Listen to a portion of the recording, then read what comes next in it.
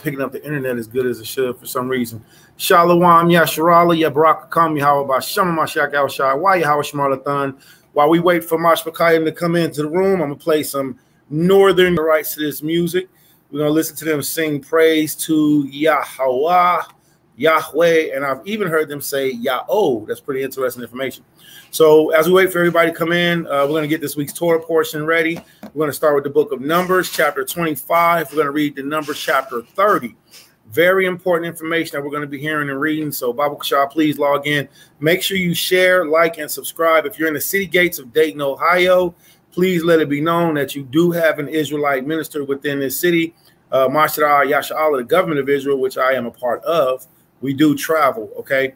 All right. So with that being said, if you know anybody that's in the local area that needs ministry assistance, help, teachings, doctrines, all that good stuff, we'll assist with that. All right. Fire your pastor. All right. All praise the Most High. We're going to wait for some family members to come in. I'm going to play some tracks. All right. And while you're getting ready, you all make sure that you also yourself get your pen, pad, paper, pencil, all those good things signed in. All right. Kwame Asherallah. All right. Go to Facebook on there and then see if you will do Facebook Live from there.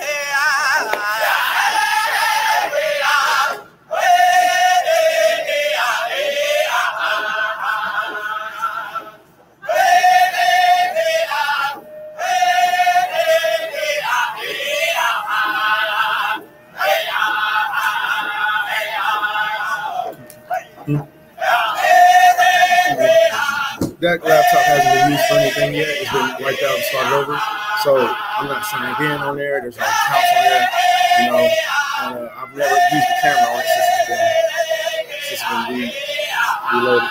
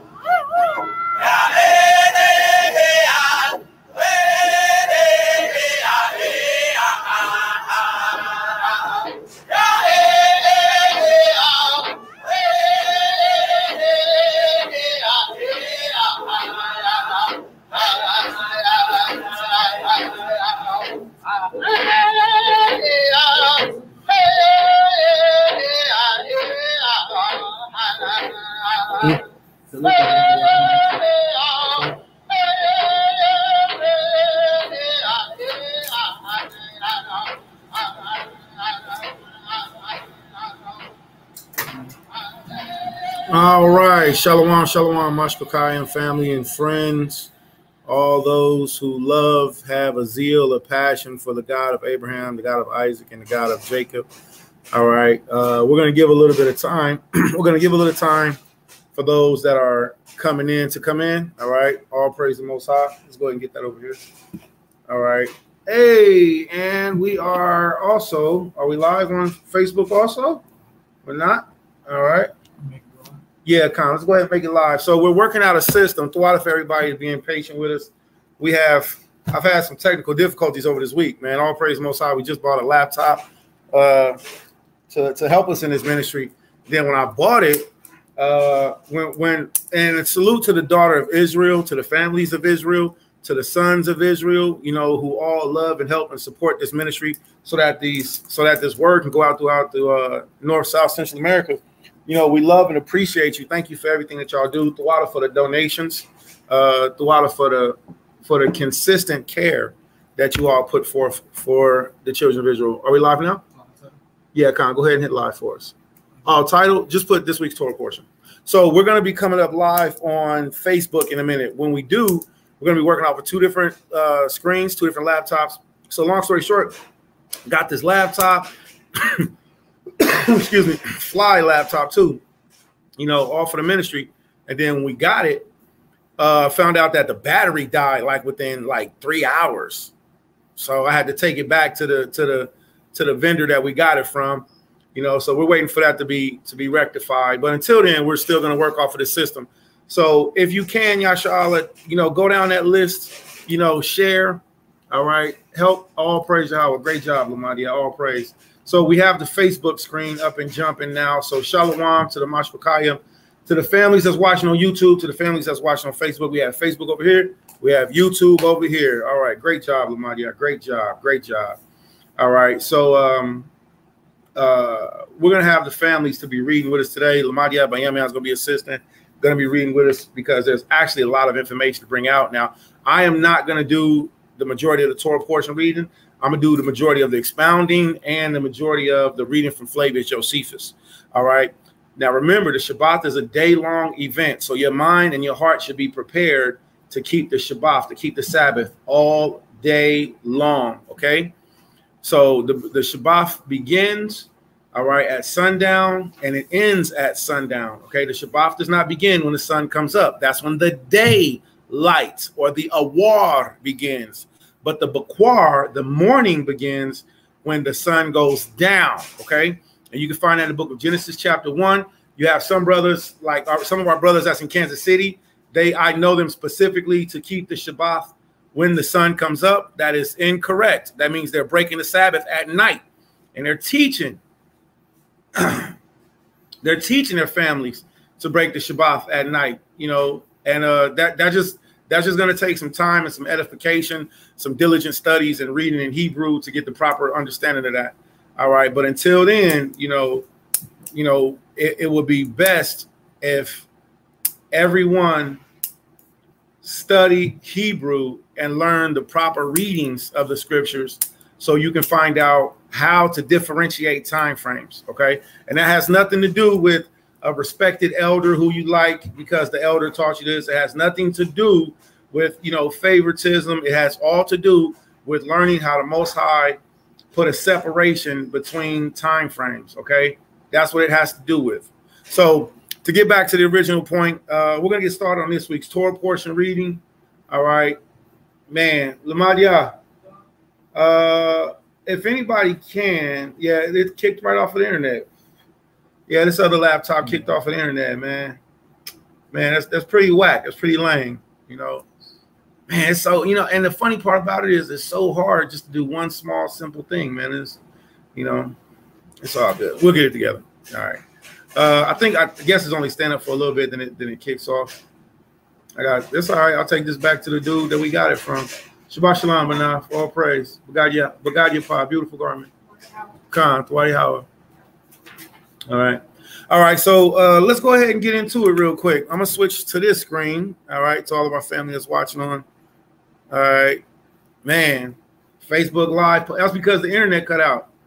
The Facebook Live video paused because the internet cut out. All right, so I'm going to end this video. Man, it's, you know, it's funny too, Israel. When I wanted to do wickedness was right there. It was easy to do. When I wanted to do evil was easy to do. But when you want to do righteousness, you better believe you're gonna be up for a fight. when you want to do right by the Most High and, you know, keep his laws, statutes, commandments, and teach the people. And, you know, the scripture says what? My son, when thou come to serve Yahweh, prepare thy soul for temptation. So it's never an easy thing just to do the Most High's ministry. You're always going to come up against adversity. All right.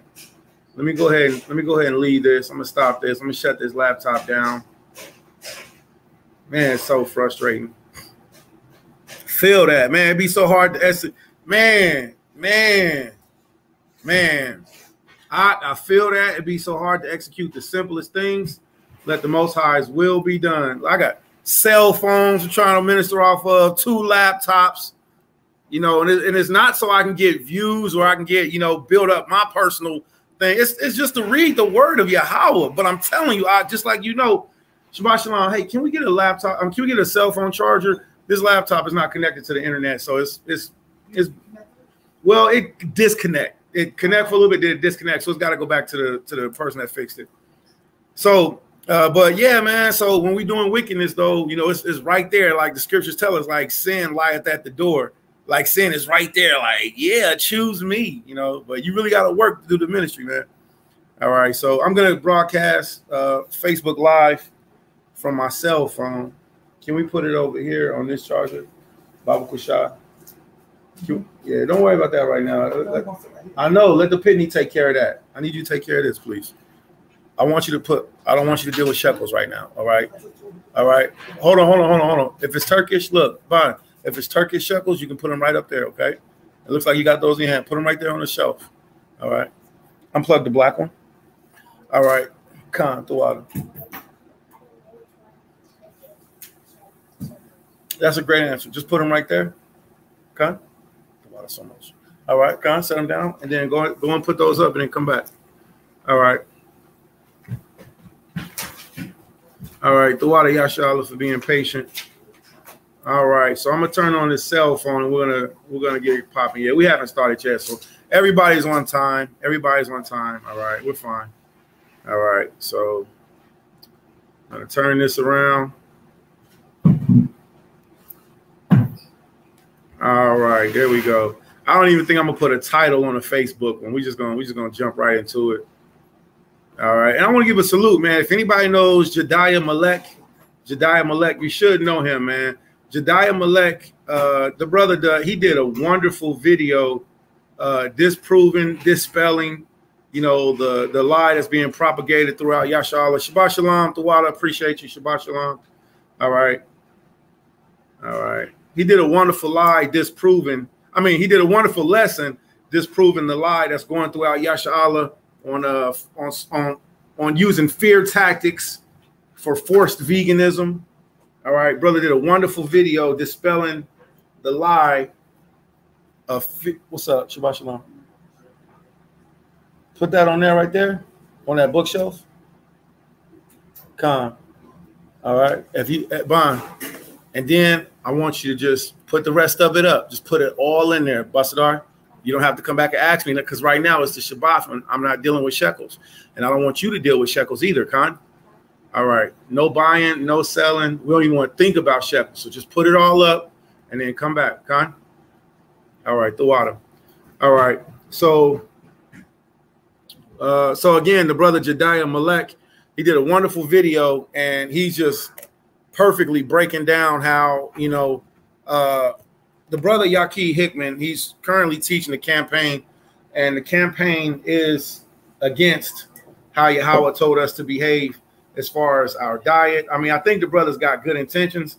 He's just not teaching correctly. There's no way around it. He's just not teaching correctly. All right. Because the whole forced veganism thing, you know, and mixing up of scriptures, it's really making a mess in Israel right now. All right. Man, we'll be having to makeshift stuff. Well, you got to make it happen. If you want this, you got to make it happen. All right. All right. I think that should be fine. All right. So everybody that's rocking with us on YouTube, I think we're going to go ahead and get started.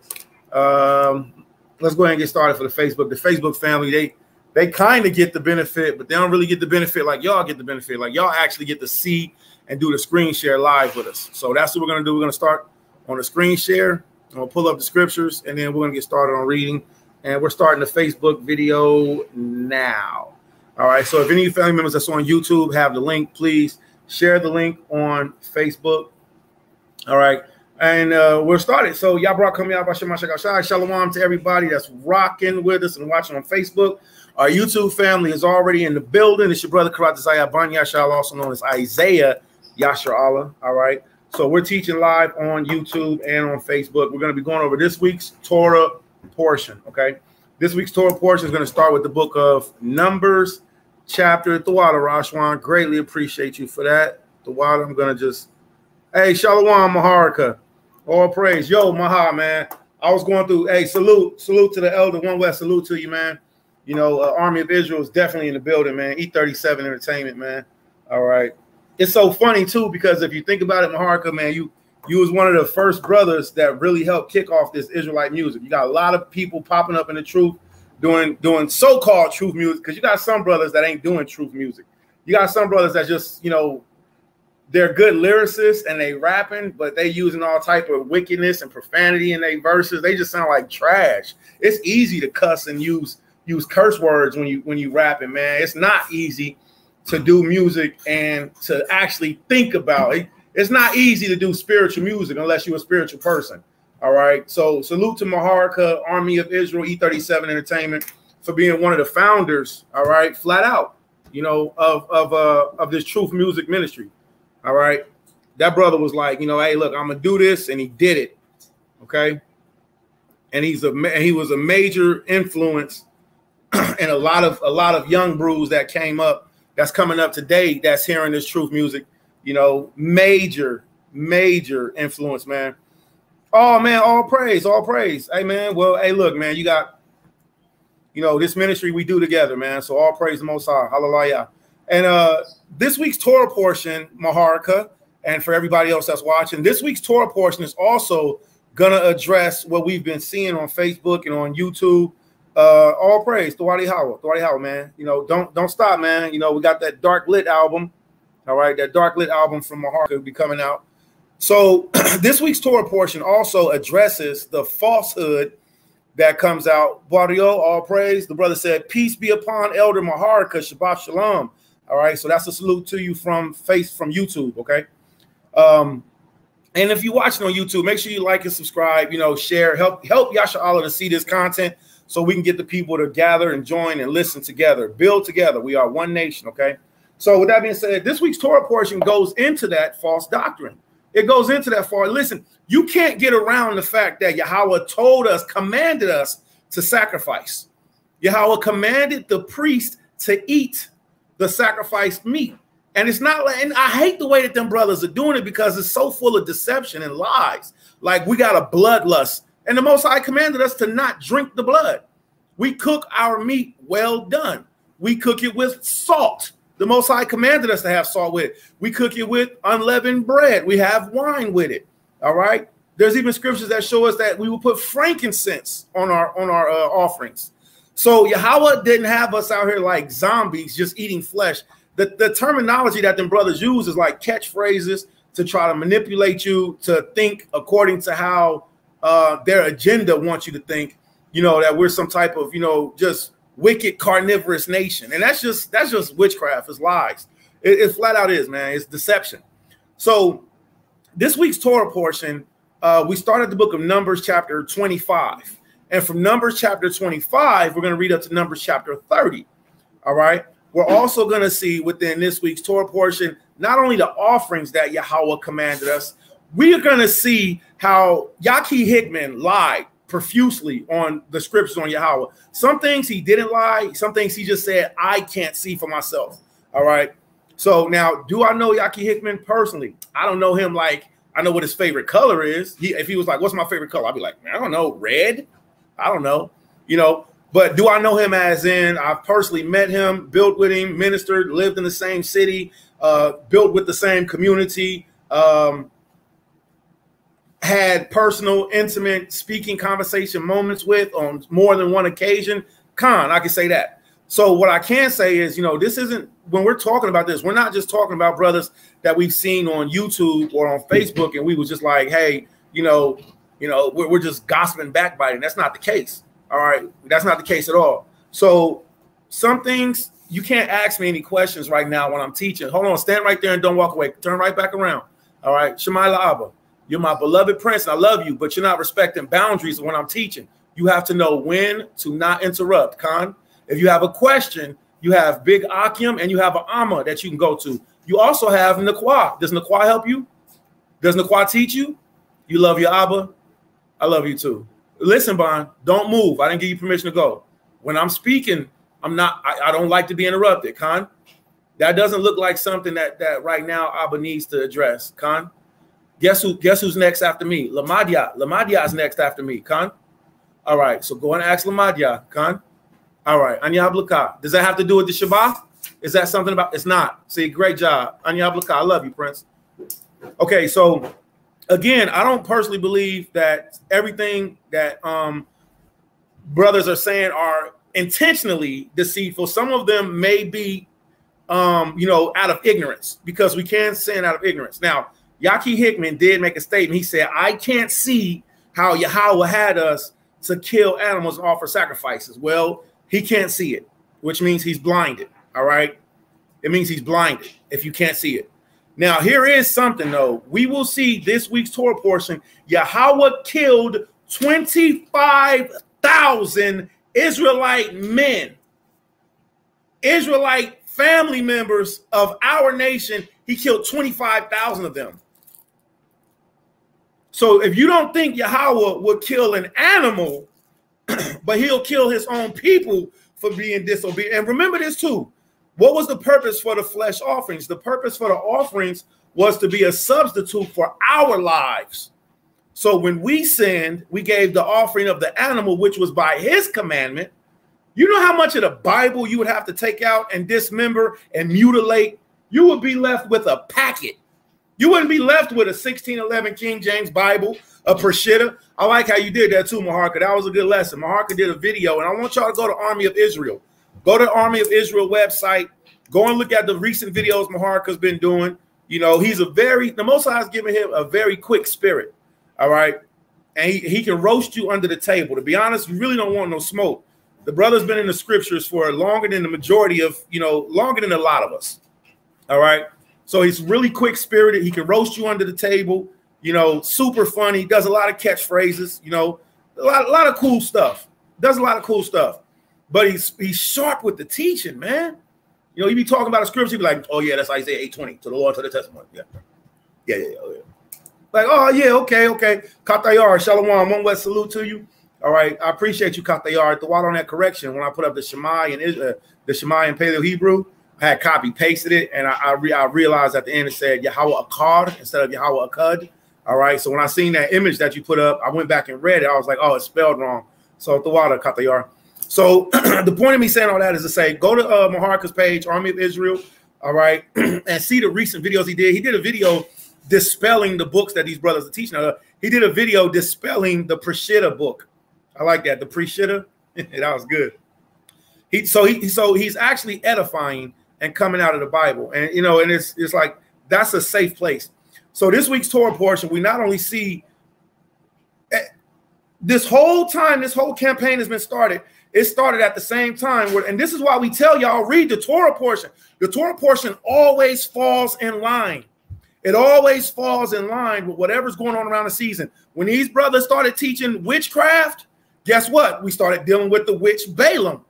And it's like, oh, wow. You got, a person that's bringing deceit. You have people bringing deceit. All right. Then we started seeing like how the Most High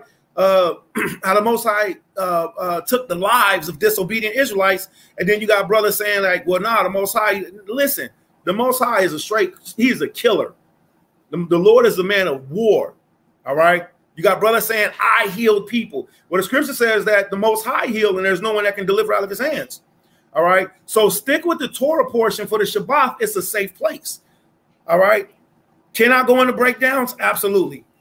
On the Shabbat, I prefer to stick with the law because it's safe. Like our elders tell us, stick with the milk.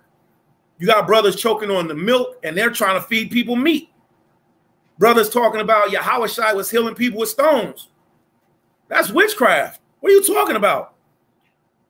This week, we will also see how, again, the brother did not use the scriptures correctly and said Yahushua was healing with stones and was like, I can see that because the stones are inside of the breastplate of the 12 tribes. No, brother. First of all, the book of the Gospel of Nessenes or the book of the Ebonites did not say which stones they were. And then he tried to correlate the unnamed stones. Because listen, we have to attack this doctrine. As long as it's bringing deception in Israel, we have to attack and correct it. Okay? As long as it's bringing deceit and lies, we have to attack and correct it. So not only did the book of Essenes, which is not a historical document, not only did it not mention the names of the stones that are the stones that are in the 12 tribes breastplate of the Levite, but also this week we will see that we were given the breastplate, the stones, the Urim and the Thummim, and they gave us yay or nay answers on instructions. Nobody was walking up to the priest and getting healings from the stones on the breastplates. We were getting forgiveness from offerings, from sacrifices. All right. Do you know how much of the Bible you would have to dismantle to try to take out sacrifices and offerings? You want us to love the animals, but Yahweh is putting thousands of Israelites to death, and you think that the Most High is just going to leave the animals? Don't kill the animals, but I'm going to kill the people who I love the most. The Most High called us his fervent lover. This means he's on fire for us. That lover that I just love you so much. Everything about you just drives me crazy. I'm going to kill y'all, but don't hurt the animals though. These brothers are convoluting scriptures and deceiving Israel, and it's a form of witchcraft. But this is why I also, again, say, study the Torah portion, and you will be safe in that. Can't nobody deceive you if you know the whole story. All right, just taking out a scripture here and a scripture there, and then trying to line it and precept it up. Man, listen, we're past that. We're not past precept upon precept, but we're past just you showing me one scripture. You got to go to chapter 1 for me. Chapter 1, verse 1. You in Isaiah chapter 8, you got to go to Isaiah chapter 8, and you got to start at verse 1. All right? So stop lying to the people. Stop deceiving the people. If you want to teach that within your family, within your household, get off of the internet and teach that to the people that's directly around you. And yes, Reikiism is a form of Hinduism. All right? The logo, all of that golden idol that's on the brother chest, all of that is a form of idol worship, you know. And even if you say it's not, the Most High still said, bring no abomination into the house, lest thou be a defiled thing like it. All right. Deuteronomy chapter 7, verse 25 and 26.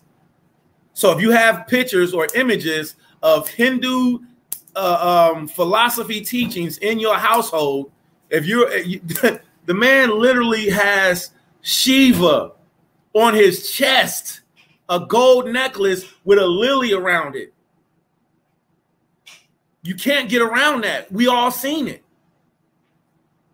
So, you know, again, I support the brothers in love. I do not support the ministry, the teachings, the doctrines. We will stick to the Torah portion. Shalom, Bam, Yasha Allah, Northern Kingdom is definitely in the building. All right, Anya Hablakam, we love you all. Kwam Yasharala. All right, so let's go ahead and get started with I'm gonna look at it. I want to go to a few points before we get started in this week's Torah portion. This is going to be a very long video because we got a lot of sunlight left. You know, we got a lot of sunlight left. So I'm going to read about how Numbers chapter 25. How did the children? How did the children of Israel? They're right up there. How did the children of Israel fall? How did the children of Israel fall by the instructions of Balaam? Okay, we failed not through our lust of wanting to eat meat, not through our lust of wanting to eat flesh. And when, hey, listen, and when the brothers pull up the scriptures on how we ask for flesh, how we ask for flesh, that wasn't the main purpose of the offense. The main purpose of the offense was that we were complaining against Yahweh when he delivered us. That was the main point. The Most High gave us manna, which is bread from heaven. All right. And when you read Wisdom of Solomon, when you read Flavius Josephus, the manna tasted like whatever you wanted it to taste like. If I wanted it to taste like roast beef, it would taste like roast beef. So it was our complaining that upset the Most High, not just us asking for flesh. It's so bad what they're doing because they're taking literal scriptures and just saying this part fits what I'm talking about, so this is what I'm going to use, but not starting from the entire context. You can't trick everybody, especially not those who actually read and study the scriptures. All right. So what Israel did was, it wasn't just our lust for flesh. We lusted after women also. And these women caused us to follow other false deities. Balaam's advice worked. So when we start with the book of Numbers, chapter 25, all right, let's look at that real quick. And if you're watching on YouTube, we're going to go ahead and get started on our screen share. Okay. We're going to get started on our screen share on YouTube. If you're watching on Facebook, I encourage you to switch over to YouTube so you'll be able to see the screen share. Okay. All right. So also, I want to tell y'all this, Yasha Allah, you have to learn how to differentiate your disdain for a subject, a topic, than from your people. Okay. All right. You have to learn how different. So we don't have a disdain or dislike towards our brethren. We just don't agree or support the doctrine that's leading Israel astray. Because again, if you don't get to the book of Numbers chapter 9 and eat flesh, which is lamb on Passover, then the Most High says your soul is cut off. And that's not something that we want. Hold on one second. Numbers chapter 25, KJV, BLB. All right, so let's get started. We're going to look at this real quick. Now, if everybody remembers last week Torah portion, now we're going to kind of start going into the scriptures now. So Numbers chapter 25 is where we're going to start at. Last week's Torah portion, we left off. We seen that we were in the Balaam was in a contest against us. So Balaam was in a contest against us. Again, if you're watching on YouTube, on Facebook, switch over to YouTube so you can participate in the screen share with us. Again, salute to our Northern Kingdom brother and elder, Bam Eleazar, all right, which is a very honorable name. All right, that man, that's one Eleazar that stands for the law, statutes, commandments. Not everybody that's named Eleazar really is a stand-up Israelite and stands for the law, statutes, commandment. But that brother Eleazar, Bam, he is one. So salute to you. I love you. Northern Kingdom definitely in the building. All right. So if everybody remembers last week Torah portion, Balaam was in competition with us. Balaam realized he could not subdue us. He could not, his curses that he was attempting to do would not work against us. Okay. So then he just started to praise the Most High. He just started to be like, let my death be like the last end of these people. Let me die the righteous death. So Balak, all right, the Moabite king, he got upset. He sent Balaam away.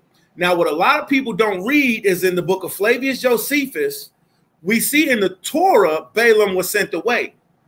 But in Flavius Josephus, we see that not only was Balaam sent away, but when he got halfway down the road, he stopped, he thought about it, and then he was like, okay, wait a minute. I am obliged to teach y'all how to get the Israelites to sin. And that's where this week's Torah portion picks up at. Balaam taught other nations, if you could use little by little by little by little things where the Most High would be upset at them, then you can destroy them slightly. But when they get their power back, they're going to come back with a vengeance on you. And that's how the Midianite women came into play, okay? That's how the Midianite women came into play, which goes into the book of Deuteronomy chapter 7, where the Most High tells us not to marry the other nations. Why? Because our hearts were turned from the Most High. So let's start with the book of Numbers chapter 25 first. All right.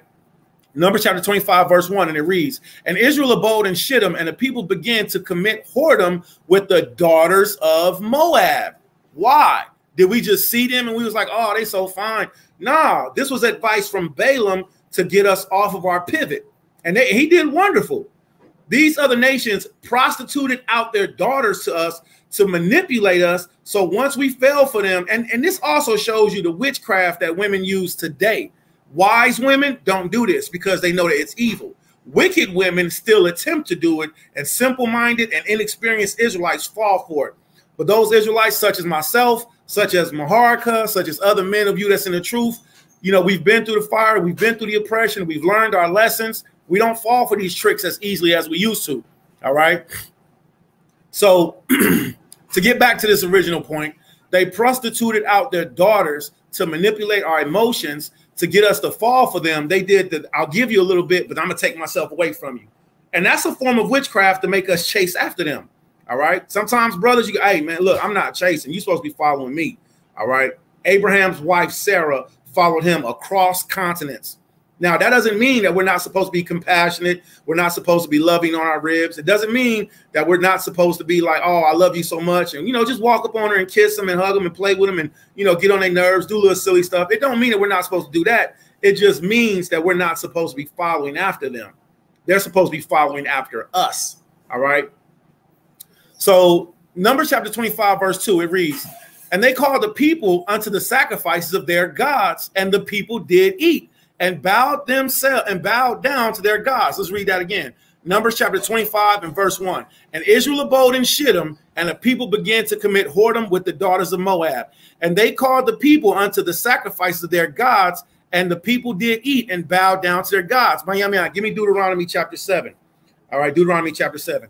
All right, so now that we've seen that, let's pull up another scripture. And let me know when you get Deuteronomy chapter 7. Flavius Josephus, Antiquities of the Jews, book number 4, chapter 6.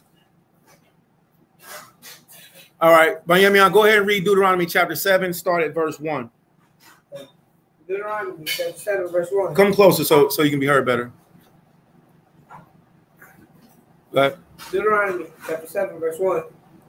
When Yahweh, thy power, shall bring thee into the land, whither thou goest to possess it, and have cast out many nations before thee, the Hittites, and the Girgashites, and the Amorites, and the Canaanites, and the Perizzites, and the Hivites, and the Jebusites, 7 nations greater and mightier than thou. And when Yahweh thy power shall deliver them before thee, thou shalt smite them. Smite them. So when Yahweh deliver these other nations into our hands, we shall smite them. What else shall we do? And utterly destroy them. Utterly destroy them. What else? Thou shalt make no covenants. Make no covenants with them. Don't make no covenants, no agreements. Deal no good. No, I do not want to make any agreement with you. I'm going to do what Yahweh told us to do. That's it. That's all. Read. Nor shew mercy unto them. Don't show mercy unto them. Read. Neither shalt thou make marriages with them. Don't make marriages with them. You see that? So what did we just see in the book of Numbers, chapter 25, verse 1? And Israel abode in Shittim, and the people began to commit whoredom with the daughters of Moab. So we begin to commit whoredom with the other nations. And they called the Moabites. Hey, Shalom, Charles McGill, man. The Most High bless you. Stick around. We're reading this week's Torah portion, brother. It's a lot to learn. All right. So if you don't read, you don't eat. All right. So the scripture says what? And they called the people unto the sacrifices of their gods. So the daughters of Moab called the people are the Israelites, unto the sacrifices of their gods. This is another scripture that perfectly shows you we're not supposed to be doing interracial marriage. You may have done it before. Some of my best friends are white. I don't mind saying that. All right. I ain't going to stunt and say I never played in the snow when I was a child. I played in the snow. I just didn't know I wasn't supposed to be playing in the snow. Okay. I played in the mud too. All right. I played in the snow. I played in the mud. I didn't know I wasn't supposed to play in the mud. Okay. I ain't going to stunt, man. Yeah, I did wrong. I praise Yahweh. I didn't have any children. All of my children are Israelite born. Now, if you have children that were born of of Gentile nations, if you have children that was born of Gentile nations, okay, and you're an Israelite, okay, well, raise your child according to the law, statutes, and commandments. If that Gentile woman is still in your life, don't put her away. Don't discard her. If she's willing to follow you, she has to completely submit, drop all of the customs of her father's. Remember that she's got to be like, yo, we've been together 13 years. And you need to be like, well, hey, listen, I need you to cut your hair and cut your nails. Because see, really what it is, it's a sign to see their submission. If they'll submit to you and you've been with her for 13 years, what's the point in putting her away now? All you're going to do is cause more separation and division. So it's better to teach her father. Yo, you an Edomite, man. I didn't know this when I took your daughter, but you're going to be in slavery to me. You don't got to say it like that. You know, you can be like, hey, I don't know, however you choose to say it. The point is this right here. We did not know that we were not supposed to marry and deal with Gentile women. All right. But our grandparents knew it then. The Most High commanded us. Read that again. Neither shalt thou make marriages. Neither shalt thou make marriages with them. Read. Thy daughter thou shalt not give unto his son. So our daughters were not to give to their sons. Read. Nor his daughters shalt thou take unto thy son. Why not?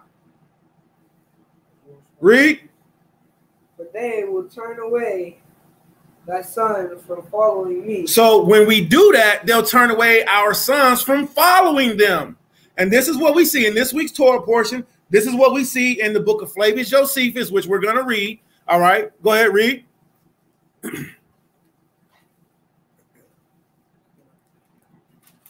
That they may serve other gods, so will the anger of Yahweh be kindled against you and destroy thee Suddenly.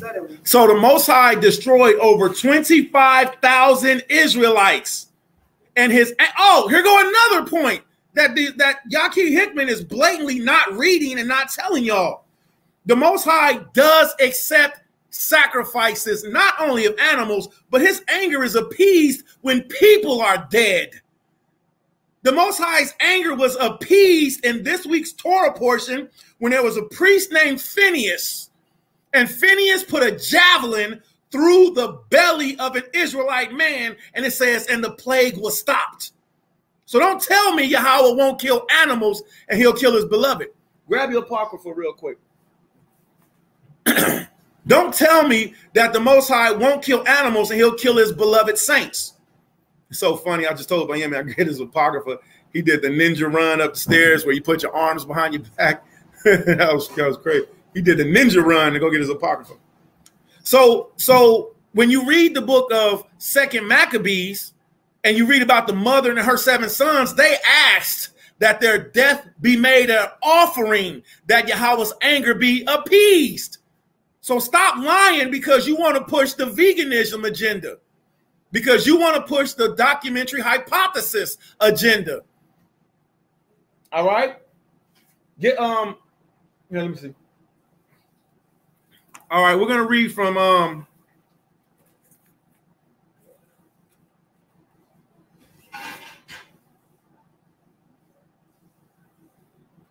Second Ezra. We're going to start at Second Ezra. So Second Ezra, I was about to be like, why did I get this? Second Ezra, we're going to start at chapter 7. All right, boom. Chapter 7 and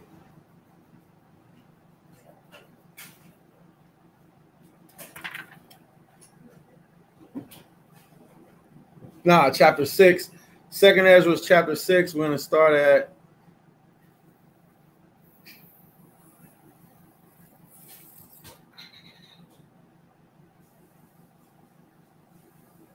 Second Ezra chapter 6, verse 54. Right over here.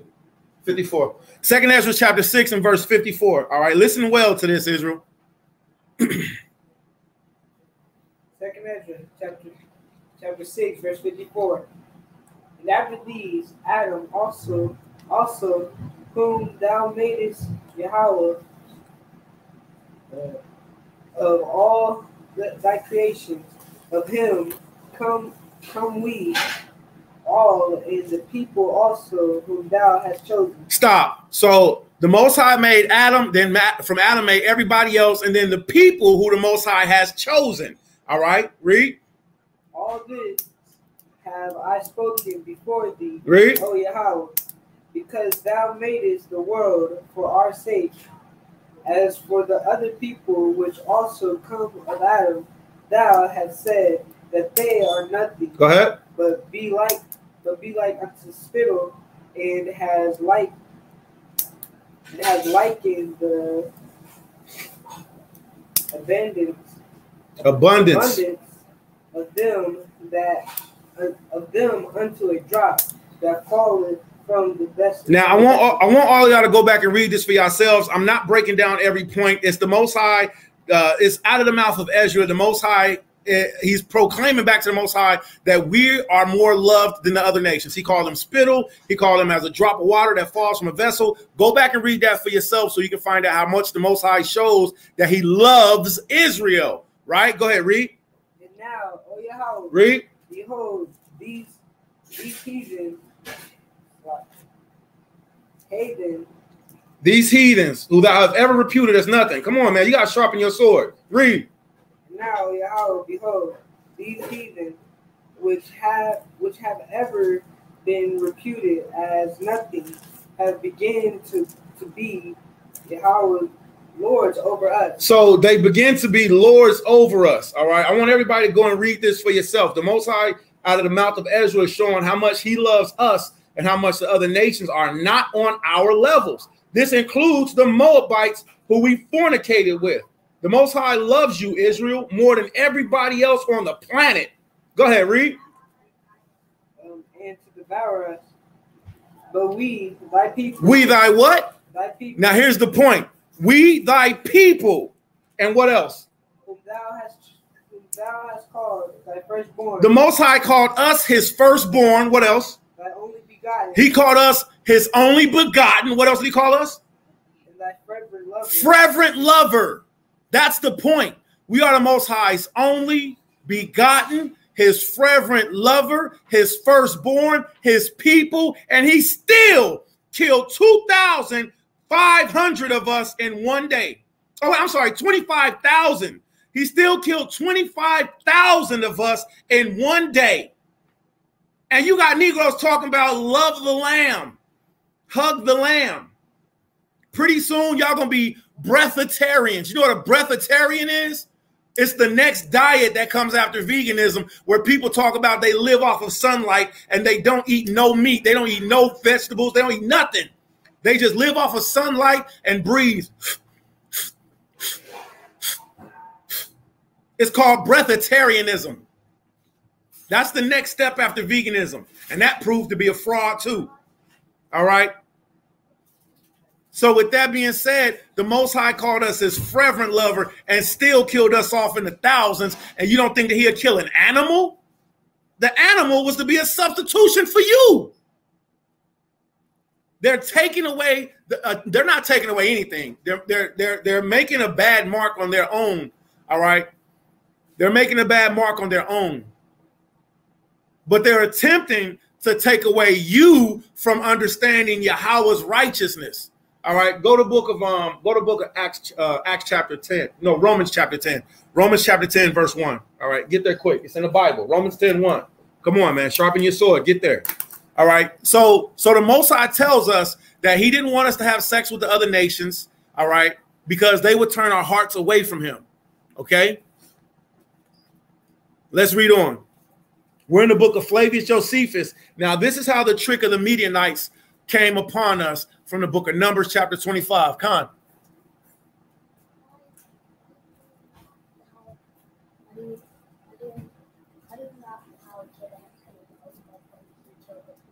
Yahweh killed Israel because we was disobedient. Just like if Yalad is disobedient, they'll get their bum popped.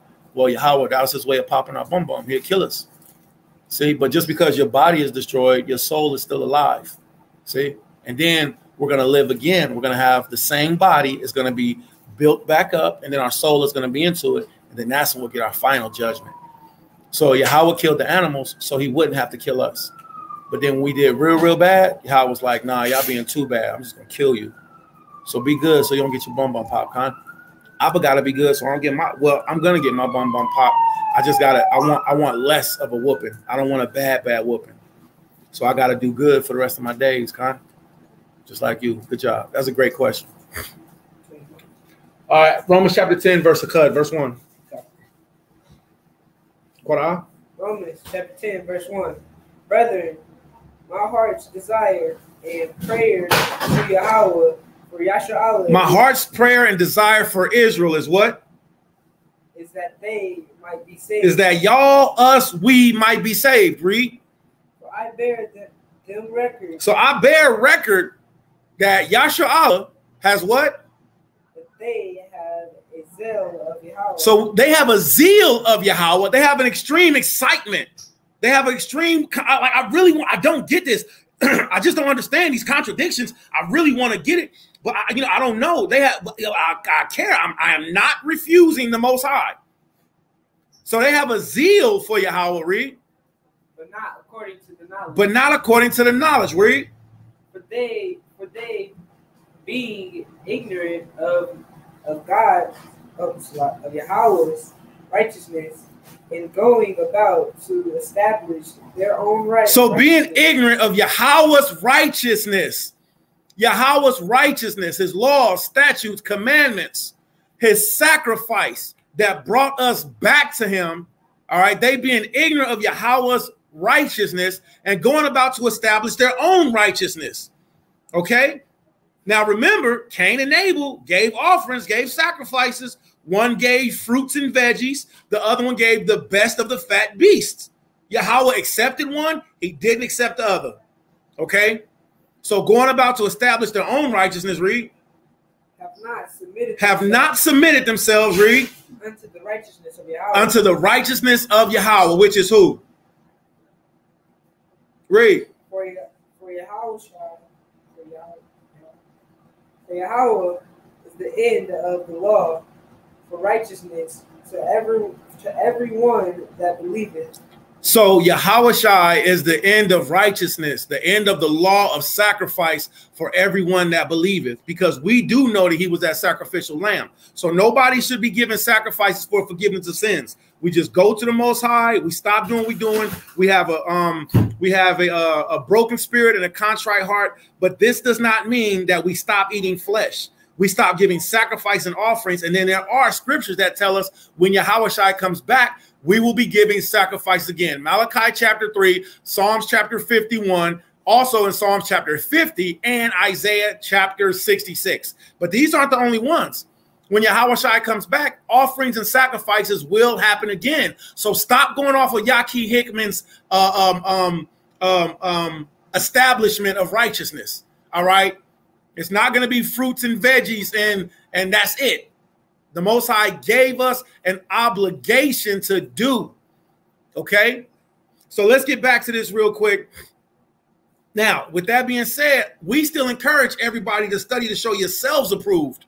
Now, let's see how Israel fell and how we're not to fall now. Okay. So let's read. All right. Go ahead. Shop through Audubon. All right. Whatever you're doing, you need to get ready to start going over the Torah portion. All right. So let's get to it. So we're in the book of Flavius Josephus. We just seen in the book of Numbers, chapter 25, verse 1 through verse 2, how we submitted to the other nations, to their women. And then the women called us to worship their false deities. Now let's read in Flavius Josephus how this account happened. Okay. Now we're going to start in Flavius Josephus, Antiquities of the Jews, book number 4, chapter 6. All right. This is line 6, paragraph 126. But Balak, being very angry with the Israelites were not cursed, sent Balaam away without thinking him worthy of honor. Whereupon now, if you're watching on Facebook, I encourage you to come over to YouTube. When you come over to YouTube, you'll be able to see, participate, and witness the screen share. Okay. So you want to be able to see this with your own eyes so you can look it up for yourselves. All right. Whereupon he was just upon his journey. So Balaam was about to leave. In order to pass the Euphrates, he sent for Balak and for the princes of the Midianites and spake to them. Oh, Balak. So this is what Balaam said on how to trick the Israelites to get us in trouble with the Most High, since he couldn't curse us. All right. He says what? He says, oh, Balak and you Midianites that are present, for I am obliged, even without the will of the Most High, to gratify you. That's wicked. He had wicked intentions. He says, I am obliged, even without the will of the Most High, to gratify you. It is true, no entire destruction can seize upon the nation of the Hebrews, neither by war, nor by plague, nor by scarcity of the fruits of the earth, nor can any other unexpected accident be their entire ruin.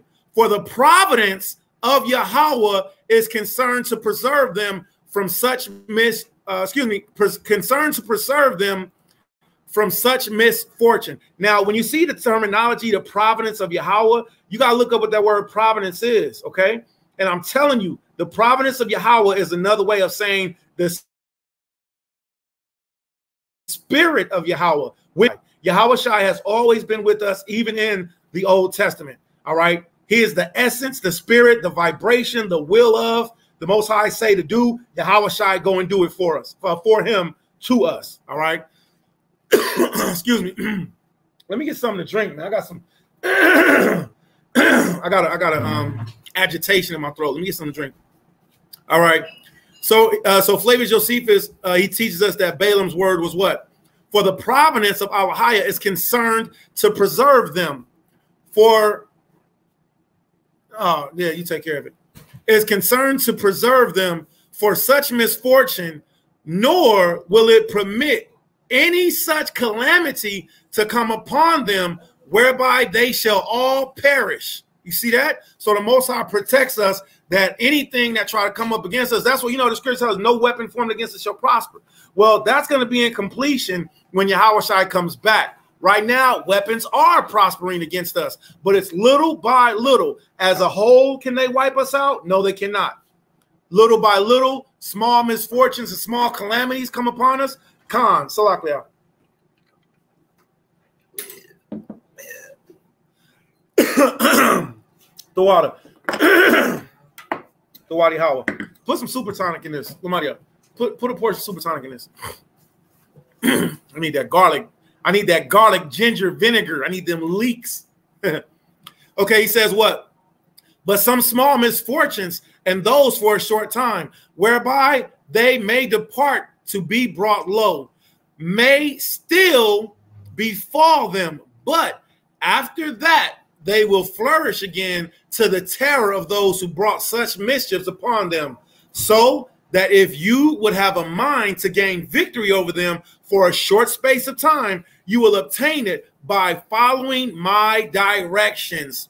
Do ye therefore set some of the handsomest of such of your daughters as is most eminent for beauty. So he's telling the Midianites and the Moabites how to destroy us.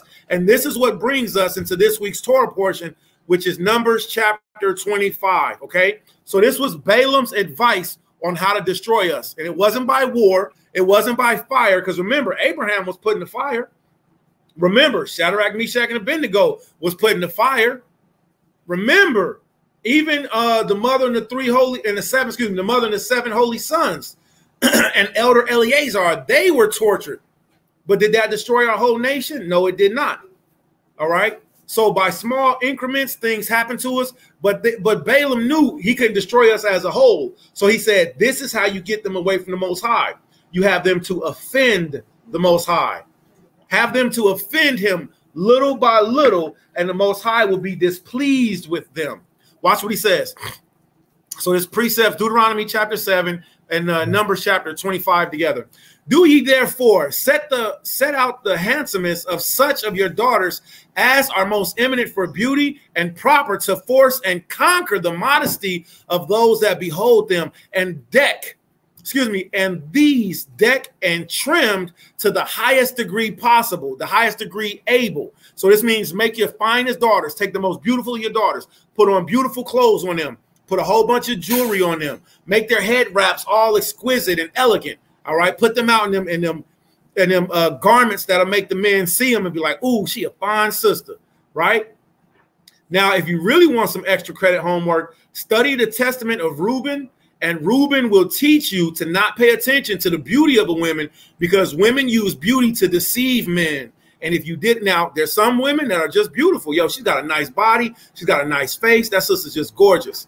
All right, and they do in modesty cover themselves up. But then you have other women who use their beauty as witchcraft, okay? So read the Testament of Reuben, and he talks about how women use their beauty as witchcraft and how to avoid it, all right? Very, very powerful lesson.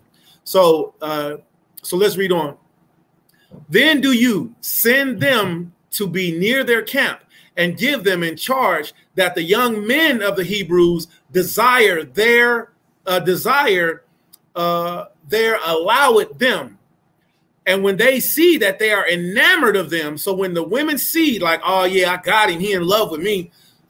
And when they see that they are enamored by them, let them take leaves. And that's that thing that women do. All right. Oh, I like him. He like me. Okay, I got him. Now I'm going to back off from a little bit. I'm going to throw a temper tantrum and I'm going to lure him in. And not all women do this. Only women that perform witchcraft do this. All right. Women that don't perform witchcraft, they don't do this act. But I've been victim of it. I fell for it. All right. Like Life Jennings said, I done went for some of the oldest tricks by some of the coldest chicks God done ever made. Y'all don't hear me. All right. Okay. So that's in the Life Jennings songs, Cry. All right. Life Jennings, Cry. All right. So it's a real good song. So anywho, so he says what? Then do you send them to be near camp and give them in charge that the young men of the Hebrews desire there, allow it them. And when they see that they are enamored of them, let them take leaves. And if they entreat them to stay, let them give their consent till they have persuaded, leave off their obedience to their own laws. And that's the same thing that we've seen in the book of Deuteronomy chapter 7. Don't give your sons to their daughters, nor their daughters to their nor their daughters. Don't give your sons to their daughters, nor their daughters to your sons, for they will, they would cause our heart to turn from Yahweh, and Yahweh will destroy us suddenly. All right. All right. The worship of that God who established them to worship the gods of the Midianites. For by this means, God will be angry at them. Accordingly, then Balaam had suggested to counsel them. He went on his way. All right.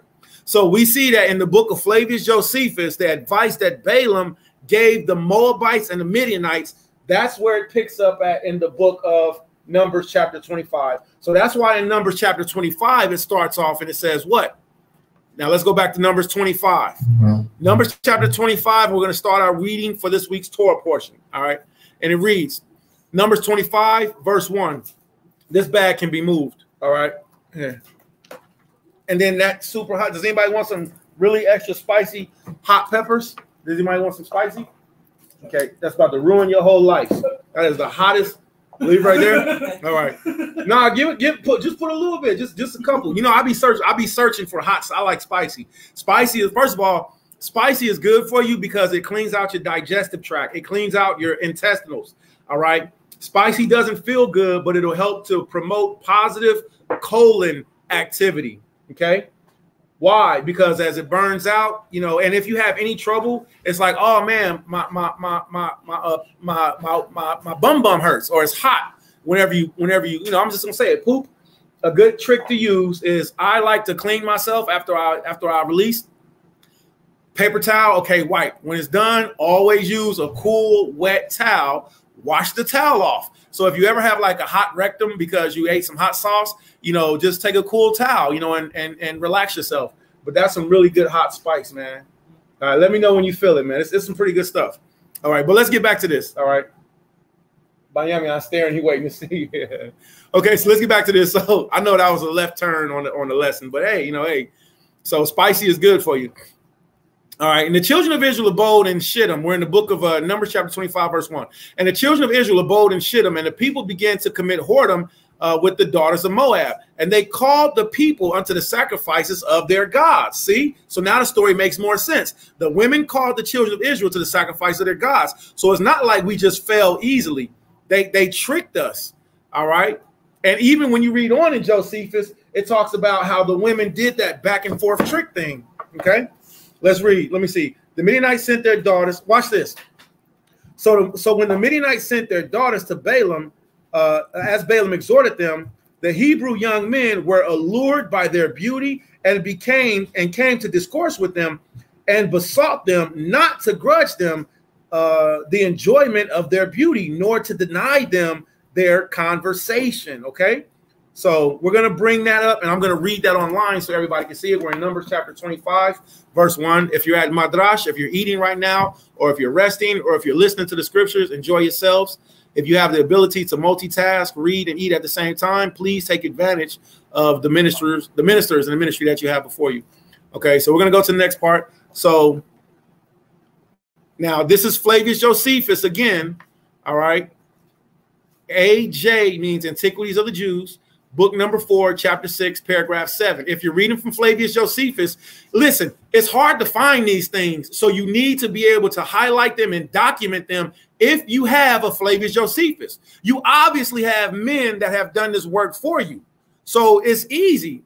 Once you get this word, you document it, highlight it for yourself, you come back and read it, and then you can teach others. Okay? So let's go back to this. I'm going to close Numbers chapter. Now I'm going to leave Numbers chapter open because everybody has to see that you have to eat Passover lamb. Okay, so look. And they called the people in Numbers chapter 25, and they called the people unto the sacrifices of their gods, and the people did eat and bowed down to their gods. And Israel joined himself unto Baal Peor, and the anger of Yahweh was kindled against Israel. Right? Now, once we get to verse 4, we're going to see that the Most High's anger not only was kindled against us, but he executed his anger. That's why I'm careful what I say to my children. If I say, okay, I got to whoop you, guess what I got to do? I got to whoop you. I got to spank you if I say so. If I say, okay, you're on punishment, I have to finish out that judgment, and you got to take your judgment. Okay? So watch what the Most High says. This is verse 5. Numbers chapter 24 and verse 5. And Yahweh said unto Mashah, look at this. Take all the heads of the people and hang them up before Yahweh against the sun. Look, take all the heads of the people and hang them up before Yahweh against the sun, that the fierce anger of Yahweh may be turned away from Israel. This don't mean make everybody just face the east. The Most High killed us and then said, display their heads before my face. The Most High was enraged. And you don't think that the Most High would kill lamb, would kill animals? Yo, you bugging, you lying. You bold-faced lying. All right? Let's read this. And Mashah said unto the judges of Israel, slay ye every one. Don't kill the animals, but kill the people. That don't make no sense. So that got to show you that the doctrine is wrong. You got to go back and ask and be like, yo, why did Yahweh say to kill the people? But you telling me he said don't kill the animals. You know what they probably going to say? Oh, that was added in by the lion pen of the scribes. I've been hearing that catchphrase so much, it's sickening. No, the things that you're bringing forward is what the lion pen of the scribes is talking about, not what has been written aforetime mentioned. Numbers chapter 25, verse 5. Mashah said unto the judges of Israel, slay ye every one of his men that were joined unto Baal Peor. Now, does anybody have that scripture, all right, where the Most High said what? The Most High said, if your friend or if your brother or if your mother, all right, who is like thine own soul, persuade you to come and worship another God, Yahweh said to what? That you be the first to lay your hand upon him. You be the first to kill him. If Lamadya, Banyamya, Nakwa, Rapaya, Zakaria, Zayed, all right, Tazayawan, Yeshardia, Jeremiah, if any of my family members come to me and say, hey, let's go to a Thanksgiving dinner, I'm pretty sure somebody going to drop a dish in the house and the whole house going to get quiet. And they're going to wait to see what Abba going to do. All right. Listen, judgment starts with the house of Israel. We should not be promoting to keep 4th of July. No, I'm not coming to your firecracker, kill a nigga season holiday. I'm not doing that because I know what 4th of July was about. I'm not coming to your Christmas. We're not participating in those things. The Most High says if any Israelite entices another Israelite to do so, we're supposed to be first to lay our hands upon them. All right.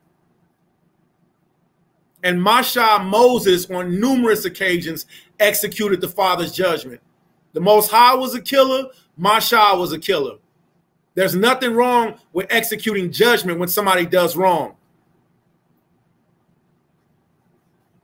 Watch this. And behold, one of the children of Israel came and brought unto his brethren a Midianitish woman in the sight of Moses. You got to be bold. and in the sight of all the congregation of Israel, who were weeping before the door of the tabernacle. Bro, what you doing here with that Gentile woman? And this is the reason we getting punished in the first place. Our people are falling off, dropping like flies, and you're going to bring crack to the intervention. You're going to bring alcohol to an AA meeting.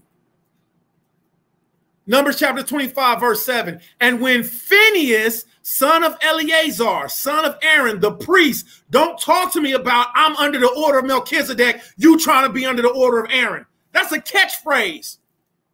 That's a catchphrase that these brothers are using to manipulate you. Look at this. The son of Aaron did a righteous act. He put to death. He judged his brother and he put to death the one who did wrong. And when Phinehas, the son of Eleazar, the son of Aaron, the priest saw it, he rose up from among the congregation and took a javelin in his hand and went after the man of Israel into the tent and thrust both of them through, the man of Israel and the woman through the belly. So the plague was stayed from the children of Israel. Listen, we didn't stop getting put to death until this priest Phinehas judged the man that was doing wicked. That's called a sacrifice. That's called an appeasement to the Most High. The Most High was like, you know what? You killed him, and I'm content with that. So now I'm going to stop this plague. Let's see what this word plague is. I just want to see for myself. All right. And the plague, magapa,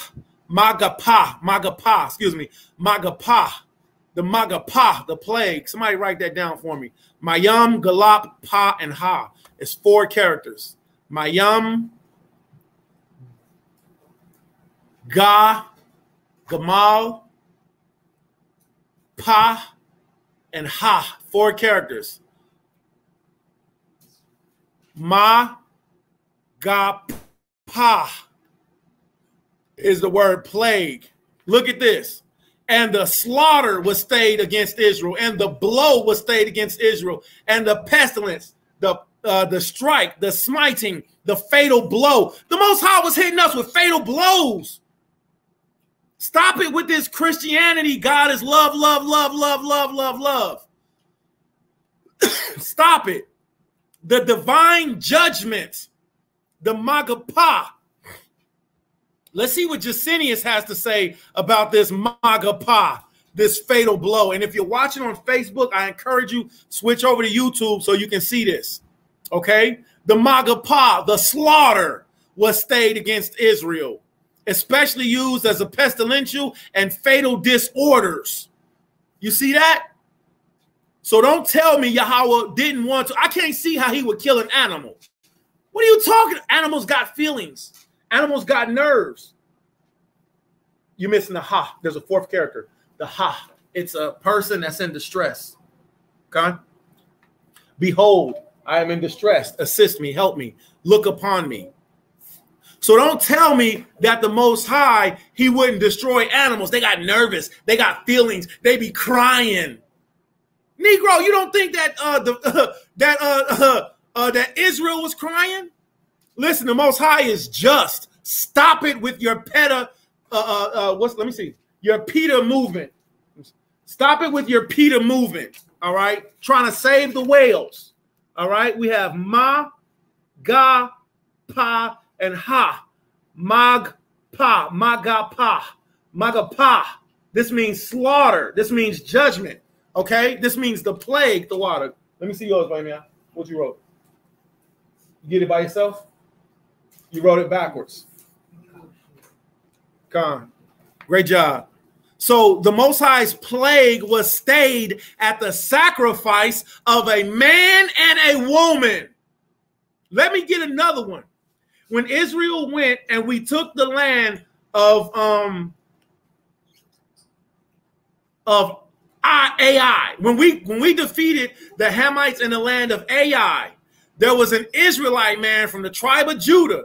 This Negro stole a golden armor of the priests. When we went to war, the next time we went to war, we got defeated. Joshua was like, what did we do wrong?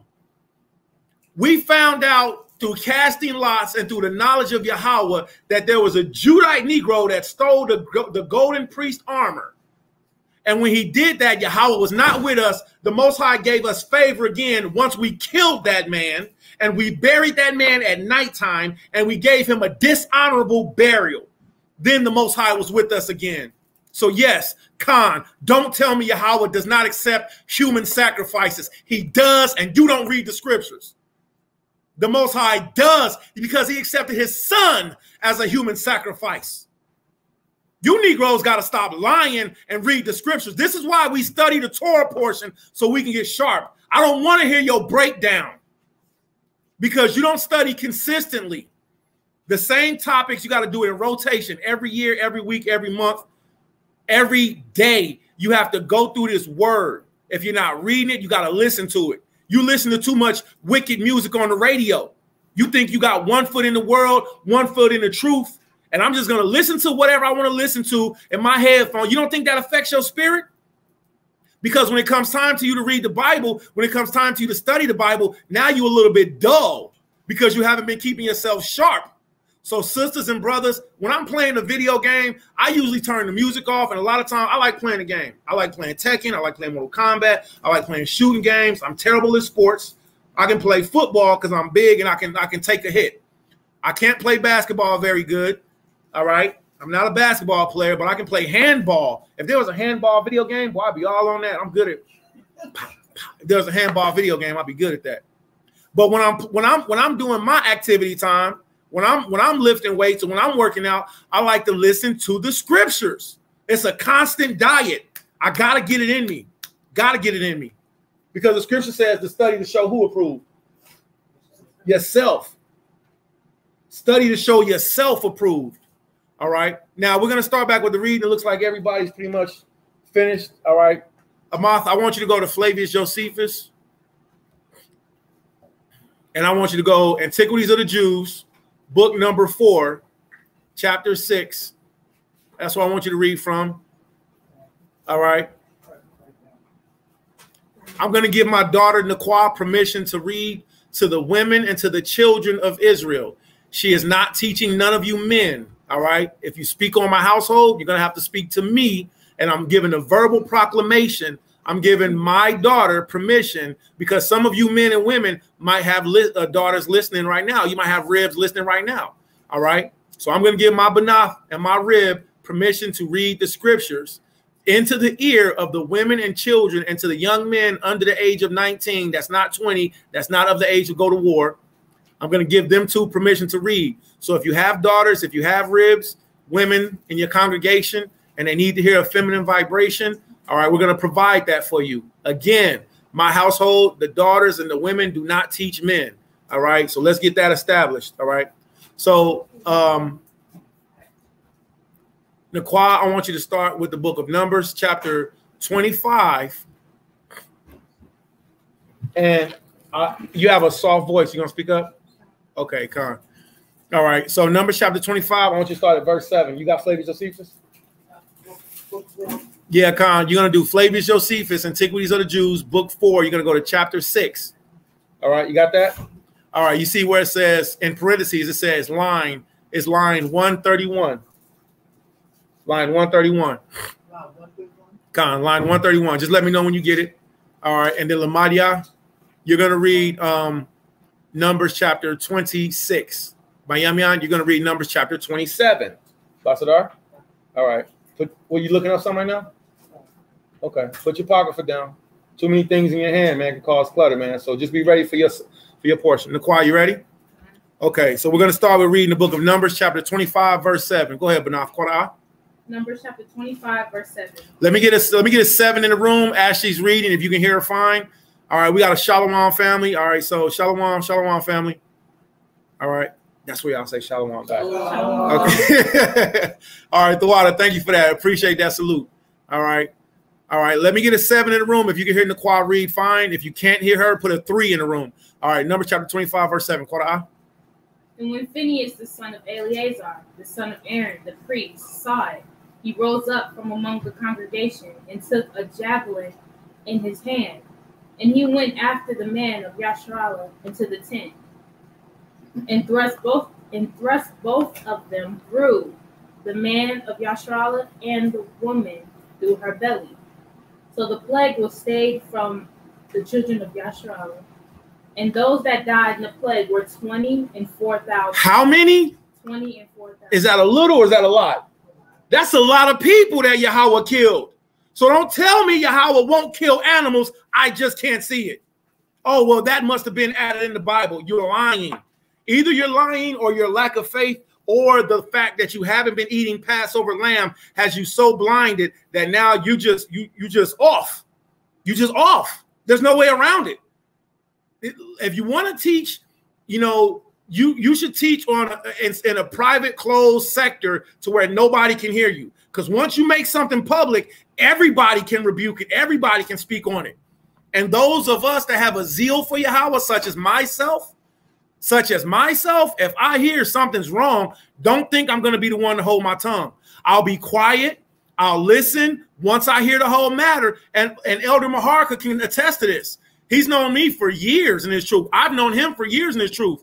And there's been times where, you know, he'll present something to me and you know, I would wait until it was time for me to speak, and I'll get the information. I'll say, yo, man, this is what the Most High is giving me, and I have to judge accordingly. All right. Now, do I love Yaki Hickman and do I love Malachi Maccabee? I do. Do I respect what they're teaching? I do not, because it is teaching the children of Israel to go against the natural order of Yahweh. All right. It is teaching the children of Israel to doubt the Bible and to go against the things that the Most High performed, did, and said for us. Is Numbers chapter 1, verse 29 accurate? Yes, it is. Yahweh did give us herbs to eat. All right. And also he gave us flesh to eat. Did he give us blood to drink? La'ah. So we are not to drink the blood or eat the blood out of an animal. Okay. But can we eat righteous flesh? Yes, we can. Just because Yaki Hickman said, I can't see it, doesn't mean that it's not there to be seen. It's always been there. It's been there before we were born. Okay. 25,000 Hebrews Yahweh killed, and you don't think he'll kill a lamb. You don't think he'll listen. That goes again. That goes to that East Indian philosophy. That goes into Pythagoreanism. That goes into Donald Watsonism. To be good to the animals, don't kill the animals. Listen, killing an animal is not being good to them. All right. Animals are meant to be used for their purpose. Okay. But let's get back to this. Okay. Me, I don't have a bloodlust. All right.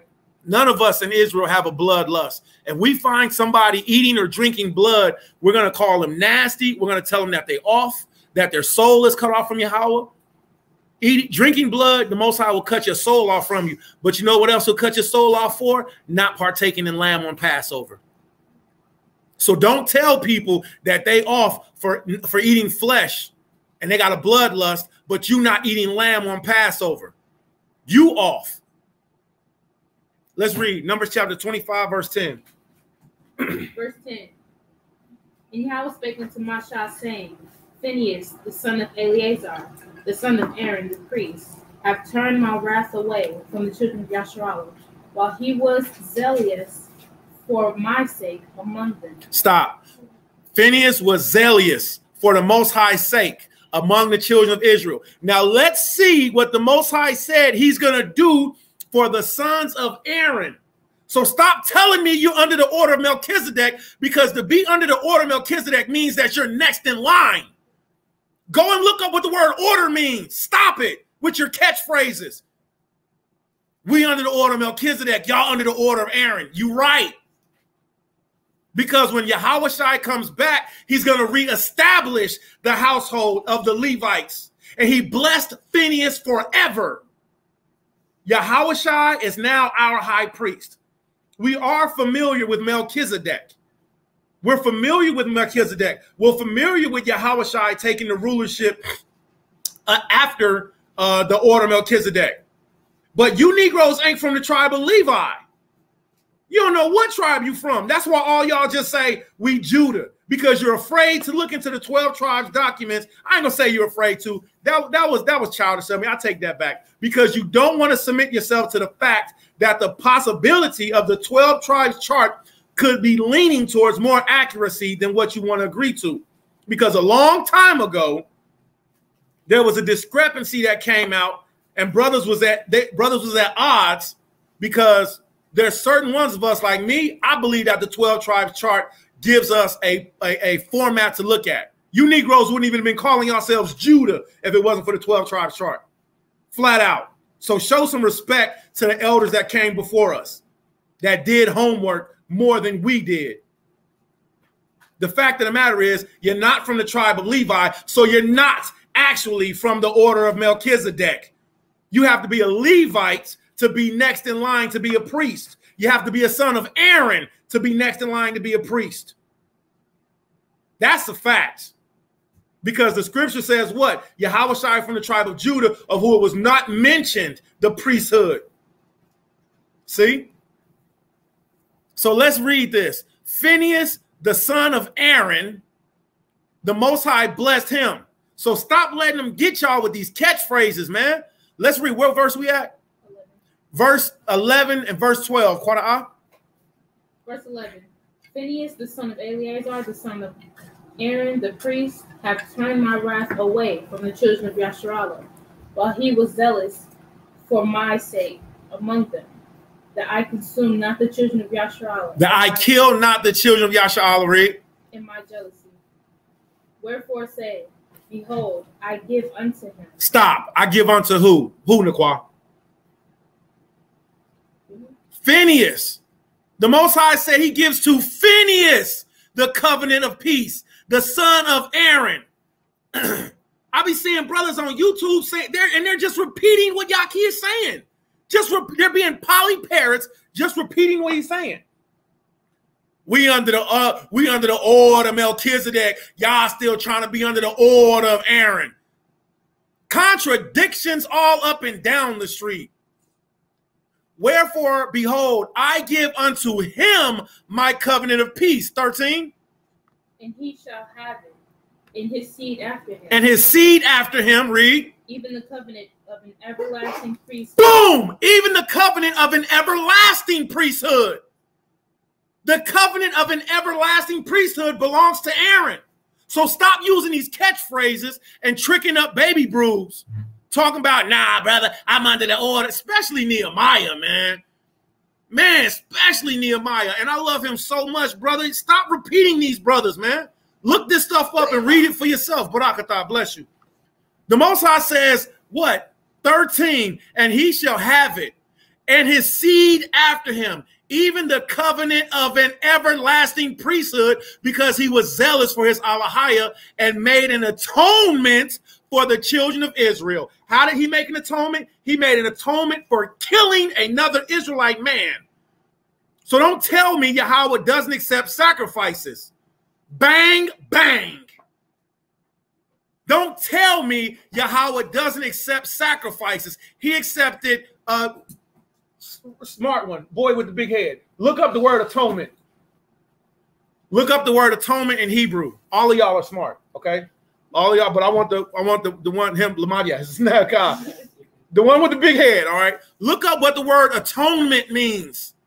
Stop it with the lies, man. And don't be ashamed to come after or come against. If I start teaching off, y'all better come at my head. You better come against me if I start teaching off, because it's not about me or you. It's about Yahweh's word. We can't add to, we can't take away from, and we can't lead the people astray. I am afraid to teach y'all incorrectly. I'm afraid to. Read verse 13 again, Banath. Verse 13. And he shall have it in his seed after him, even the covenant of an everlasting priesthood, because he was zealous for his Alahiah, and made an atonement for the children of Yasharallah. Made an atonement. What's atonement mean? You got that yet? Bring it out. Read loud. Atonement. Satisfaction. Made a satisfaction, read. Or reparation for a wrong or injury. Woo! Woo! You can't get around that. So don't tell me Yahweh don't accept sacrifices from animals, even all the way to people. To people. If you did wrong, you're going to get your just judgment. And this man did wrong. And there was a priest from the house of Aaron who made it right by killing him. Verse 14. Verse 14. Now the name of the Israelite that was slain even that was slain with the Midianitish woman, was Zimri, Great job. Great job, Rick. the son of Salu, a prince of a chief house among the Simeonites. So you Simeonites don't be having sucker attacks, okay? I love the tribe of Simeon, Shemaiah, I love you Simeonites, but let this be a warning. And also let this be a warning to you Simeonites. You from the tribe of Simeon, you represent Simeon. We got to watch for y'all. Simeon might be smitten with the curse of jungle fever. Okay? All right. Let this be a warning to you Simeonites. Go ahead, read. And the name of the Midianitish woman that was slain was Cosby. Stop this. All right. So real quick. Cosby. Wait. Was Cosby. Bill Cosby just got out of prison for a sexual offense. Cosby this week in the Torah portion was a sexual offense. You can't make this stuff up. In the Torah, it always happens. So we got Cosby, all right? Cosby. Okay, all right, okay. Huh? You can't make this stuff up. You can't make this stuff up. Bill Cosby admitted to giving women drugs. Don't take no drinks from no man you don't know ever. Nah, I'm good. I already don't think you would. Nah, go get my own. Give him the hard turn away. Because it is true. People will do that. I've had people drug me. I was drugged, and I didn't know I was drugged until I woke up the next day, and I was like, yo, something ain't right. I was drugged. But there are men that will drug women, and they will pervert, they will manipulate, they will rape, they will abuse women. I know women who've given personal testimonies. I was like, yo, this happened to me. And then what happens, it can't be taken back. So Bill Cosby admitted in his own testimony that he gave women drugs. And you got certain Israelites that's like, nah, he didn't. I don't think I love Bill Cosby. I love the Cosby Show and all that. He was funny, But the fact of the matter is, what do you do when he admits it? And that's how he got out of prison. He got out of prison because he admitted that he did it, and it wasn't supposed to be used against him. It was used against him, and then he had lawyers, and he paid for his lawyers, and his lawyers was like, wait a minute, y'all said that if he told the truth, it wasn't going to be used against him. And that's how he got out of prison. Bill Cosby admitted that he gave these women drugs. And this week's Torah portion, you got, we say Cosby, but it's Cosby. I mean, it's Cosby, All right, Cosby. So, all right, but okay, I won't interrupt again. Verse 16. I will interrupt again. Go ahead. 15. I apologize. Go ahead. Verse 15. And the name of the Midianitish woman that was slain was Cosby, the daughter of Zer. He was head over a people in a chief house in Midian. Read. And Yahweh spake unto Masha, saying, vex the Midianites and smite them. Let's stop right there. So now we see what happened. The subject is about to change. All right. So first, Israel took on all of these Midianitish women. We had sex with these other nations. We were not supposed to. We fell in love with them. After we fell in love with them, our hearts was geared towards them, and they manipulated us to use their gods. Now, Maf, I actually want you to come sit next to me so I can hear you better because you're over there. You can just bring your book for right now. All right. And then you can go back to your workstation after you get done. All right. And I want you to read that Josephus. So we're going to pause for the cause before we go into chapter 17, which Naquan is going to come back to reading. All right. We're going to read Flavius Josephus. All right. We're going to read Flavius Josephus, and we're going to start. We're going to start at how Israel fell. And look, and it's so sad because the brother was trying to say, well, we fell from eating flesh. We fell because we was eating flesh. That's not true. That's not true. I'm going to tell y'all this right here. Do I believe that eating too much meat can make you sick? I do believe that. I do believe that moderation is good too. I can eat meat if I want to. I choose not to. Too much of anything is bad for you, right? You can eat too much vegetation and get too much iron.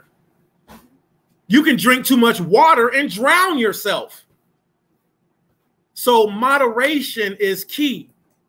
The water, thank you so much. Hallelujah. Most I bless you as you bless me. So the fact of the matter is that the fact that we chose to eat flesh That's not what killed us. Now, do people get sick, ill, die? And you can use scientific facts today? Yes, but that's because they're not using moderation and they're operating in the spirit of gluttony. Okay? So watch this. We're going to read the book of Flavius Josephus. We're in Antiquities of the Jews, book number 4, chapter 6. We're at line 131. Are you there? Mm-hmm. Okay. I want you to read out loud to the children and to the women of Israel so we can teach our children, women. And Naquan, you better not let none of your brothers bring home a white girl. All right? And if she do, you better be like, you better handle some scissors and some nail clippers and stand there. Matter of fact, I'm going to cut your hair for you. And then when you get done, go clean my room. You got, because the scripture says they got 1 month to mourn. They got a month to mourn to get their mind right. But we're also going to read in the scriptures where we did take Gentile women and they did become our servants, but they were completely subsidiary and obedient. All right. We took the virgins. We didn't take ones that were already in the world. Okay. They were never defiled. They were never, you know, and they became up under us and they grew. You know, we treated them right. Okay. All right. But let's go ahead. Let's start at verse at line 131. Amath, will you please teach the women and children of Israel? So when the Mennonites had sent their daughters, as Balaam had exhorted them, the Hebrew young men were allured by their beauty. Read. And came to disclose it with them and besought them not to grudge them the enjoyment of their beauty. So we seen the Midianite women. All right. It was the young men, the men of, you know, of the young men of the military. All right. And the older men really wasn't going for it all like that. The young men, you know, we fell for our passion, for our zeal. Now, y'all make sure y'all listen good. It's not in your book, so don't just doze off, but listen good, huh? All right, read. Nor to deny them their compensation. These daughters of the Mennonites received their words gladly and consented to it and stayed with them. But when they had brought them to the enamored of them, and their inclinations to them were grown to rightness, they began to think of departing from them. So once the women noticed that, oh, I got him, he in love with me. Oh, he'll do anything I tell him to. He enamored with me. His heart is inclined towards me. All right. Then they started to do what? They started to be like, okay, it's time for us to separate from them. All right. Read. Then it came. Wait, stop it. Then it was that these men became greatly disconsolate. Great. Excellent reading. Excellent reading. Read. At the woman's departure, and they were urgent with them not to leave. Baby, please don't go. Please. Please don't go. That's what, no, really. And I've done it. I've been there. You know, I mean, I don't want to pretend and be like, you know, I haven't made the same mistakes that our forefathers made. I just learned from my mistakes. And now I teach my daughters and my sons, hey, look, this is poor thinking. Don't do this. So once we seen that we were in love with them, they pulled their affections. But remember this, they didn't come to be with us for real. They only came to trick us in the first place. So they only came to trick us in the first place. And once they seen that they had our hearts in their hands, they pulled away. They were just following their parents' instructions. Read. But begged they would continue there and become their wives. Oh man, become not our concubines, but our wives. Read. And they promised them that they should be owned as mistress of all they had. Stay. I'll give you anything you want. Forget these Israelite women that I'm with. Now you're gonna be my head white girl wife. I'll put you over. I know, right? You imagine that? Our sisters, our wives, our mothers, like, boy, what is you doing? Go ahead, read. Line 133. This they said with an oath and called Yahweh for the arbitrator. I swear, we said, I swear I'll make you my wife. Arbitrator of what they promised. Read. And this with tears in their eyes and all other such marks of concern as might show as miserable. They thought to themselves without them, and so might move their compassion for them. So the women, as soon as they perceived, they had made them their slaves. Their what? Their slaves. See? So as soon as the women seen that they had us, they was like, oh, we got him. I done made him my slave. Song Ping Wang and Jing Meng Hao, they had got us. had made them their slaves and caught them with their conversation, began to speak thus unto them. So now we're going to read the conversation that they said back to us. Now, you might have to read this multiple times to get the full effect of the, of the whole picture. But what happened was the Israelite men, the young men, all right, fell for the beauty of the young women. All right. And then once they fell for the beauty of the women, not only did we break our promise to Yahweh, Deuteronomy chapter 7, right? You all know something? Deuteronomy chapter 7, the Most High told us to not marry them. Don't give our sons to, I like that, let's fly. Oh, yeah. Don't give our sons to, is that Turkish? What is that? It's across the world, huh? I know, man. Oh, look at you all Turkish out today. Ah! So don't give our sons, don't give our, I was thinking when I was like, ooh, matter of fact, hold on, wait, just real quick. I know, real quick. I was in a place where people are called Bedouins. Bedouins are the children of Abraham, and they're not with other Ishmaelite groups, and they live out in the desert. And while we were going past them, I seen this basket, and just all kind of stuff, and it wasn't like a store. It wasn't like it was by this one Bedouin, son of Abraham, that was way out in the middle of nowhere. And out of this whole basket, I went through all of these old antique jewelry, and I picked that one. That one. Oh yeah, all praise. Yeah. Oh no, where? Yahweh will come back. Nothing missing, nothing stolen, nothing lost, nothing broke. So, men of Israel, it's okay to be enamored with your own. All right, be enamored with your own. Don't be enamored with the Gentile nations. Okay. So we see what happened was that we gave our affection to these Goyim, these Gentiles. We broke our promise to the Most High. All right. And now we're going to see the words that they said back to us. All right. We crying for these women. All right. Line 134. Read. Oh, you illustrators. Oh, you illustrious young men. Oh, you fine Hebrew boys. Watch this. They about to run game on us. We have houses of our own. We got our own house. And great plenty of good things there. Together with the natural affectionate love of our parents. We got friends and families of our own houses. Read. Nor is it out of our want. Nor is it out of our want of anything that we came Go to Lamaria now. To discourse with you. Nor did we omit of your invitation with the sign. I'm messing it up. It's Nor okay. did we omit of your invitation with design to prostitute the beauty of our bodies for gain. We didn't get with y'all so we can get stuff from y'all. So what? You said I'll be your wife. I got my own stuff. I got my own family. I got my own house. I got my own car. I got my own friends. My mama loved me. My father loved me. I didn't say I'll be with you to get your stuff. Read. But take me for brave and worthy men. We agreed to your request that we might treat you with such honor as hospitality required. And now, seeing you say that you have a great affection for us and are troubled when you think we are departing, we are not averse to your entreaties. We ain't against you. Go ahead. And if we may receive such assurance of your good, will as the think can be alone sufficient.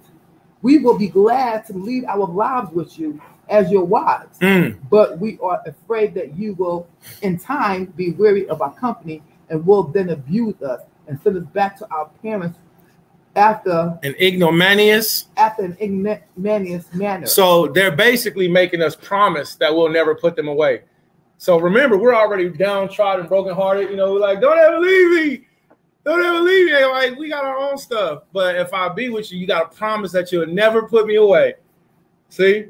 So it's a whole manipulation game.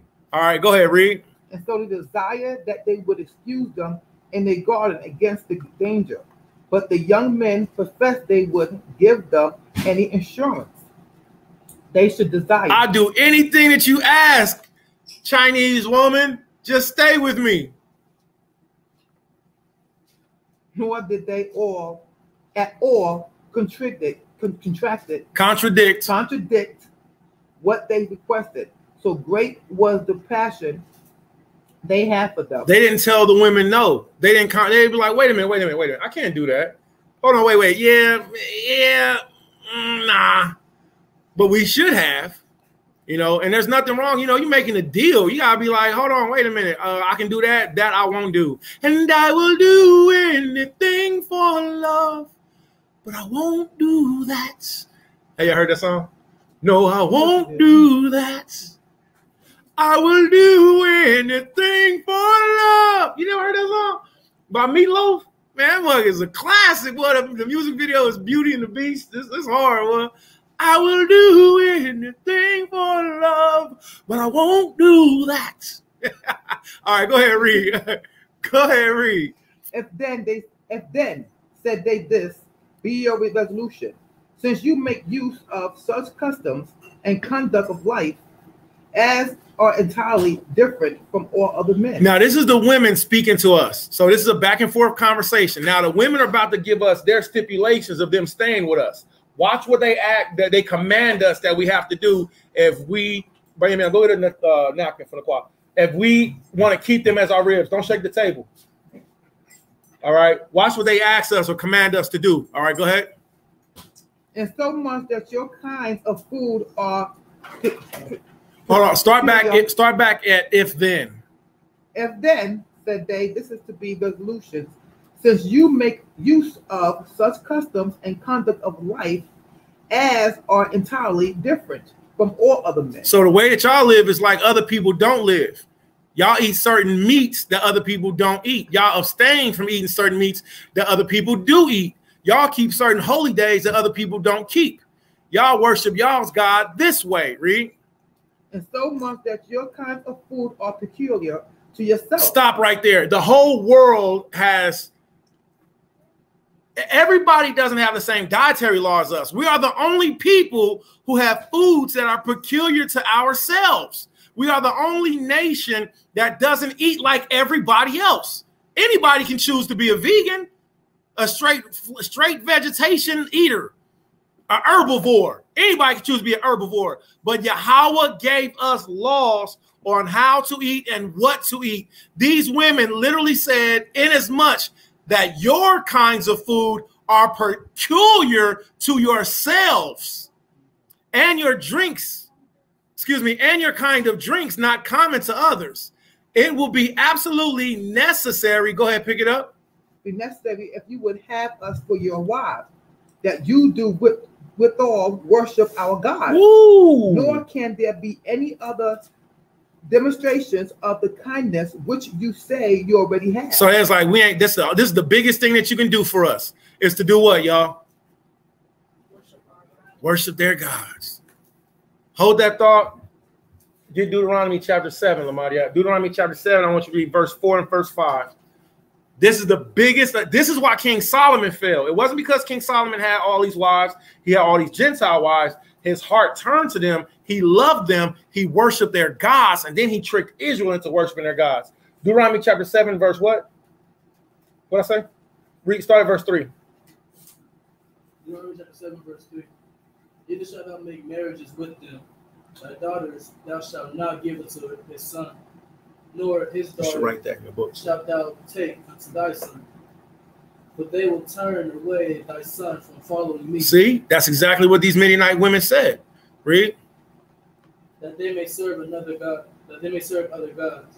So will the anger of Yahweh be kindled against you and destroy thee suddenly. 25,000.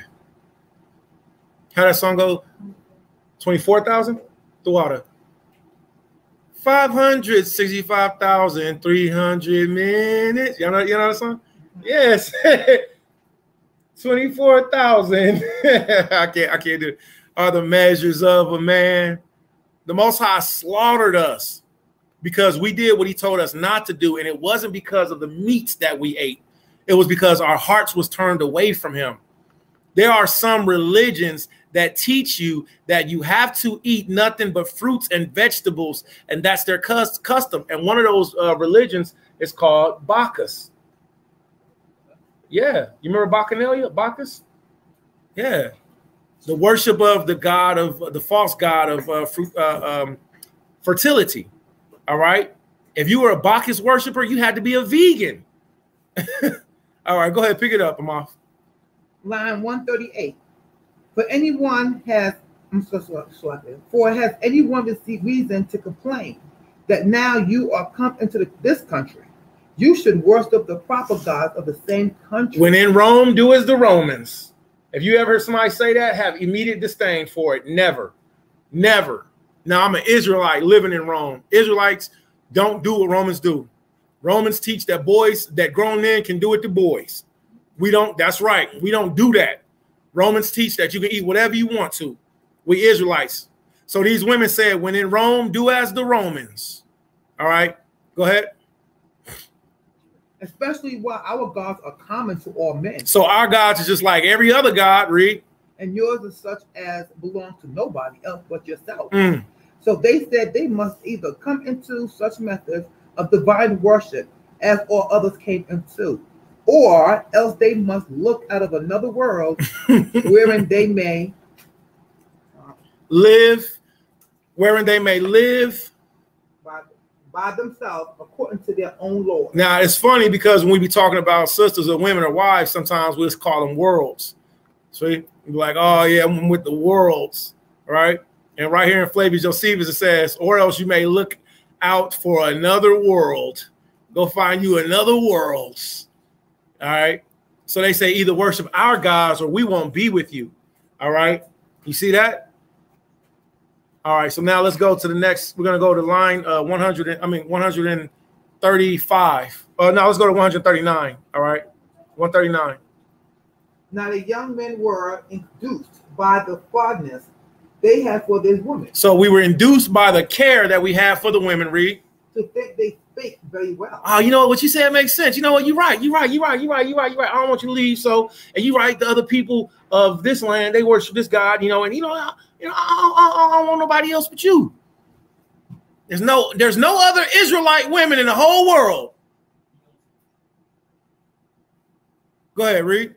So they gave themselves up to what they persuaded them, and transgressed their own law, and supposing there were many gods in resolution that they would sacrifice to them according to the laws of that country, which ordained them. They both were delighted with their strange food. What? We ate octopus, we ate calamari, we ate shrimp, scabby, we ate crab, lobster, we ate whatever we ate peanut dog bowl soup. We ate whatever they cooked. We sacrificed, so we gave our hearts over. We sacrificed the guys. Don't submit. If they're not going to follow you, then they're not worthy of you. And if he is not in the truth, he's not worthy of you, daughters of Israel, because he's going to have you eating duck blood soup. And before you know it, you're going to have children by him. And then he's going to be like, let's go to my parents' house for Christmas. And you're going to be like, nah, I didn't grow up like that. And then he's going to be like, yeah, but I'm your husband now, and my mom is not going to like you. And then you're going to be all upset when instead you should have just been with an Israelite man in the beginning or not been with a man at all. The choice is yours. And not all women are designed to be alone forever. Some women are designed to be. All right. Not all men are designed to be alone forever. Some men are to be. But I will tell everybody this. There's more purity in virginity. There's more closeness to Yahweh and virginity. All right. So I promote virginity first. Then I promote monogamy. Then I promote polygyny. All right. And I promote abstinence. All of these are lawful, but I will say this. If you're a virgin, stay a virgin, young men and young women of Israel. You'll be able to travel the world. All the shekels, keep to yourself. You won't have you can be everybody's dad. You can be everybody's uncle. You can be everybody's auntie. All right. Wait and don't be quick to give away your purity. All right. Everybody that's ever been a virgin that's not a virgin now, even though we love our children, even though we love the life that we live, we all have that thought to, man, I should have stayed a virgin because we understand how pure it is. Like once it's gone, it never comes back. Ever, never, ever, never, never, ever. Now, there are different definitions of virgin in the Bible, such as a young woman that just was recently married. All right. There's another virgin that's a woman that's never been violated or defiled. Let's say defiled. And there's also the definition of virgin of a person that has abstained for a long time, so they have become virgin-like. But that one pure virgin is nothing like that in the whole wide world. All right. So if you're pure, stay pure. Oh, that look nice. Oh, that's nice. That's nice. Okay, let's go ahead and finish reading. All right, Korah. And resolving that they would sacrifice to them according to the laws of the country which ordained them. They both were delighted with their strange food and went on to do anything that the woman would have them do. Down in though in contradiction to their own laws.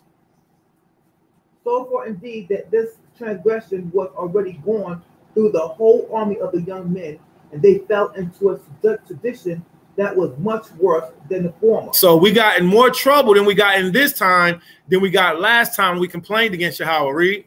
And into danger of the entire abomination of their own institutions. For this, for when once the youth had tasted of these strange customs. Once we started to do what they started to do, we thought it was right.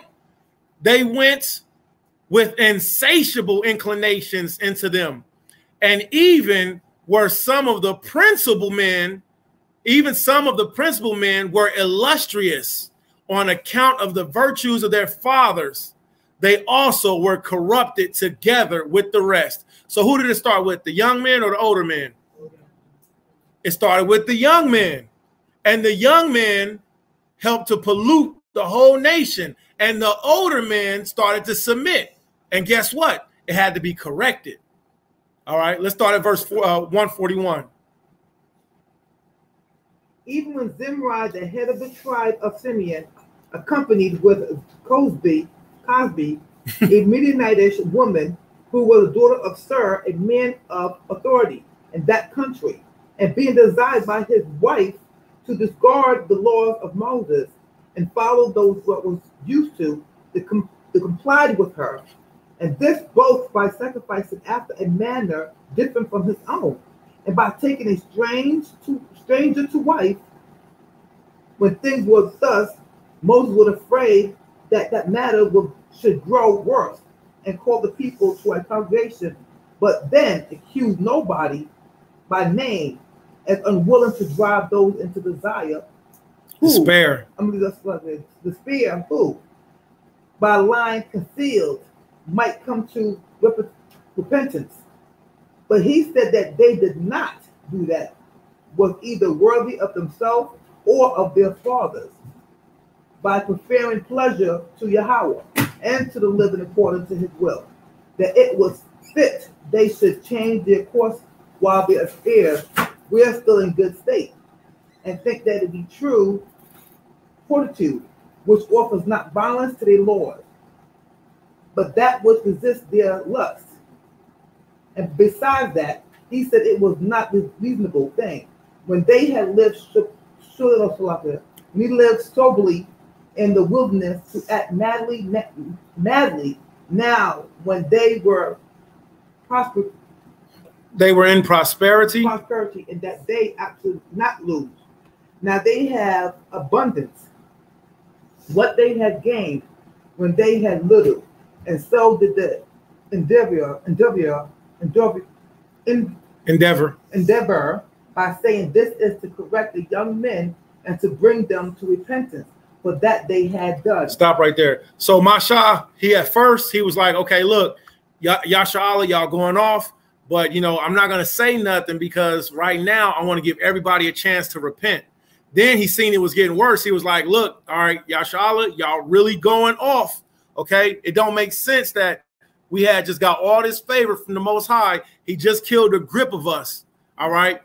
Listen, it's better now. OK, we're going too far. OK, drop these women. Stop offering to these false deities. All right, because it doesn't make sense that the Most High gave us favor and now we're starting to do wickedly. We had a little bit, he gave us a lot.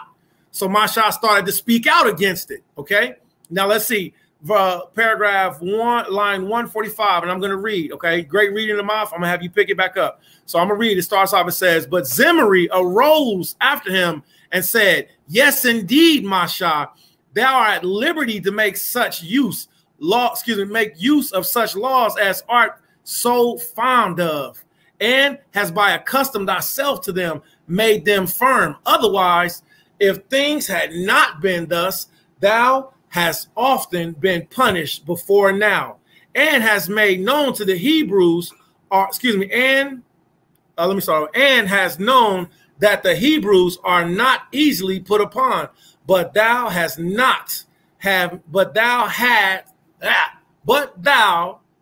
shalt not have me, one of thy followers, in thy tyrannical commands.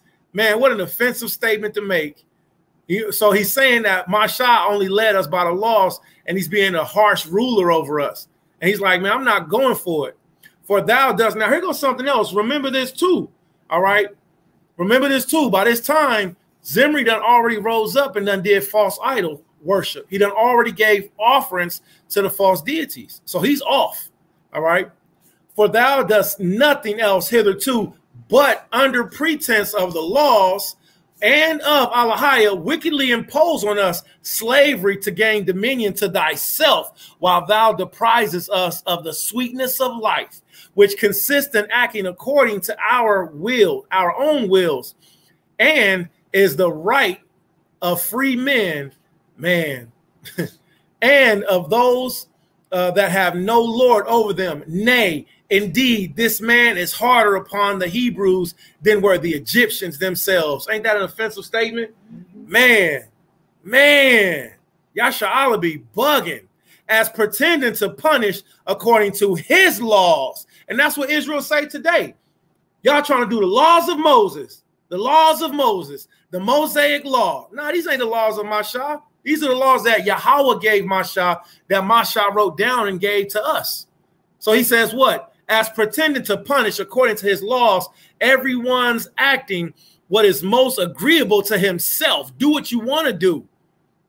But if thou self better deserves to suffer punishment, who presumes to abolish what everyone acknowledges to be what is good for him, and aimest to make thy single opinion to have more force than to have more force than any. I lost my mark. I apologize. Let me start over.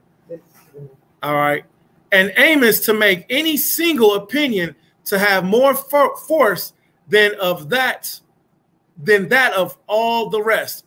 And what I do and what I now do, I think to be right. I shall not hereafter deny to be according to my own sentiments. I have married, as thou sayest rightly, a strange woman, and thou hearest that I do from myself as from one that is free. For I truly did not intend to conceal myself. I also own that the sacrifices to those gods to whom you do think it fit to sacrifice, I think it right to come at truth by inquiring of many people, and not like one that lives under tyranny, to suffer the whole people of my life to depend upon one man. Nor shall anyone find cause to rejoice who declares himself to have more authority over my actions than myself. See, this whole thing, he's saying what? He's saying, I'm going to do what I want to do. And that's what gets us in trouble. Instead of following the instructions of the Most High, you know, this man, and look, here's another important part of reading Josephus, because you see the details of what's in between. Like you see Zimri, he did these things. He brought a wife in front of the whole congregation, and then boom, he went off. But Josephus would be like, nah, this is what Zimri did. This is what Zimri said in front of everybody. He fronted on my. Now, if he did and said this in front of everybody, the younger men are going to pick up on it too. Everybody else is going to be like, well, it's okay to do it because Zimri did it. All right. Now, when Zimri, we're in line 150. Now, when Zimri has said these things, does anybody know, Lamaria, do you know, Benjamin, do you know where the mouse is to my laptop? I'm trying to use my fingers, not working for me. All right. But it's okay, though. Now, when Zimri had said USB, Baba Kasha, it'll make it a lot easier, a lot better for me. Does it have the roller thing in the middle? Now, when Zimri had said these things about what some others had wickedly done, the people held their peace, both out of fear of what might come upon them, because what happened? Every time we came against Masha, you know, we had to look around like, okay, is the ground going to swallow up? Is the sky going to rain down fire? So because The people held their peace both out of fear of what might come upon them, because they saw that their legislator was not willing to bring his insolence before the public any further, or openly to contend with him, for he avoided that lest many should imitate the impudence of his language, that thereby disturbed the multitude. Upon this the assembly was dissolved. However, the mischievous attempt, the water. Oh, I gotta program it. Just put okay. The water. All right, everybody, bear with us. Just one moment. I got discouraged. I was like, oh, I gotta do something smart. What I gotta do? All right. Oh, that's hard. Oh, it works automatically. That's cool. Okay, let's pick back up where we left off. Okay. There we go. Con. All right, we're going to start. Upon this, the assembly was dissolved. However, the mischievous attempt had proceeded further if Zimri had not been first slain, which came to pass on the following occasion. Phinehas, a man of other respects, better than the rest of the young men, and also one that surpassed his contemporaries in the dignity of his father. So he was from the tribe of Aaron, and he was very, very staunch with the law. He was a stickler when it came to the Torah. That's why it says he compassed his temporaries in the dignity of his father. For he was a son of Eleazar, the high priest, and the grandson of Aaron, Moses' brother, who was greatly troubled at what was done by Zimri, and resolved and earnest to inflict punishment on him. He's like, nah, this Negro gonna die today for what he did. He having sex with a Moabite, a Midianitish woman. He brought her out in front of the whole congregation. He worshiping idols in front of everybody. He done tried to talk fly to Moses. He's like, nah, he gonna die today. What'd he say? He resolved in earnest to inflict punishment on him before his unworthy behavior should grow stronger by imputancy. That's why it's important to punish on sight. That's why it's important to nip matters in the bud. If your son comes home and he's switching, you got to nip that in the bud. If he's watching a show and it's got Bati boys on it, you got to nip that in the bud right then. Why? Because it will grow stronger by impunity. All right, it'll grow stronger by not correcting it. And in order to prevent this transgression from proceeding further, which would happen if the ringleaders were not punished, he was of so great magnanimity, both in strength and body, that when he overtook any very dangerous attempt, he did not leave off until he overcame it and got an entire victory. So he came into Zimri's tent and slew him with his javelin. And with it, he slew Cosby also, upon which all those young men that had a regard to virtue and aimed to be so glorious action imitated Phinehas's boldness. So what happened? The young men who wanted to do righteousness, they did what Phinehas did. They was like, oh man, it's time to kill him. It's time to kill them all. They was like, hey man, he right, man. Hey, Phinehas is right, man. These Negroes is going off. We got to bring judgment upon them. Imitated Phinehas's boldness and slew those that were found to be guilty of the same crime with Zimri. Accordingly, many of those that had transgressed perished by the magnanimous valor of these young men, and the rest all perished by the plague which distemper, the word distemper means sickness, Allah himself inflicted upon them, so that all those their kindred who, instead of hindering them from such wicked actions as they thought to have had done, had persuaded them to go on were esteemed by Allahiyah as partners in their wickedness and died. Accordingly, there perished out of that army no fewer than 24,000 at this time. All praise the Most High. Hallelujah. All praise. All praise. So this is why we don't stand for wickedness in Israel, because the Most High's judgment is what's going to come upon us. And the Most High is not against you exacting judgment. The Most High is not you exacting righteousness. All right. We're going to go to line 156, Amath. All right. Line 156. And this is going to bring us right back to our Torah portion reading. All right. Line 156. Now, where do we leave off in the Torah in Numbers? Verse 17. What's verse 17 say? Vex the Midianites. Okay, stop. It says, vex the Midianites. Now, this is where we get judgment and payback on who? Balaam. So now one of my favorite characters, Balaam, gets put to death for him teaching other nations how to trick us. And it wasn't through our diet.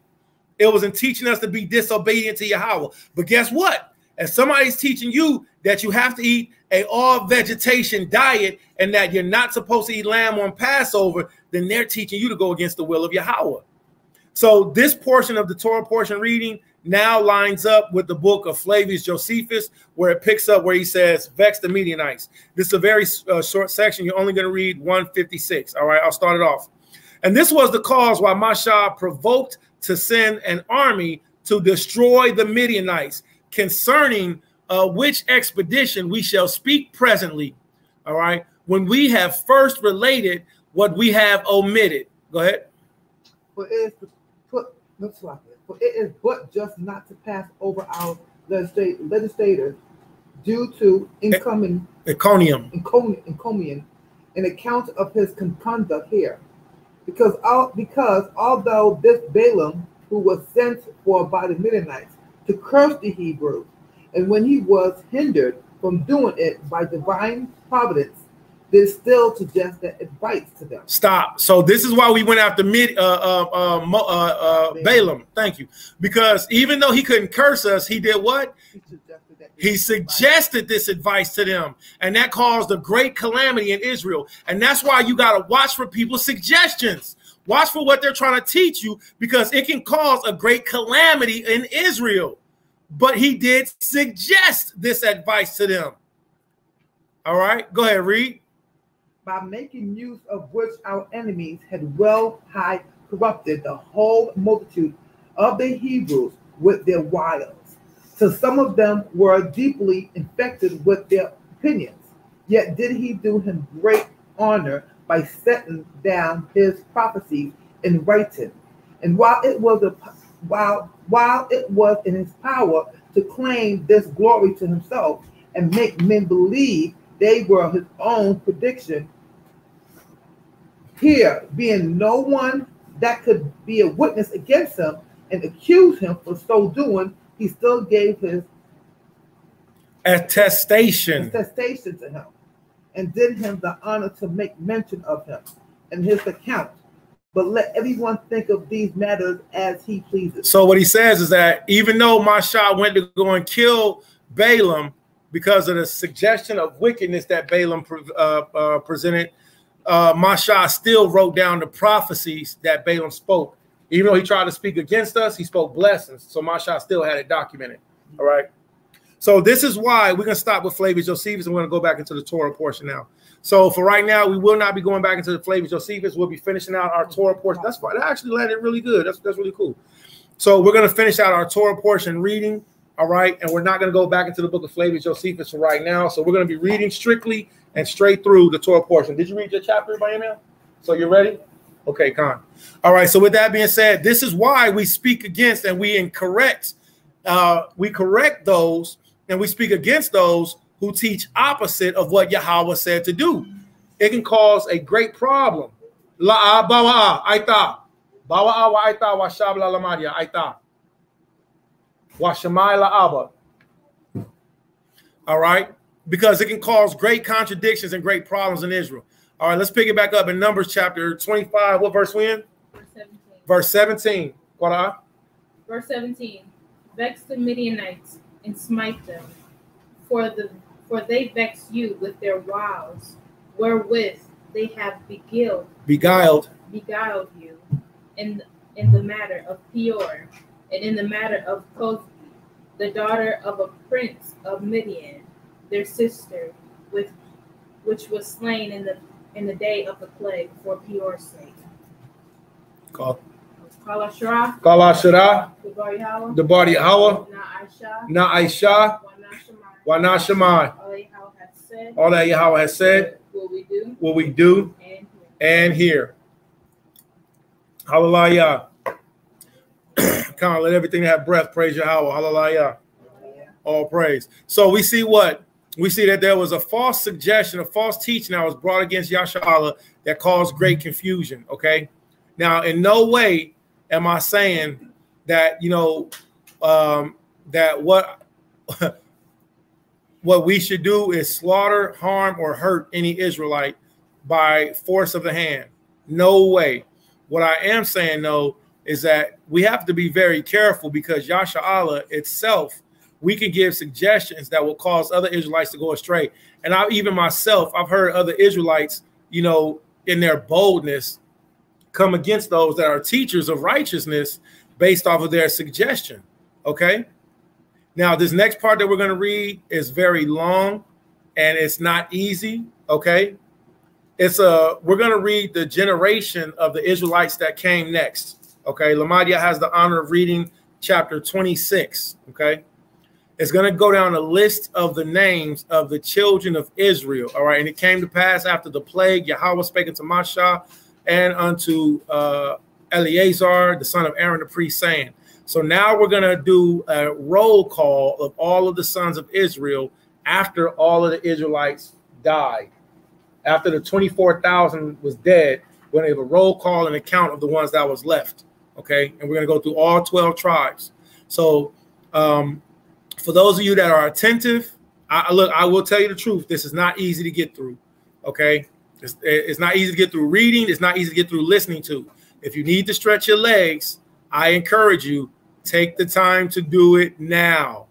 If you can focus and pay attention, if you want to learn more of these names, and when we get to the very bottom of the list, we will learn what Aaron, Miriam, and Moses' father and mother, what their name was. They're at the very bottom of the list. Okay.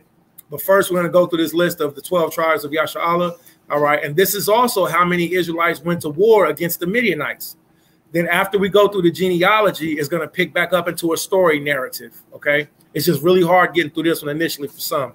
So don't lose your focus. Don't log out. Okay. Stay on the video. Stay in the mind state of learning. If you need to stretch your brain, now might be a good time to, or if you can focus, stick with it. All right, Lamadia, I'm not going to interrupt, but we are going to help each other. I want everybody to read this. All right. Because you got to know how to pronounce and say these names. Let me see that. What you reading, man? Where you at? 27? All right. All right. Everybody ready? All right. Lamadia Quran. While you do this, I'm going to have my call. Numbers chapter 26, verse 1. It came to pass after the plague that Yahweh spake unto Mashah and unto Eleazar, the son of Aharon, the priest, saying, come sit over here, because you got a really deep voice, man. Come sit over here. All right. Saying, take the sum of all the congregation of the children of Israel from, look at this, from 20 years old and upward. So we start our counting in manhood at the age of 20 years old and upward. All right. All right. Throughout their father's house, and all that are able to go to war. Qur'an. Verse 3. And Mashah and Eleazar the priest spake with them in the plains of Moab by Jordan near Jericho, saying, take the sum of the people from 20 years old and upward, as Yahweh commanded Mashah and the children of Yasha'Allah, which went forth out of the land of Egypt.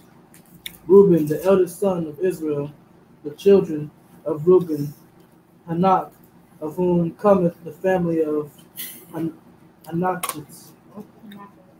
The Hanakites. And now here's the cool part about this. Once you say their name, all you gotta do is say is ites after it. Knights, ites. Once you get their name, we'll just say knights. All right. What verse you in? 5. All right, verse 5. We're in Numbers chapter 26, verse 5. Of Palu, the family of Paluites. Right. Hazran. Of Hazran, the family of the Hazanites. Of Camry, the family of the Camarites.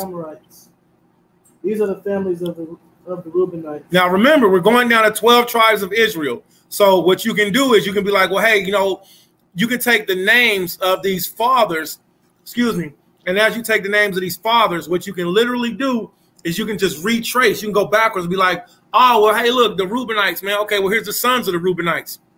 All right. So verse 7, these are the family of Reubenites, and they that were numbered of them were 43,730. So it's a lot of Yasha'alim. We are not the minority. We are the majority. It's way more than us than there are of Caucasians from all nations. All right. Verse 8, the sons of Palu, Eliab. The sons of Eliab, Manuel, Dathan, Abarim. These that Dathan, this is that Dathan and Abarim, which were famous in the congregation, who strove against Mashah and against Aharon in the company of Korah, when they strove against Yahweh. Verse 10, Korah. And the earth opened her mouth and swallowed them up together with Korah when that company died. What time the fire devoured 250 men, and they became a sign. Notwithstanding, the children of Korah died not. The sons of Simeon, after their families, of Nemuel, the family of the Nemuelites, of Jamin, the family of the Jaminites, of Jachin, the family of the Jachinites, of Zerah, the family of the Zerahites, of Shaul, the family of the Shaulites. Stop right there. So verse 10 again. Read verse 10 again. Verse 10, and the earth opened her mouth and swallowed them. This is the biblical account of an earthquake happening. All right. So Mashah was praying to the Most High because Israel was being wicked against him. We were talking bad about him, trying to take him in Aaron's position, being disrespectful. The earth opened her mouth. This is an earthquake, a sinkhole, and swallowed them up together with Korah. And that company died. What time? The fire devoured how many? 250 men. So if you telling me the Most High won't sacrifice or kill no animals, but the Most High will send down fire from the sky and kill 250 men, and they became a sign. We looked upon these men's censers and remember that time the Most High killed a whole bunch of us? Yeah, I ain't gonna do that no more. See? So don't think that the Most High will not take you out of this world, but he'll leave an animal. The Most High gave us the animal so the animal could be a sacrifice, and then we could eat the righteous flesh of it. But it has to be the animals the Most High told us to eat and not the animals that he told us not to eat in the book of Leviticus chapter 11. All right, go ahead, Qur'an. What verse you in? Let's get back down to verse 13. Of Zerah, the family of the Zerites. Of Shaul, the family of Shaulites. Verse 14. These are the family of the Simeonites. 22,200. Verse 15. The children of Gad and their families. Read. Of Zephon, the family of the Zephonites. Of Haggai, the family of the Haggites. Of Shuni, the family of the Shunites. Of Ozni, the family of the Oznites. Of Irim, the family of the Irites. Of Arad, the family of the Aradites. Of Arli, the family of the Arlites. These are the families of the children of Gad, according to those that were numbered of them, 48,500. The sons of Judah were and Onan, and and Onan died in the land of Canaan. And the sons of Judah after their families were of Shelah, the family of the Shalanites, of Perez, the family of the Perizzites. Of Zerah, the family of the Zarahites. And the sons of Perez were. What's a pH? What sound does a pH make? Oh, fuck. Go ahead. Of Perez were of Hezron, the family of the Hezronites. Of Hamol, the family of the Hamorites. These are the families of Judah, according to those that were numbered of them, 16,500. And the sons of Issachar, after their families, of Tola, the family of the Tolites, of Puah, the family of the Punites, of Joshua, the family of the Joshubites, of Shimron, the family of the Shimronites. These are the families of Issachar, according to those that were numbered of them, 4,300. Of the sons of Zebulun, after the families of Shered, the families of the Sheredites, of Elon, the family of the Elonites, of Jaleel, the family of the Jaleelites. These are the families of Zebulun, of the Zebulunites, according to those that were numbered of them, 3,500. The son of Joseph, after their families, were Manasseh and Ephraim. Of the sons of Manasseh, of Machar, the family of the Macharites. Great job. Of Machar beget Gilead, and Gilead come the family of the Gileadites. Great job. Great. These are the sons of Gilead, of Jezer, the family of the Jezerites, of Helek, the family of the Helekites, and Azrael, the family of the Azraelites, and of Shechem, the family of the Shechemites, and of Shemidah, the family of the Shemidites, and of Hephar, the family of the Hepherites. Great job. And Zelphah,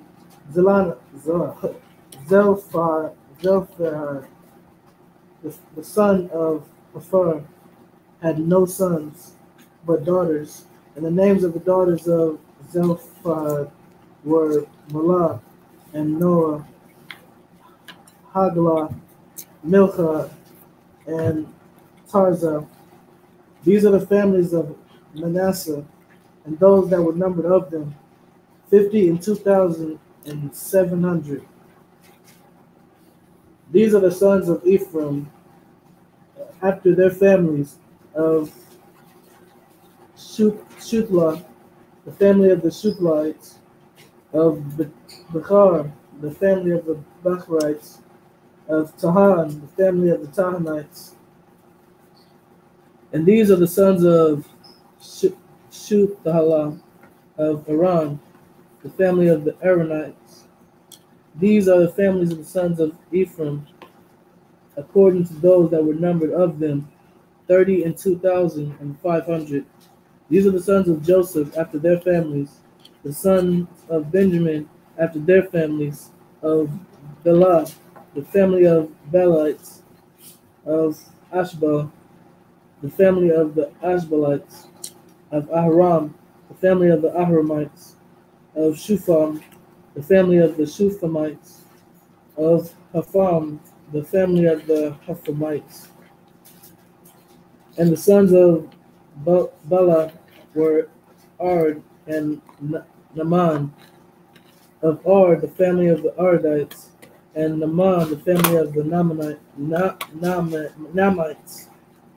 These are the sons of Benjamin, after the families, and after their families, and they that were numbered of them were 45,600.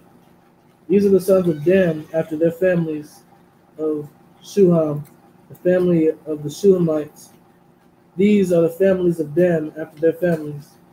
All the families of Shuham, of the Shuhamites, according to those that were numbered of them, were 3,04,400. Of the children of Asher, after the families of Jemnah, the family of the Geminites, of Jesuim, the family of the Jesuites, of Bera, the family of the Berites, of the sons of Bera, of Heber, the family of the Hebrites, of Malchiel, Great job. the family of the Malchielites. And the name of the daughter of Asher was Sarah. These are the families of the sons of Asher, according to those that were numbered of them, who were 50 and 3,400. And the sons of Naphtali, after their families, of Jaziel. Of who? Jaziel. Go ahead. The family of the Jazielites. Of Gunim, the family of the Gunites. Of Jezer, the family of the Jezerites. Of Shilion, the family of the Shilionites. These are the families of Naphtali, according to their families, and they that were numbered of them were 40 and 5,400. These were the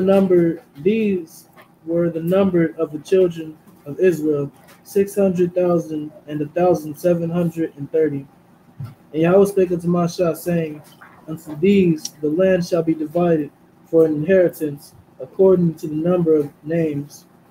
Too many thou shalt give the more inheritance, and to few thou shalt give the less inheritance. To every one shall his inheritance be given according to those that were numbered of him. So we can see that the land was given to us according by our size of our tribe. All right. And I really like that scripture because, first of all, it shows us that the Most High is just and fair. Like we weren't lacking in anything, you know. We weren't lacking in anything, and he always gave us enough to be able to share with each other.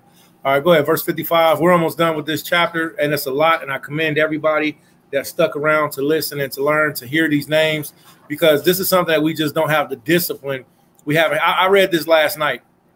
Before I read it last night, I read it the last time we did the Torah portion, and it gets easier every time you do it, and you'll learn and hear something new each time. The quiet, Rapaya, you have to be quiet. I know you're trying to do something, but you have to be quiet, Con. All right. Go ahead, Quad, verse 55. Notwithstanding, the land shall be divided by lot, according to the names of the tribes of their fathers. They shall inherit. So we see that our manhood comes in the age of 20, according when we go to war. We see that we are also known by who we are, by our father's heritage, not by, I'm your mama, boy. Nah, you're right. You're right. You are my mama, and I love you, and thank you for birthing me. But I am who my father is. Okay, remember, all living men and women came out of who first, the father or the mother? We came out of our fathers first.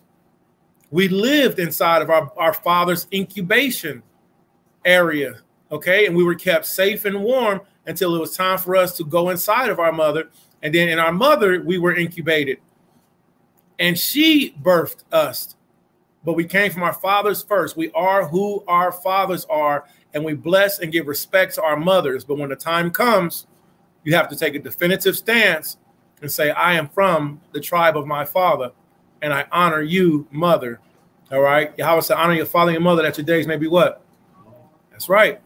So we give a balance to both of them. Go ahead, Quada.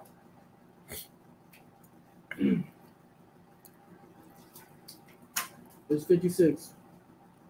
According to the lot shall the possession thereof be divided between many and few. And these are they that were numbered of the Levites after their families, of Gershon, the family of the Gershonites, of Kohath, the family of the Kohathites, of Merari, the family of the Merarites. These are the families of the Levites. Now right here, it's so funny because we're going to stop at verse 58 for a second.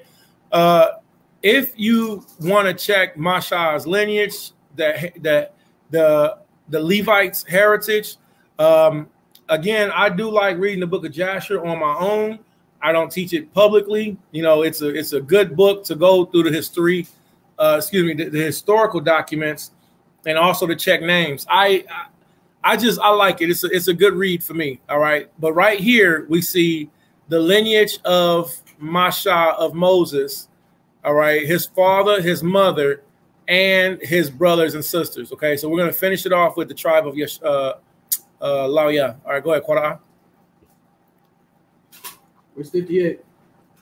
These are the families of the Levites, the families of the Libnites, the families of Hebron, of the Hebronites, the families of the Mahlites, the families of the Mushites, the family of the Korathites, and Kohath begot Amram. And the name of Amram's wife was Jochebed. Great job. The daughter of Levi, whom her mother bare to Levi in Egypt. And she bare unto Amram, Aharon, and Masha, and Miriam, their sister. Now, if you want to have a fun read, you can do this, which, I just suggested. Read about Masha, Moses' birth in Egypt. It's got some tripped out stuff in it during the time frame of Masha's birth. And again, I do not teach out of the book of Jasher on the Shabbat, first day of the week. I stick to the Torah. Flavius Josephus, I stick to history. I will say this, though. Jasher's account of Moses' birth got some tripped out stuff in it, especially what was happening to us in Egypt. All right.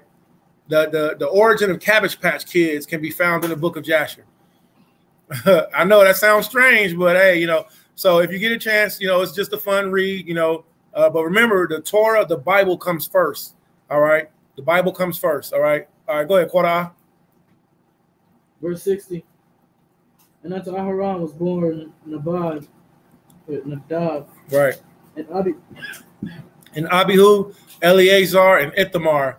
And Nadab and Abihu died when they offered strange fire before Yahweh. And those that were numbered of them were 20 and 3,000, all males from a month old and upward. They were not numbered among the children of Israel, because that there was no inheritance given them among all the children of Israel. Verse 63. These are they that were numbered by Masha and Eleazar, the priest, who numbered the children of Israel in the plains of Moab by Jordan near Jericho. Verse 64. But among these there was not a man of them whom bare the children of Israel in the wilderness of Sinai. For Yahweh had said of them. Wait, hold on, stop. Read verse 64 again. But among these there was not a man of them whom bare the children of Israel in the wilderness of Sinai.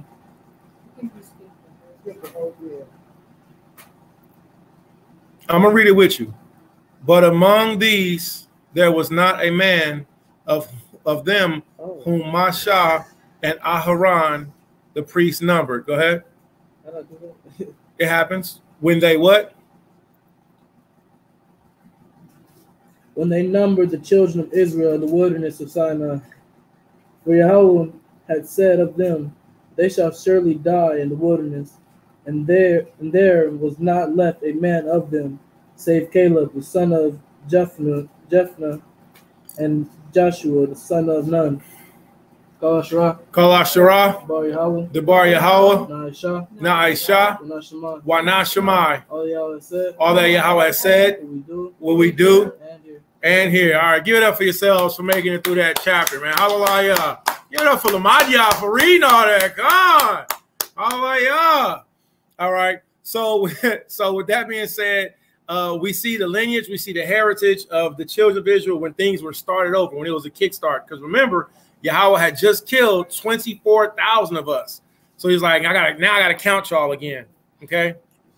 So he just killed 24,000 of us, and that's the army, or that's the camp of everybody that went to war with the Midianites next. Okay. Very fun research to look up our heritage. We also see that the Most High numbered us from the age of 20 on up. Okay. So if you're a young man and you're 18, you're 17, you're 16, you're 19, you're talking about you a grown man. You're not a man yet.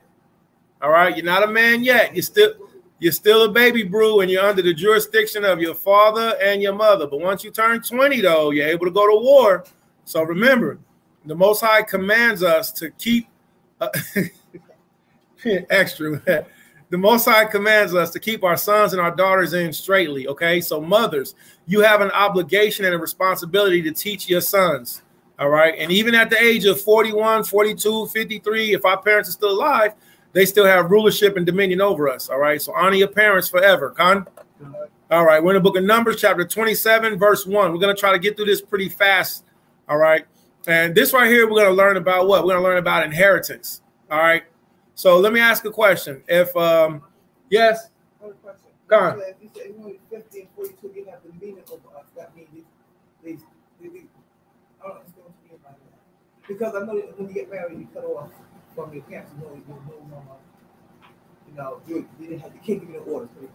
Well, they can still give us orders. I mean, you know, but they don't supersede, you know, what our marriage, you know, what a marriage is. So if my mama says, you know, hey, listen, I want you to come and do this and help me, you know, we don't disregard them. You know, we still give reverence and we still give respect to if your Abba, you know, he says, you know, hey, honey, I want you to come and help me with this or come and do this. You know, we don't disregard them. That's like throwing away our parents after we get married. You know, we don't, you know. No, So I mean, certain things, like Muhammad said, every 6 months, this is the rule that she wanted me to do. Every 6 months, I'm going to go back to New York. Every 6 months. Okay, well, I'm okay with that, but it's still that still rests on your husband. And me, I'm gonna be like, oh, okay, I'll come, but I mean, there also might be a time where I'll be like, well, because this is during this time frame of the season, I need y'all to stay here, you know. So we still honor and reverence our parents, you know. But you're right. Once a woman and a man become joined, then now the scripture says what? For this cause, you know, a man shall leave his father and his mother and be cleaved to his wife, and the two shall be twain. All right. So, but we don't totally disregard our parents just because we've become married. You know, we still have to give reverence, honor, and respect to their instructions. You know, Lamadia, he might, Bayamia might, Nakwa might, you know, one day, Rapaya might, Zakaria might one day, you know, become in a marriage covenant. We still want them to honor us. All right. Matter of fact, go to the book of Sirach. All right. Go to the book of Sirach, chapter 3. And let's bring this up real quick. Everybody, if you got an apocrypha, go to Sirach chapter 3. All right. If you don't got apocrypha, just listen. Ecclesiasticus chapter 3, KJV.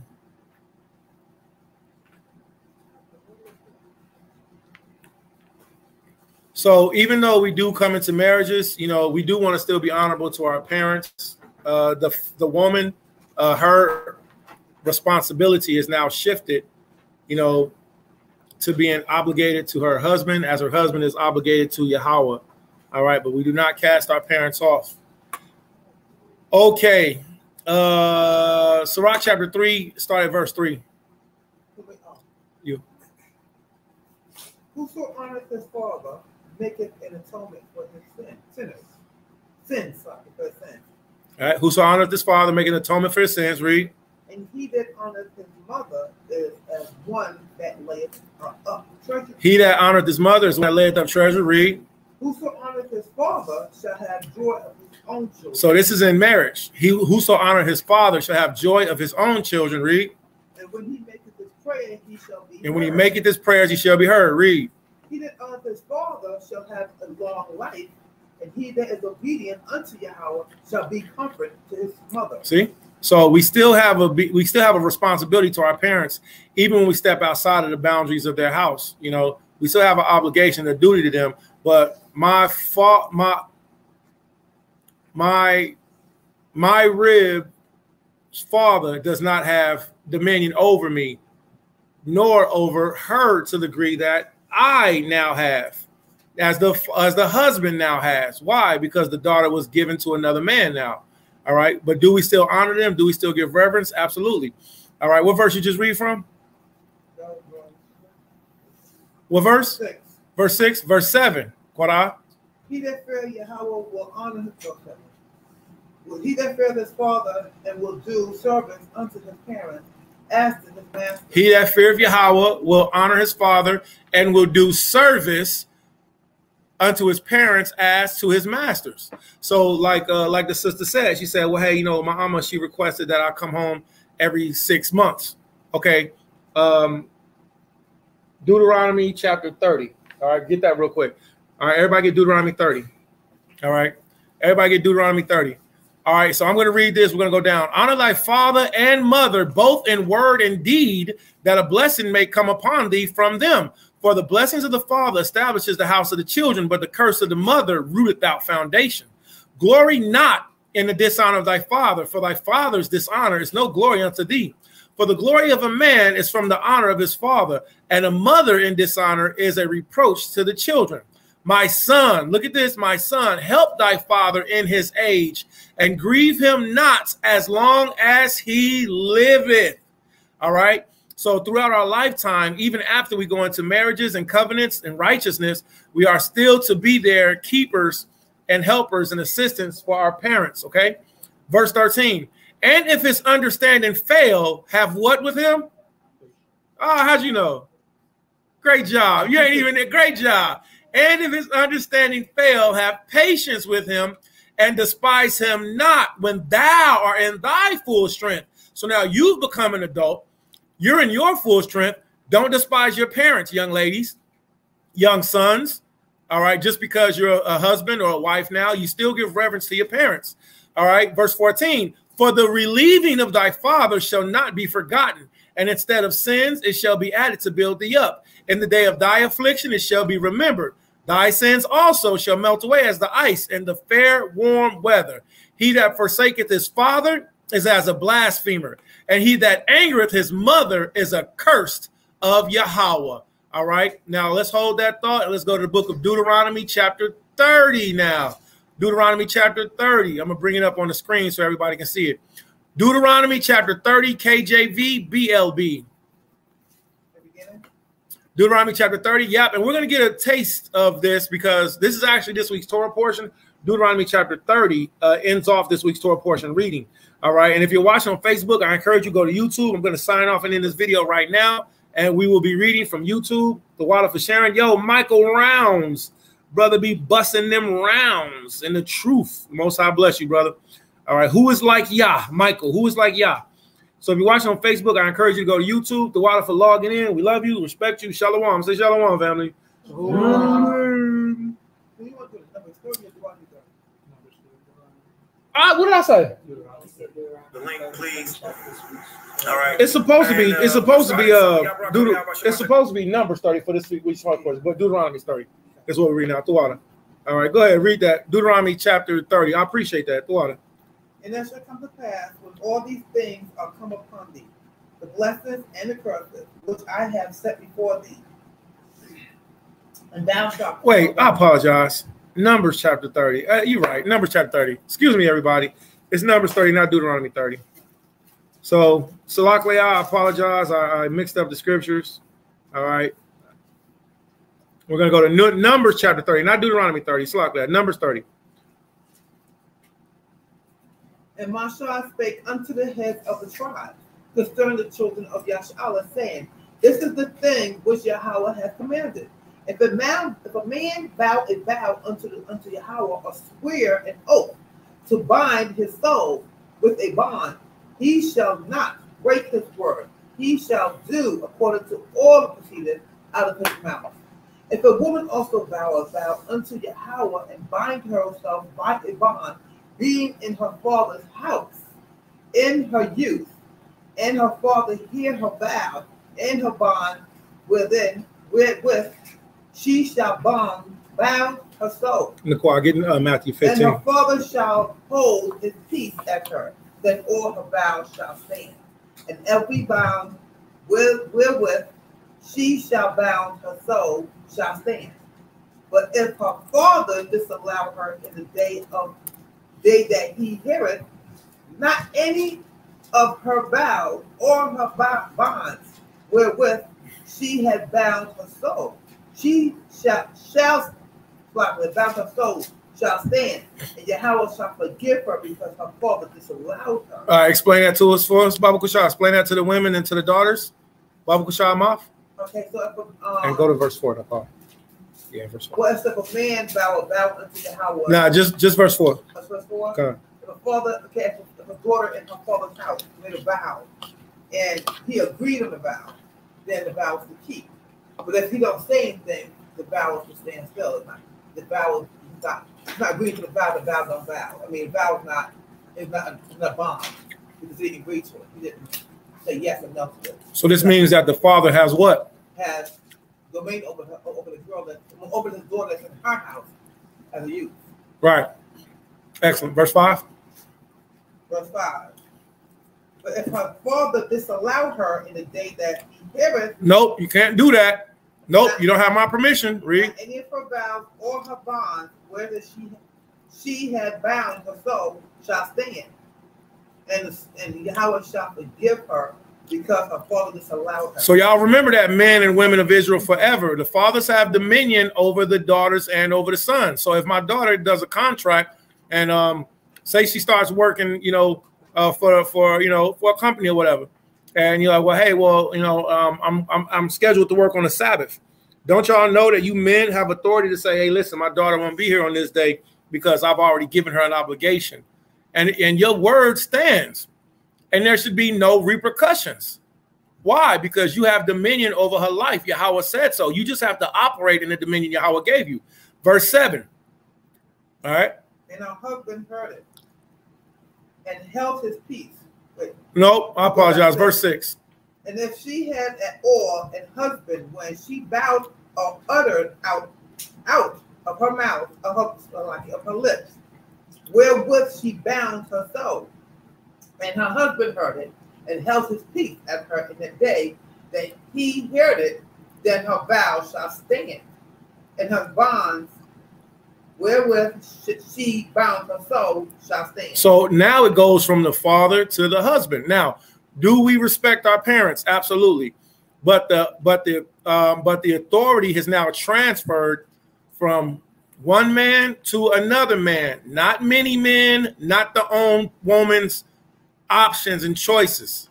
Okay, because remember, there's not going to be any one woman that's going to overrule her husband and think she's going to go straight to Yahweh Shai.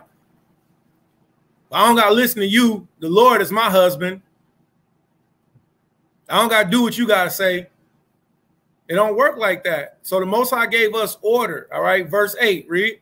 But if her husband disallowed, so if the husband said no on the day that he what? He heard it. It's got to be the day that you heard it, brothers. Don't try to lie and manipulate and trick the women and be like, nah, now I say that you can't. Nah, you can't say I can't now. I told you I wanted to go on a cruise last month. You didn't say nothing. I'm already here. You should have said something the day that I will. No, it's got to be on the day that you heard it. And women, don't be trying to trick your husbands either. I left a sticky pad under your pillow. It's got to be in the day that he heard of it. All right. But if her husband disallow her on the day that he heard of it, then he shall make her vow which she vowed, and that which she uttered with her lips, wherein she bound her soul, of none effect. And Yahweh shall what? And Yahweh shall forgive her. See? So if my daughter, if my rib, if she said, well, hey, you know, my mama wants me to come and visit every 6 months.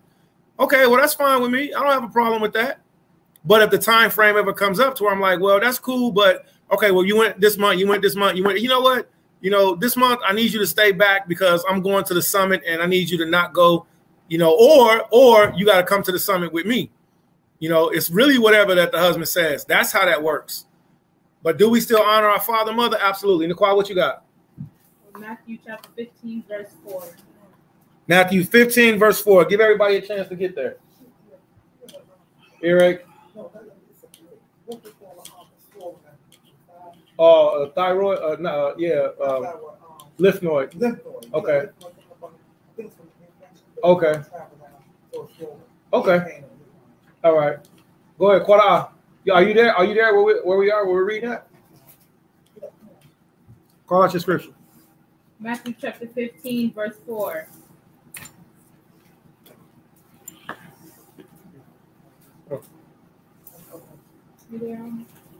Verse 4. For Eliah commanded, saying, honor thy father and mother, and he that curseth father or mother, let him die the death.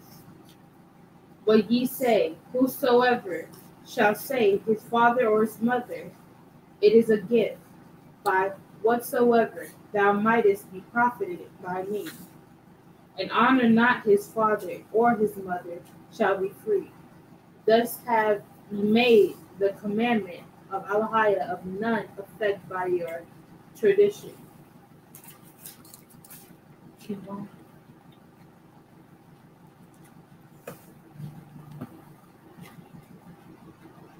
You want to break that down?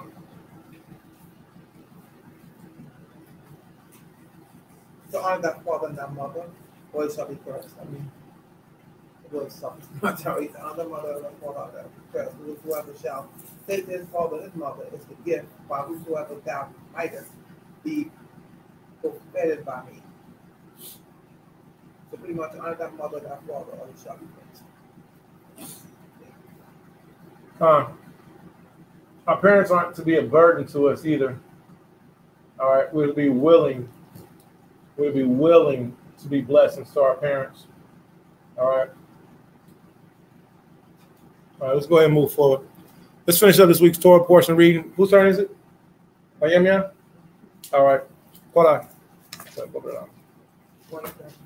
We're in the book of where? Numbers chapter 27. 27. We're in Numbers chapter 27. Woo. The law of inheritance. All right. Numbers chapter 27, the law of inheritance. All right. Whenever you're ready, Bayamian. Numbers chapter 27, verse 1. Read strong. That's right. Then came the daughters of Zelophehad. Zelophehad, Great job.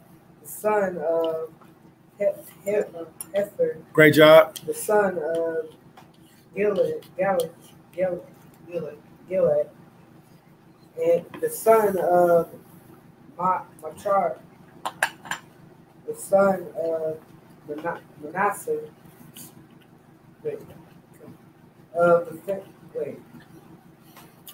Of the families of Manasseh, the sons of Joseph, and these are the names of his daughters: Mahala, Noah, and Hogla, and Milcah, and Tizra. Great job. So what happened was there was an elder in Israel who didn't have any sons. Now, this shows us how the inheritance works. The inheritance passes down to the firstborn son. Then after the firstborn son, it passes down, to the nextborn. But we have this elder who had no sons. All right. He had 5 daughters. Now, remember, the inheritance was just given out in the last chapter. And the Most High said, name off the children from the age of 20 years old on upward, firstborn, after their father's heritage. But what happened if you don't have any sons?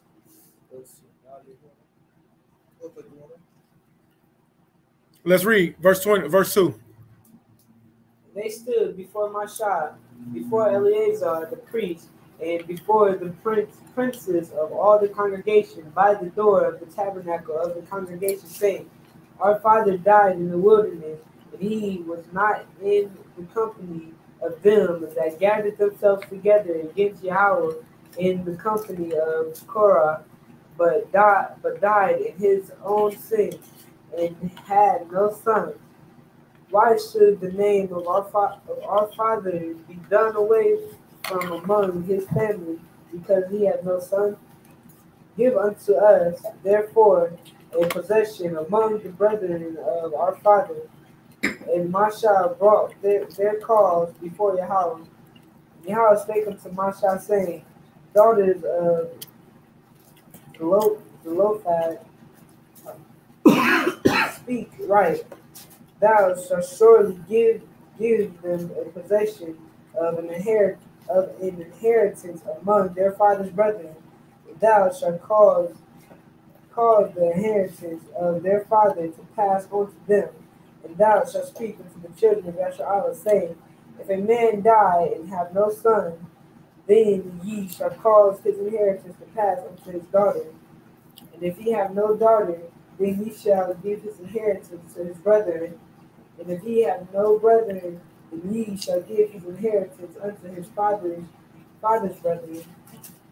And if his father have no brethren, then ye shall give his inheritance unto his kinsman that is next to him of his family, and he shall possess him. And it shall be unto the children of Yashar'Allah a statute of judgment, as Yahweh commanded Mashah. And Yahweh said unto Mashah, get thee up into the mount of Abram, and see the land which I have given unto the children of Yashar'Allah. And when thou hast seen it, thou also shall be gathered unto thy people. Stop right there. So verse 27, chapter 27, verse 1 through 11 is all about inheritance, okay? So how does the inheritance work if there's no son? Great job. Well, or. Right. Now what happens if that daughter gets a husband?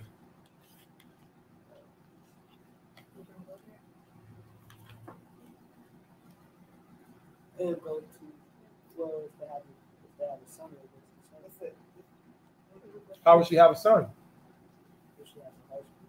So if she has an inheritance, does her inheritance go to her husband or to her son? Goes to the husband. How's it going to skip the husband and go straight to the son? Why does it go to the husband if it's not? Because he inherits her. You was about to say him off? Because the husband inherits the woman. Now, I want to read this to y'all. Pay very close attention.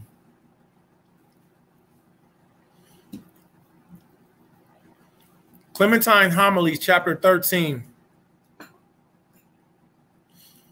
This is a writing that the Apostle Peter did. It's really hard to talk with salad in your mouth. It just goes flying everywhere. So this is Clementine Homilies, chapter 13, and this is Peter's writing on marriage. Also, Amaf, get Flavius Josephus, book number 2. I'm sorry, Against Appian. It's in the very back. It's book number 2, Against Appian. Okay, and I'll help you find it. So the inheritance of the woman, if she doesn't have a husband, then it's hers. No, Against Appian, and then it's book number 2. And look on page 806 and paragraph 25. 806, page 806, paragraph 25. All right. So the scripture says, a man that getteth the wife, it's true, it says a man that findeth the wife find a good thing, but it says a man that get a wife, he gets a what? A help, who? A possession, a helper and a stay like unto himself. Now, did you find them off? Page 806 and deep bold number 25. And line 199. But then that's it right there. All right. Then what are our laws about marriage? So what are our laws about marriage? Read. That law owns no other mixture of senses, but that which nature has appointed of a man with his rib, and that this be used only for procreation of children, but it abhors the mixture of a male with a male. If anyone do that, death is his punishment. It also commands us also when we marry not to have regard for portion. Not to have regard for what? Portion. So when we marry, we're not to have regard for portion. If she's rich, if she's poor, if he's rich, if he's poor. So not to have regard to portion. We are not to be gold diggers in Israel. Okay? You might meet the sister and she might be, the best sister in the world, but she can buy you plane tickets to travel around the world. Well, you're not supposed to reverence her because of her money that she has. You're supposed to reverence her because of her chastity, because of her closeness to Yahweh, and because of her being dedicated and honored by and of her husband and honoring her husband. You might get a rib and she might be the poorest rib in the world. All right. But you're not supposed to shame her because of her poverty. The inheritance of the woman goes to the husband. And it's not for us to get a wife based off of, or get a husband based off of what we can do for each other financially. All right. I'm going to read this. And what did you just read from? You just read from Flavius Josephus. Yeah. Against Appian. Chapter 2. Line 199. Line 199. Okay. Now watch what Peter teaches us about marriage. He says, that's it. Con. He who wishes to have a chaste wife is also himself chaste, gives her what is due a wife, takes his meals with her, keeps company with her, goes to the word that makes chaste, does not grieve her, does not rashly quarrel with her, does not make himself hateful to her, furnishes her with all good things he can, and when he has them not, he makes up the deficiency by caresses. So when you don't got it, brother, you need to be loving on her. All right? Make up the deficiency by caresses. The chaste woman does not expect to be caressed, but recognizes her husband as her Lord, bears his poverty when he is poor, is hungry with him when he is hungry, travels with him when he travels, consoles him when he is grieved. Look at this. Doesn't that sound like a good woman, though? That sounds like a good sister. Like I just got your back. Like I just got your back. We can have a lot or we can have little. It don't matter. I got your back, husband. Right?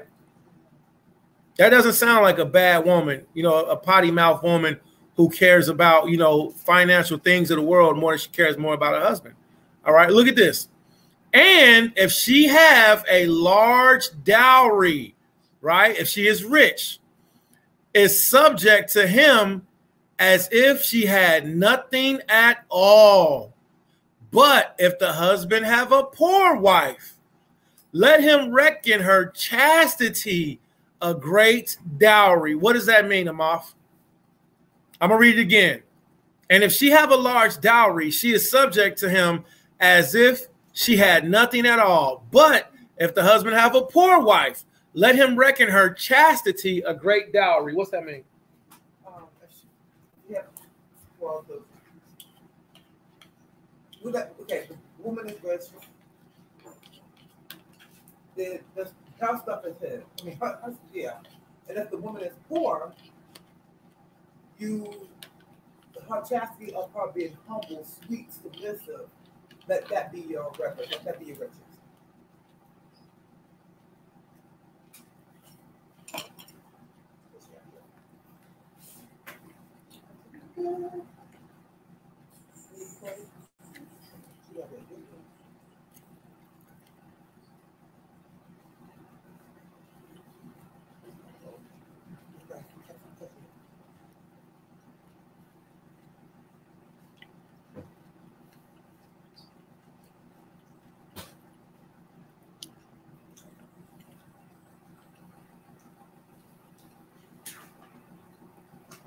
Excellent.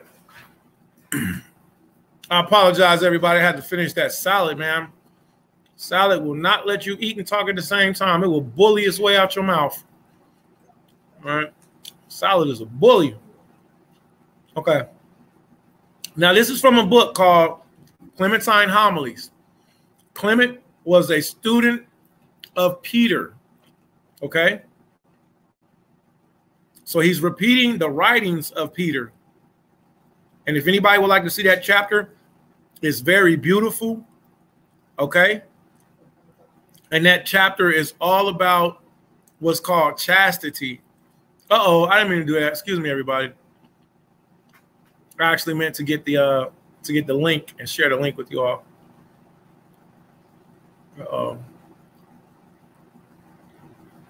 Uh-oh, my bad. Let me stop this. I don't know how to reset it. I don't know how to reset it.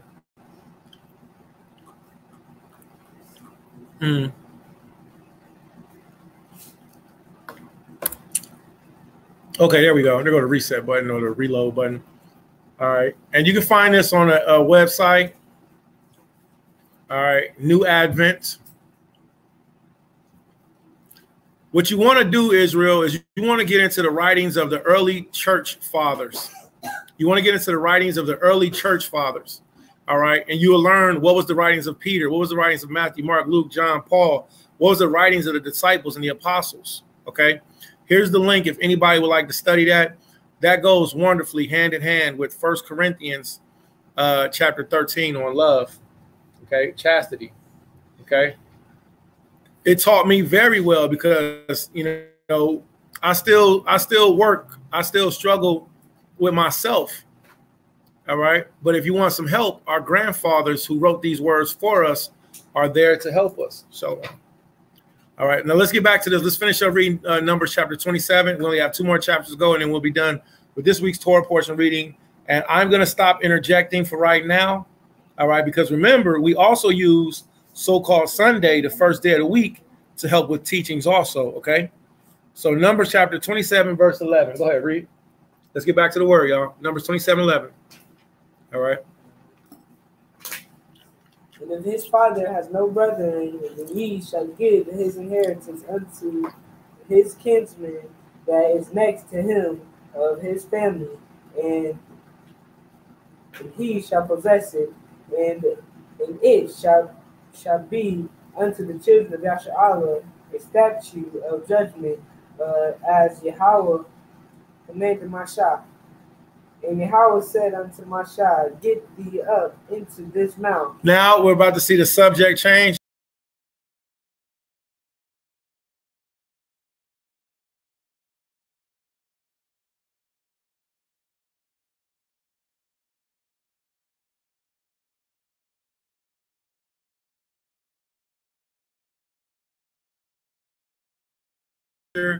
You know, our leader, our pawpaw, because that's what it was. Mashah was like our pawpaw. All right. That's about to come to an end, which is actually, it's a really sad affair. It's really sad, you know, that Mashah had to go away, you know, but he started losing his temper. He didn't slip in his age. He wasn't unwise. All right. But the Most High chose to take him away. Okay. Now, if you tune in tomorrow, I'm going to share some more information with you on the death of Mashah, because we actually don't see what happened at the death of Mashah in the Torah. But we do have Flavius Josephus, which is a historian that gives us information on the death of Mashah. Okay. All right, go ahead, read on. Mount Abram, and the sea, the land which I have given unto the children of Yasharallah. And when thou hast seen it, thou also shalt be gathered unto thy people, as Aaron thy brother was gathered. For ye rebelled against my commandment in the desert of Zin, in the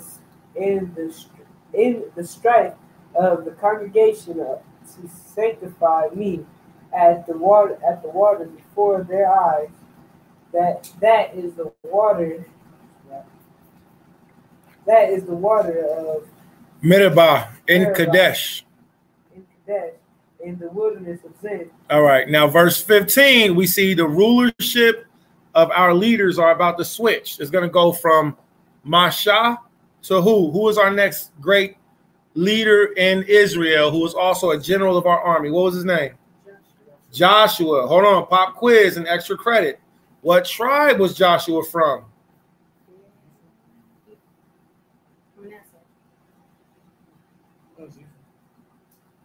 Final answer. 3, 2, 1. Ephraim.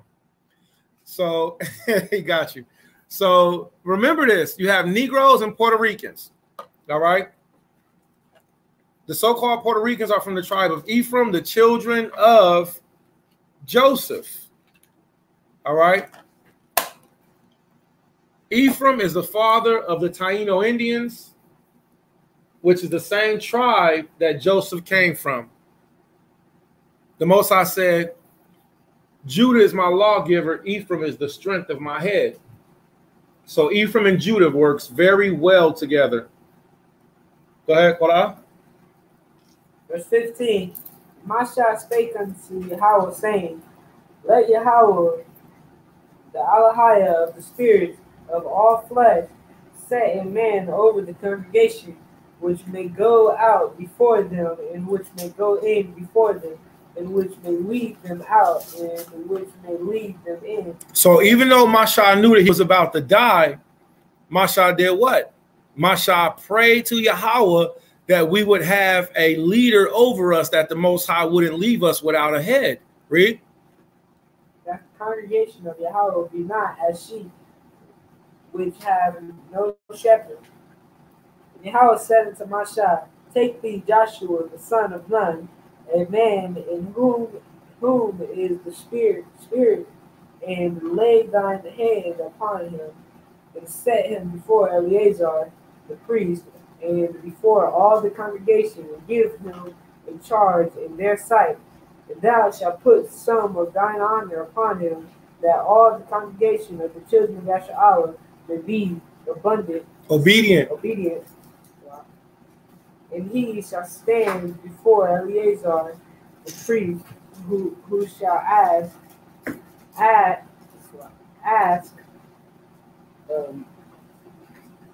counsel for him after the judgment of Urim before Yahweh.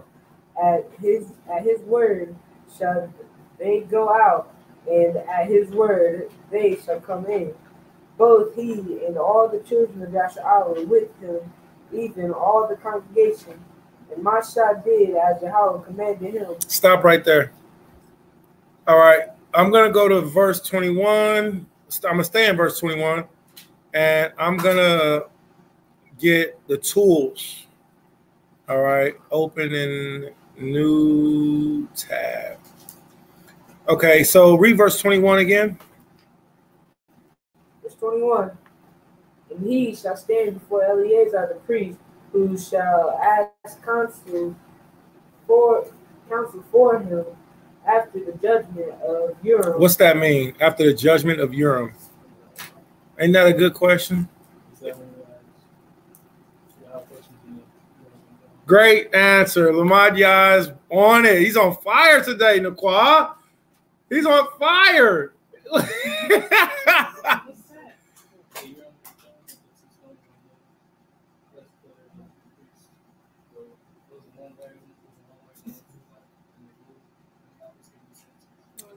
The Most High gave us stones, all right? And these stones, we didn't touch them, and they got healed, all right? It was like, oh, I'm going to hold these rocks to your forehead, and I'm going to heal you, all right? That is Hinduism. That is Reikism, all right? That's done in witchcraft.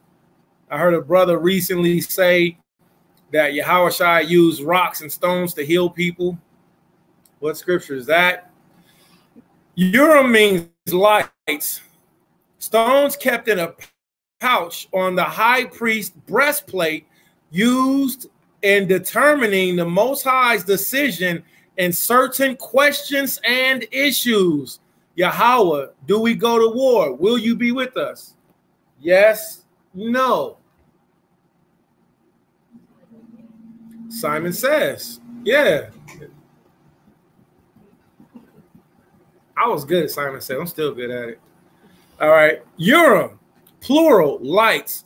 Urim, the ocular brilliancy of the features of the high priest's breastplate. All right. Revelations used in sacred lots of the Hebrews. Okay. So when we see cast lots, it don't mean we were shooting craps. It means we was asking the Most High, what do you say? And then he would give us instructions.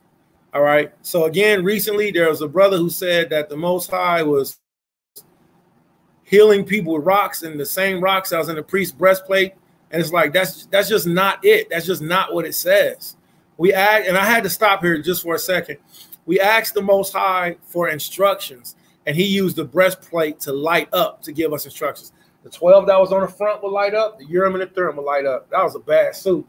That was a bad garment. It's still here too. It hasn't been destroyed. It's still here. It's just put up. The Romans have it. The Roman Catholic Church has it. The Vatican has it. All right. So the real one. They got but they don't have the Ark of the Covenant. So, and the way that I can tell you that is by studying. Flavius Josephus tells us that when they captured us, they stole all of our artifacts except for certain things like the Ark of the Covenant. You know, we hid that was put up, so they didn't get their hands on that. But even if they did get their hands on it, they wouldn't want to. Why? What would happen if another nation had the Ark of the Covenant? That's right. Everybody got that answer right. What'd you say, Miami? Yeah, Con, they couldn't touch it. They would die. What'd you say? I mean, that's like the seat of Yahweh Shai. I mean, we don't know, man. It might melt, whatever. I don't know. He gave the sons of Aaron instructions to deal with it only, you know. And it's not worth the risk. All right, what verse you at, man? Who? 22. We have verse 22. Let's finish this up. Verse 22. All right, Korah. Verse 22.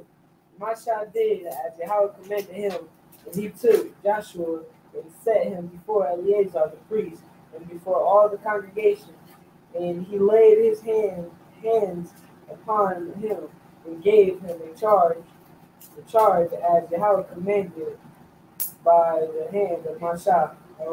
Hallelujah. Hallelujah. Hallelujah. Kol Asherah. Debar Yahweh. Na'aisha. Wa na Shemai.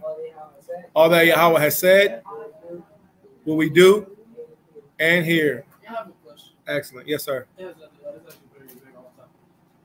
So, you know how we got the Tower of Babel and how they're building up to heaven. Right. How is that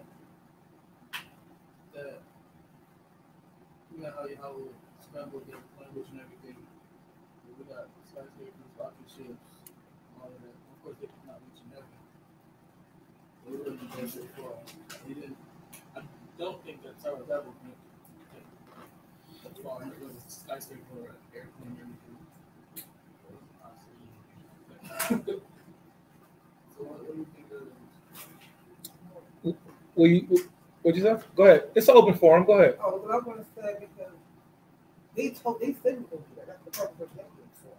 When the statue was built, they didn't try to get it out. They were trying to, they said like it was done. So, didn't he warn them? I told them? Did he give a warning? No, the Most High didn't give him no warning. He talked to the other angels and said, look at what the children of men are doing. You know, he said if they don't stop, then they're going to reach their, you know, they're not going to reach me. But you know they're gonna succeed, and you're right. Esau and other nations, you know, Babylon, they did. You know, they're right now, and there's a place called Dubai, where they're making. You know about that? Go ahead, speak on it. Space elevator. That's to get to Yahweh, though. Does it plan to be Yahweh? Or that's the plan to be Yahweh? Watching and waiting. Yeah, he's watching just like he knocked down before. He's gonna do it again. Yeah, look up the space elevator in Dubai. What it is they have a space station and they're making an actual elevator that goes from Earth up to the space station. No, not to Yahweh. Well, to the heavens, but not. They'll never make it to Yahweh. That's what. That's their plan. Their plan is to get to the heavens. That's what they're going to try to do. Like, That's all. Get to heaven.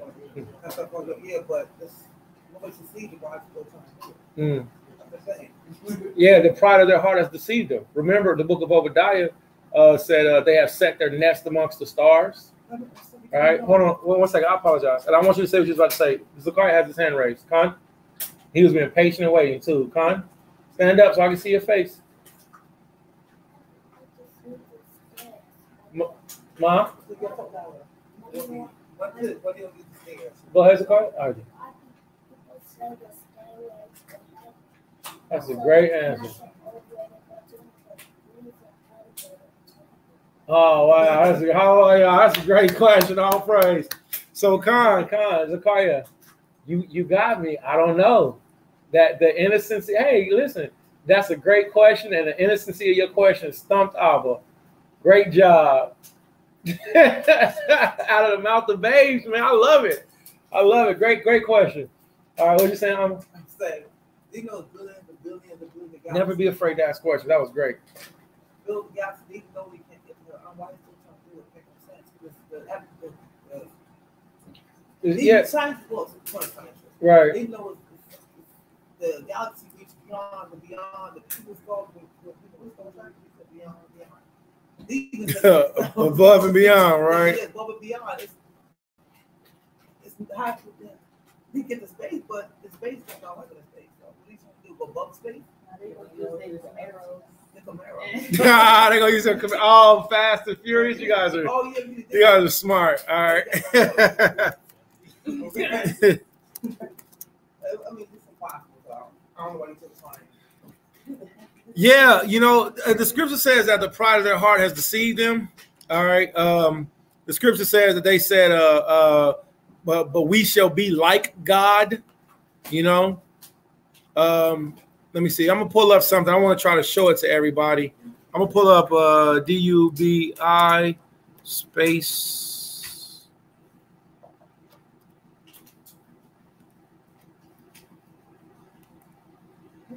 All right, Dubai space elevator. And it don't make no sense to me. First of all, if you could make an elevator to space, I don't want to try. World's first space elevator to be taller than Dubai. Let's see. Oh, y'all about to be salty. No water. Nobody give me water. That's spicy.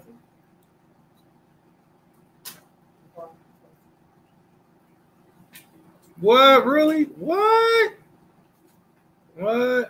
Not really? Wow. Huh? It is? Okay, all right. Great job. Okay, so I'm going to pull up some images. Where are you going? What for? She just said no water. Y'all made that choice. Have a seat. You said what? They made you. She poured the most in my hand. Word. You ate it. Man, he going to try to play you like you a Midianite. Like she tricked me. Wow, okay, let's get this real quick. So I'm going to screen share just real quick. I'm not going to spend too much time on this. All right. L.A. Morrow, Amazaquan is on here. Shalom, Amazaquan. Come, Thawada Yahweh, strong reading, young prince. Great job, man. All right, so let's see. Dubai Space Station, space elevator. This is a state. They have a lot of dumb ideas, man. They have a lot of dumb ideas. The space elevator is supposed to connect to a space station that's literally supposed to be in space. And, you know, I don't understand the way that they think, man. They just don't have a reverence of Yahweh. They don't have a reverence of the creator of everything. Like, they really believe that this thing is going to go out past the solar system, not the solar system, past the atmosphere, you know, but they put it in movies and stuff like that. You know, go ahead, meet somebody else. You okay? Okay. Space elevator, man. That's crazy. That's crazy. There was something that I did want to look up. A little something extra. I can wait on it, though. It's okay. All right, that was it for that chapter. All right. I can see today's like a really laid back, relaxed Torah portion reading day. Okay, so now let's finish up. All right, got one more chapter to do. Combo, you got a question? Hold on.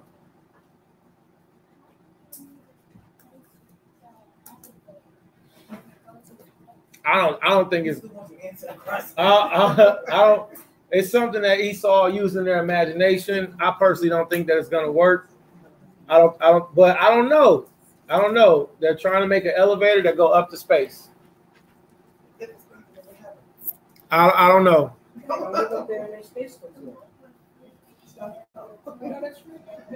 Yeah, that's what I think too. I think Yahweh, if they do try to do it, they're gonna knock it down. All right.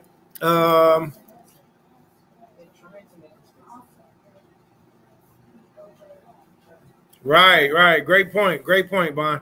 All right, let's go ahead and get back to the Torah portion reading. I'm gonna look up something that I think is gonna be some pretty cool information, but I gotta type.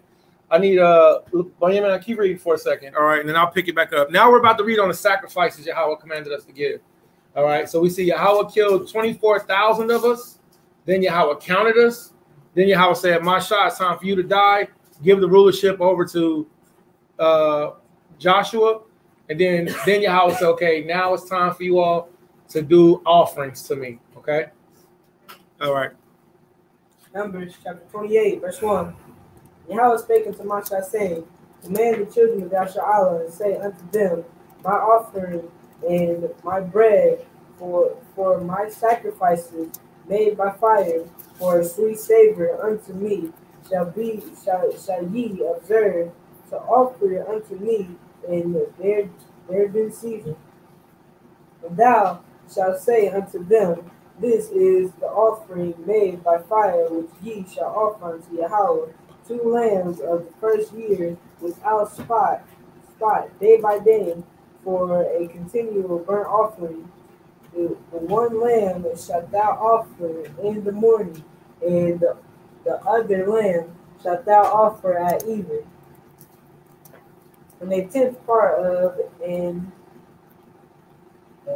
ephah of flour for a meat offering, mingled with the 4th part of an hin of beaten oil.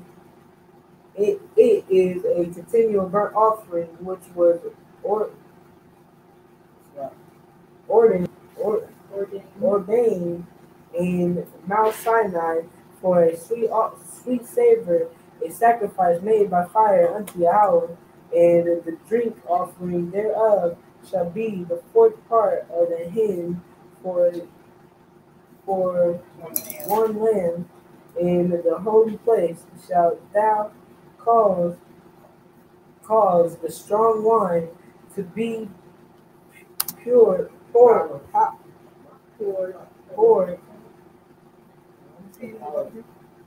It does look like powdered. It's poured. Yeah, it's poured. It looks like powder. It's poured. Go ahead.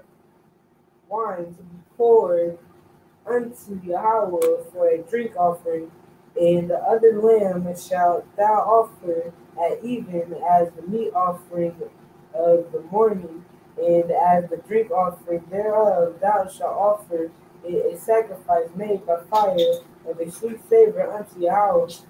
And on the Sabbath day 2 lambs of the first year without spot, and 2/10 deals of flour for a meat offering mingled with oil, and the drink offering thereof. This is the burnt offering of every Sabbath, besides the continual burnt offering and his drink offering. And in the beginnings of your months, ye shall offer a burnt offering unto Yahweh. So if it says in the beginning of our months, which holy convocation is this? That's the beginning of the year. Read it again, my man. Get the right answer, my man. Read it again. And in the beginnings of your month, New moon. Excellent answer, everybody. So every new moon, Yahweh says, do what? Ye shall offer a burnt offering unto Yahweh, 2 young bullocks and 1 ram, 7 lambs of the first year without spot, and 3/10 deals of flour for a meat offering mingled with oil, for 1 bullock, and 2/10 deals of flour for a meat offering mingled with oil, for 1 ram, and a several 10th deal of flour mingled with oil for a meat offering unto 1 lamb, for a burnt offering of a sweet savor, a sacrifice made by fire unto Yahweh. And their drink offering shall be half a hin of wine unto a bullock, and the 3rd part of an hin unto a ram, and a 4th part of an hin unto a lamb, This is the burnt offering of every month throughout the months of the year. And one kid of the goat for a sin offering unto Yahweh shall be offered beside the continual burnt offering and his drink offering. In the 14th day of the first month is the Passover of Yahweh. And in the 14th day of this month is the feast. 7 days shall unleavened bread be eaten. In the first day shall be a holy convocation. Ye shall do no manner of servile work therein. Stop. How long does the Feast of Unleavened Bread last? 7 days. 7 days. Great job. All right, go ahead. And ye shall offer a sacrifice made by fire for a burnt offering unto Yahweh 2 young bullocks and 1 ram, and 7 lambs of the first year. They shall be unto you without blemish, and their meat offering shall be of flour mingled with oil. 3/10 bills shall ye offer for a bullock. Now, that's something I really like, the flour mingled with oil. You know, this is showing the unleavened bread, you know, the cornbread that we eat today. One time, Mama Zaquan, she made for us tea cakes. Excuse me. And please excuse me. This just shows us, you know, our heritage. You know, it shows the fried meal, it shows the bread, it shows the meat. You know, if anybody ever comes to you and tells you that the Most High didn't want or didn't do a meat offering, a meat sacrifice, that's just not true. You know, it's all throughout the scriptures. All right. Well, go ahead, man. 2 tenth bills for a ram. A several tenth bills shalt thou offer for every lamb throughout the 7 lambs, and 1 goat for a sin offering to make an atonement for you. Ye shall offer these beside the burnt offering in the morning, which is for a continual burnt offering. So in the morning, a continual burnt offering, which means we did this all the time, regularly. Our home smelled wonderful. Our home smelled delicious. Every morning, the Levites was giving offerings to the Most High. Okay, go ahead. After this manner, ye shall offer daily throughout the 7 days the meat of the sacrifice made by fire of a sweet savor unto Yahweh. It shall be offered beside the continual burnt offering and his drink offering. And on the seventh day, ye shall have an holy convocation. Ye shall do no servile work. Also, in the day of the first fruits, when ye bring a new meat offering unto Yahweh after your weeks be out, ye shall have an holy convocation. Ye shall do no servile work, but ye shall offer the burnt offering for a sweet savor unto Yahweh 2 young bullocks, 1 ram, 7 lambs of the first year, and their meat offering of flour mingled with oil, 3/10 bills unto 1 bullock, 2/10 bills unto 1 ram, a several 10th bill unto one lamb throughout the 7 lambs, and 1 kid of the goats to make an atonement for you. Ye shall offer them beside the continual burnt offering and his meat offering. They shall be unto you without blemish, and their drink offering. Hallelujah. Hallelujah. Hallelujah. Hallelujah. Hallelujah. Hallelujah. Kala Shara, the body of Yahweh, Naisha, Wanashamai. All that Yahweh said, what we do, and hear. All right. So we're reading about what? What's the subject? Feast days. We're learning about our feast days. And the burnt offerings. And the what am off? And the solemn offerings. Right. All right. So these instructions were given again because the first generation of us died off. Then the Most High just killed 25,000 of us. Then 24,000 of us.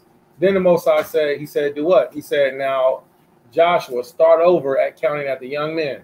All right, count over, all over again. So we're getting instructions given to us again. All right. Now, when Yahushua comes back, he's going to do this to us again. He's going to go through all of the laws, statutes, and commandments. I don't understand. Like, in my mind, I can't conceive Yahushua, the master, being here. King David being here.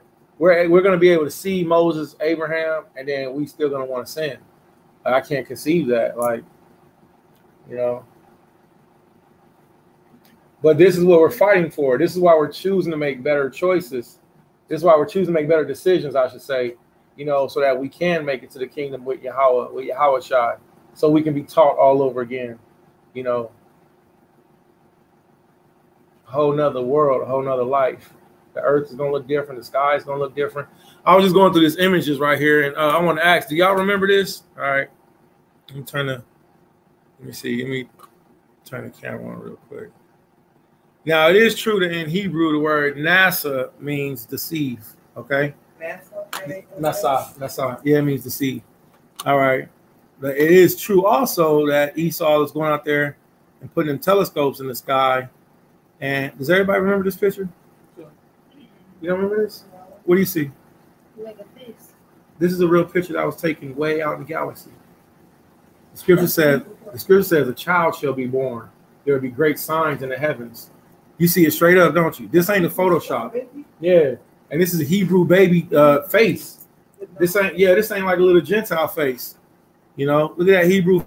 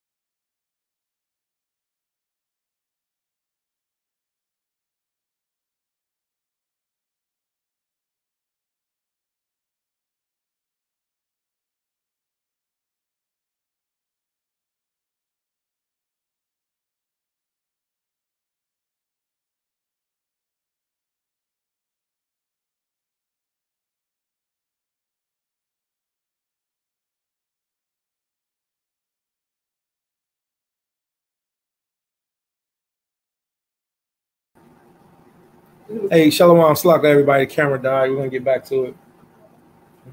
Is 300 like means what's the question?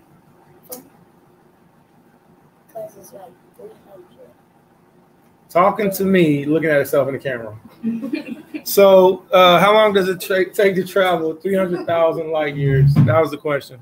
All right. That might be 500,000. Might be. Might be that. Might be more. I mean, I was doing the math right now. All right, let's finish up this week's Torah portion. We only have a little bit reading to do.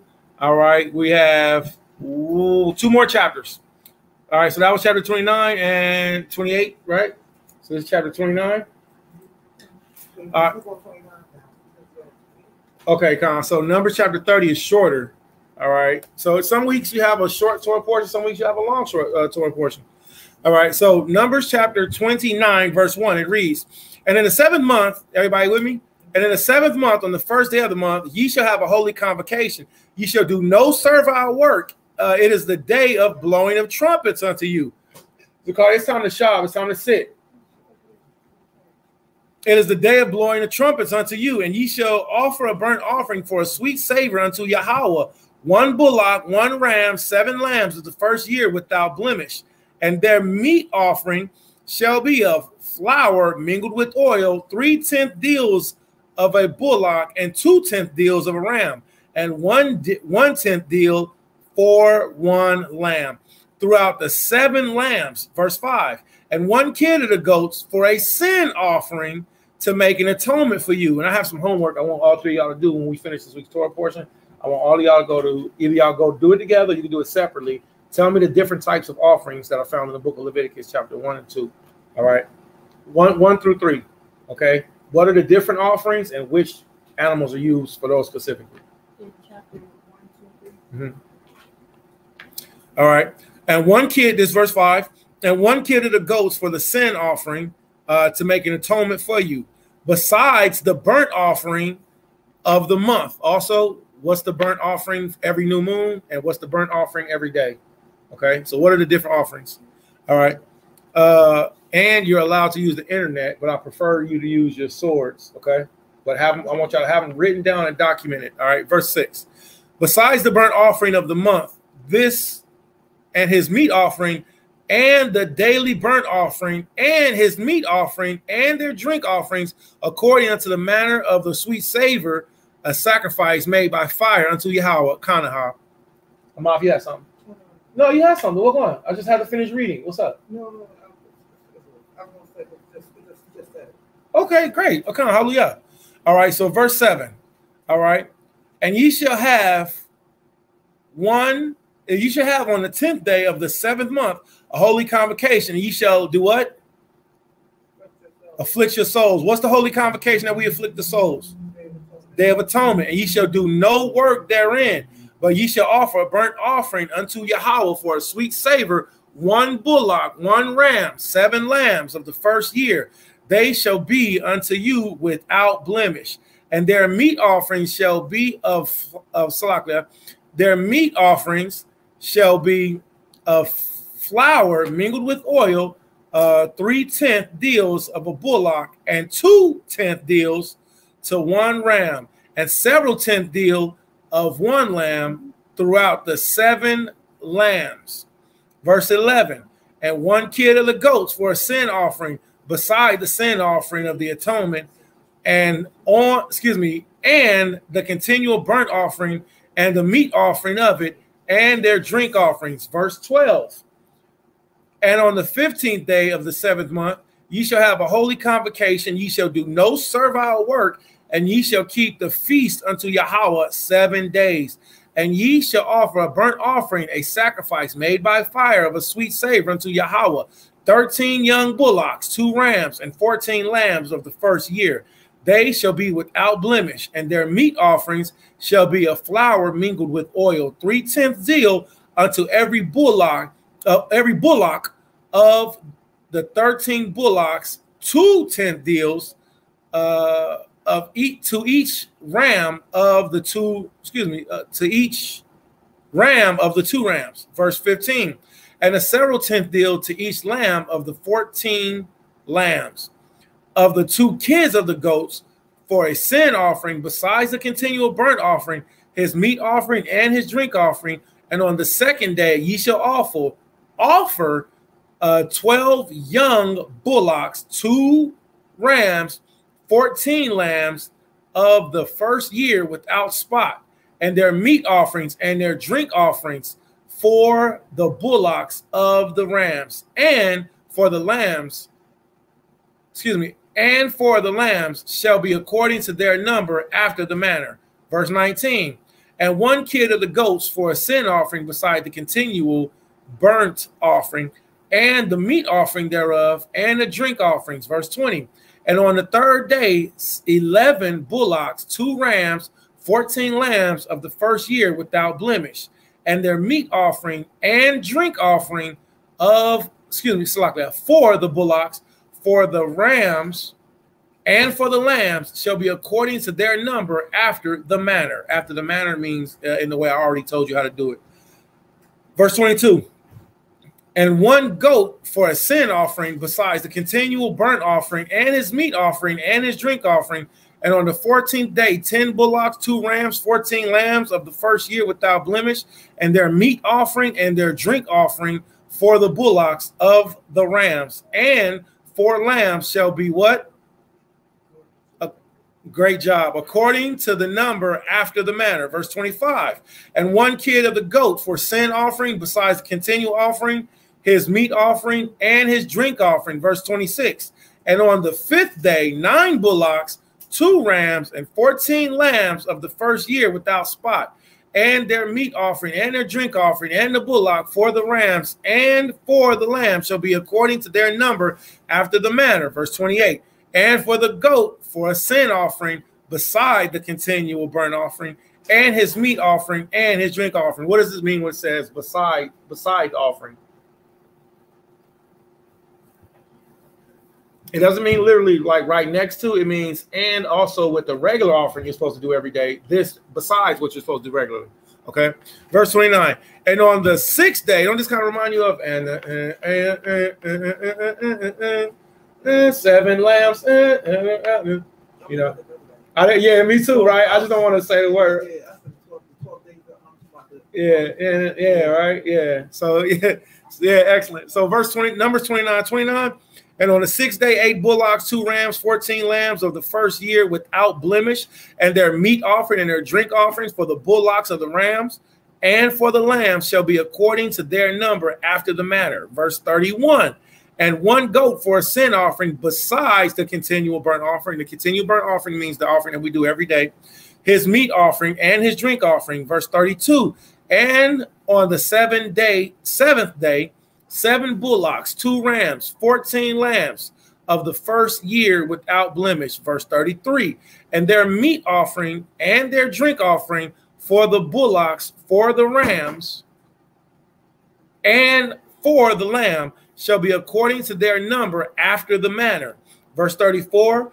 And 1 goat for a sin offering beside the continual burnt offering, his meat offering and his drink offering. And on the 8th day, ye shall have a solemn assembly. Ye shall do no servile work therein, but ye shall have a burnt offering, a sacrifice made by fire for a sweet savor unto Yahweh. 1 bullock, 1 ram, 7 lambs of the first year without blemish, their meat offering, their drink offering for the bullock of the ram, and for the lamb shall be according to their number after the manner. Verse 38.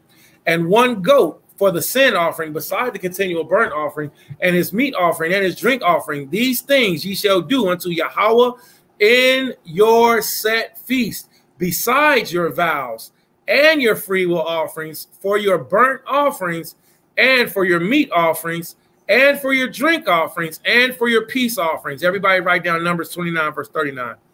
And with the homework that I gave you, use Numbers 29, 39. Sit down.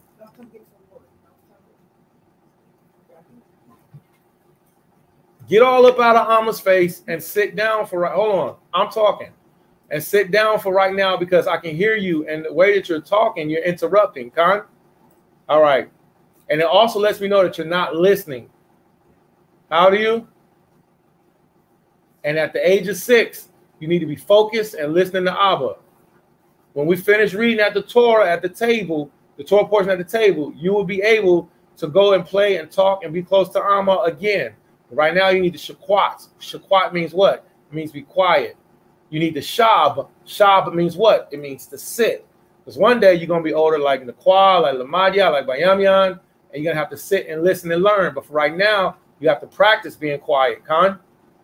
Tawab, great job of being quiet and listening. You got it, Bayamyan? You did the math correctly? You want to give us the answer on that? Let me finish reading this.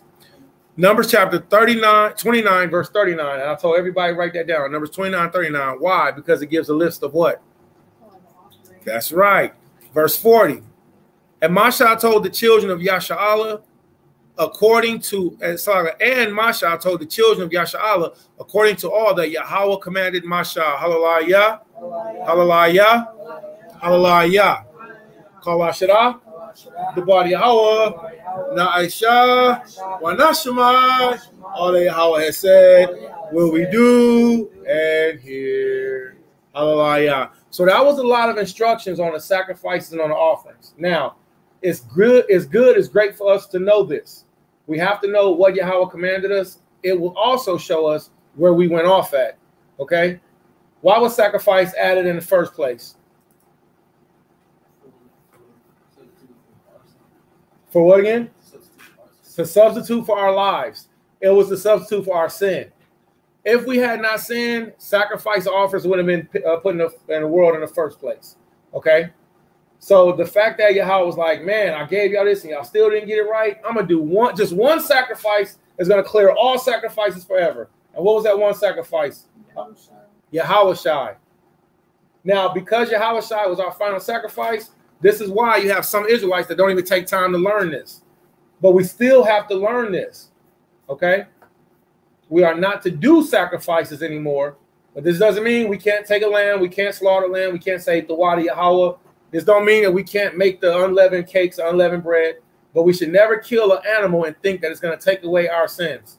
Not anymore. Because if we do, we'd be disrespecting the blood of the Messiah. All right? Benjamin, what you got? Woo! I'm dizzy. I'm done. 7,440 billion to travel 200,000 light years. Correct? Wow, great answer. Wow, great answer, man. And you checked your math? Great job. I seen you conquered. All right. Put his hands up. He won. He conquered. Okay, so this is the last of the Torah portion reading. Now, when we read the prophet portion and when we read the gospel portion with Yahushai, we see Yahushai is here. And we also see Yahushai went to the temple. And this is in this week's Torah portion, this is what Yahushai did. This is when he took the whip and he made the rod and he started hitting people and moving everybody out because they were selling animals. Because this scripture right here shows us that this is what Yasha'Allah was doing regularly to where we turned it into a business. Right? But Yahushai was here. He was like, man, stop doing this. You made my father's house into a den of thieves. You turned the holy tabernacle into a place where business is conducted. And you're not sincerely apologizing. Get this stuff out of here. So when you read this week's Torah portion, you go into Yahushai's portion, which is really short.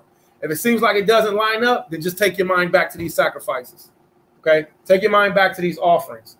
Understanding the sacrifices does help you understand your relationship with Yahushai also. What he did for us. Why do we need him? All right. Matter of fact, this was Yahushai that gave us these instructions. Masha didn't come up with these by itself. All right. Numbers chapter 30, we're going to start at verse 1. All right. Then this will be the end of this week's Torah portion reading. But we do have the prophet portion. We do have the gospel portion, which I encourage everyone to read on your own. If you can't read it, sit still, be quiet, sit down, listen to it. Don't just get up and be like, I listened to it, I'm done. No, meditate on it.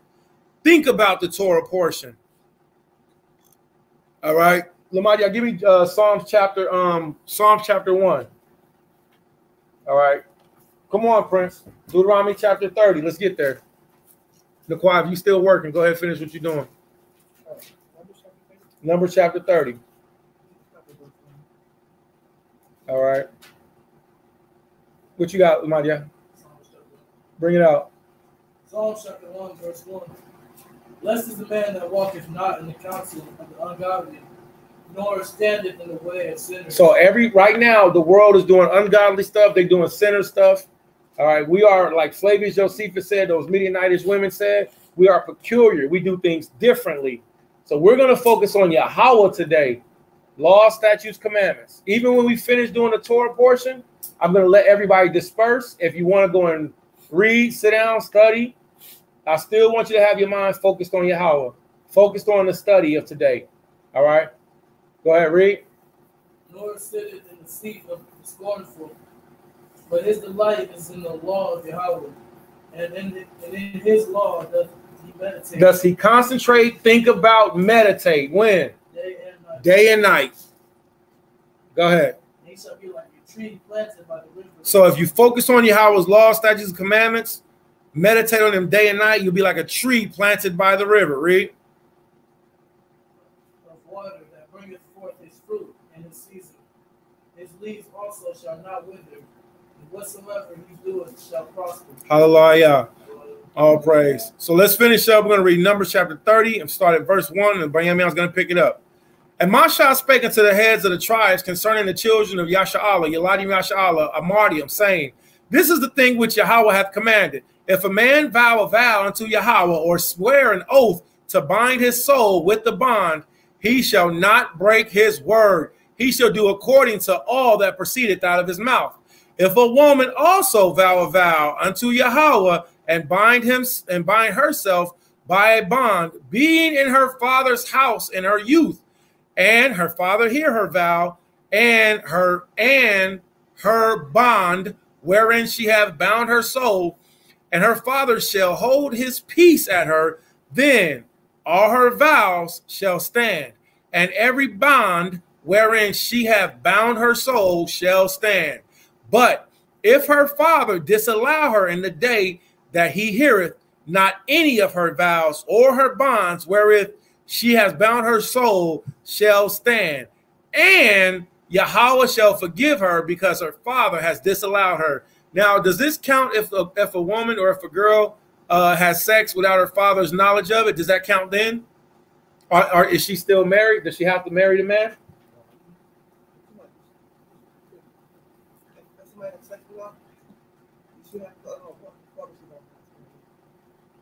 Great answer. Because it says the day that he heareth of it, he could be like, nah, and then what would that man have to do? You still got to pay a dowry for her virginity. All right? Excuse me. Numbers chapter 30, verse 6. And if she had at all a husband when she vowed or uttered out of her lips, wherewith she bound her soul, verse 7. And her husband heard it and held his peace at her in the day that he heard it, then her vow shall stand, and her bonds wherein she bound her soul shall stand. But if her husband disallow her in the day that he heard it, then he shall make her vow which she vowed, and that which she uttered with her lips, withal she bound her soul of none effect, and Yahweh shall forgive her. Verse 9. But every vow of a widow and her that is divorced, wherewith she hath bound her soul, shall stand against her. And if she vowed in her husband's house, or bound her soul by a bond with an oath, and her husband heard it, and held his peace at her, and disallowed her not, then all her vows shall stand, and every bond wherewith she bound her soul shall stand. And if her husband hath utterly made them void on the day he heard them, and whatsoever proceeded out of her lips concerning her vows or concerning the bond of her soul shall not stand. Her husband hath made them void, and Yahweh shall forgive her. Every vow and every binding oath, and to afflict the soul, her husband may establish it, or her husband may make it void. Does everybody understand that? Naquad, do you understand that? Okay, which part you don't understand, Princess? when we was reading, when we was going through, which part did it lose you at? He was like, In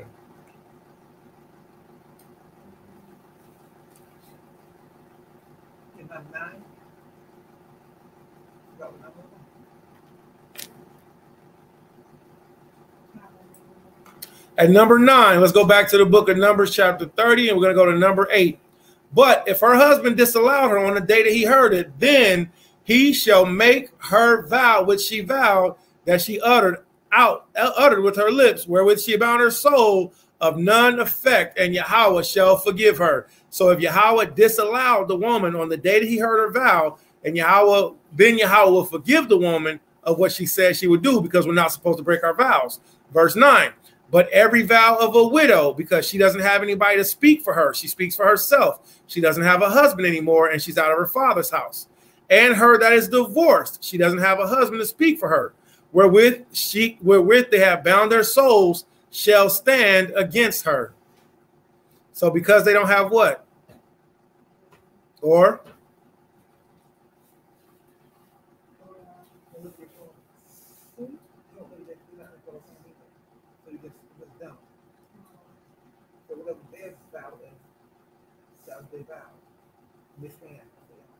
Great answer.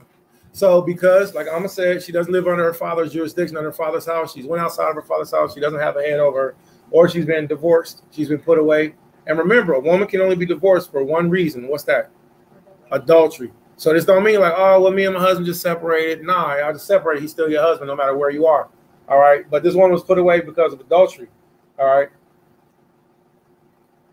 She doesn't have a husband, so she doesn't have a head, nobody to speak over. She doesn't live in her father's house no more because she went to go be another man's wife.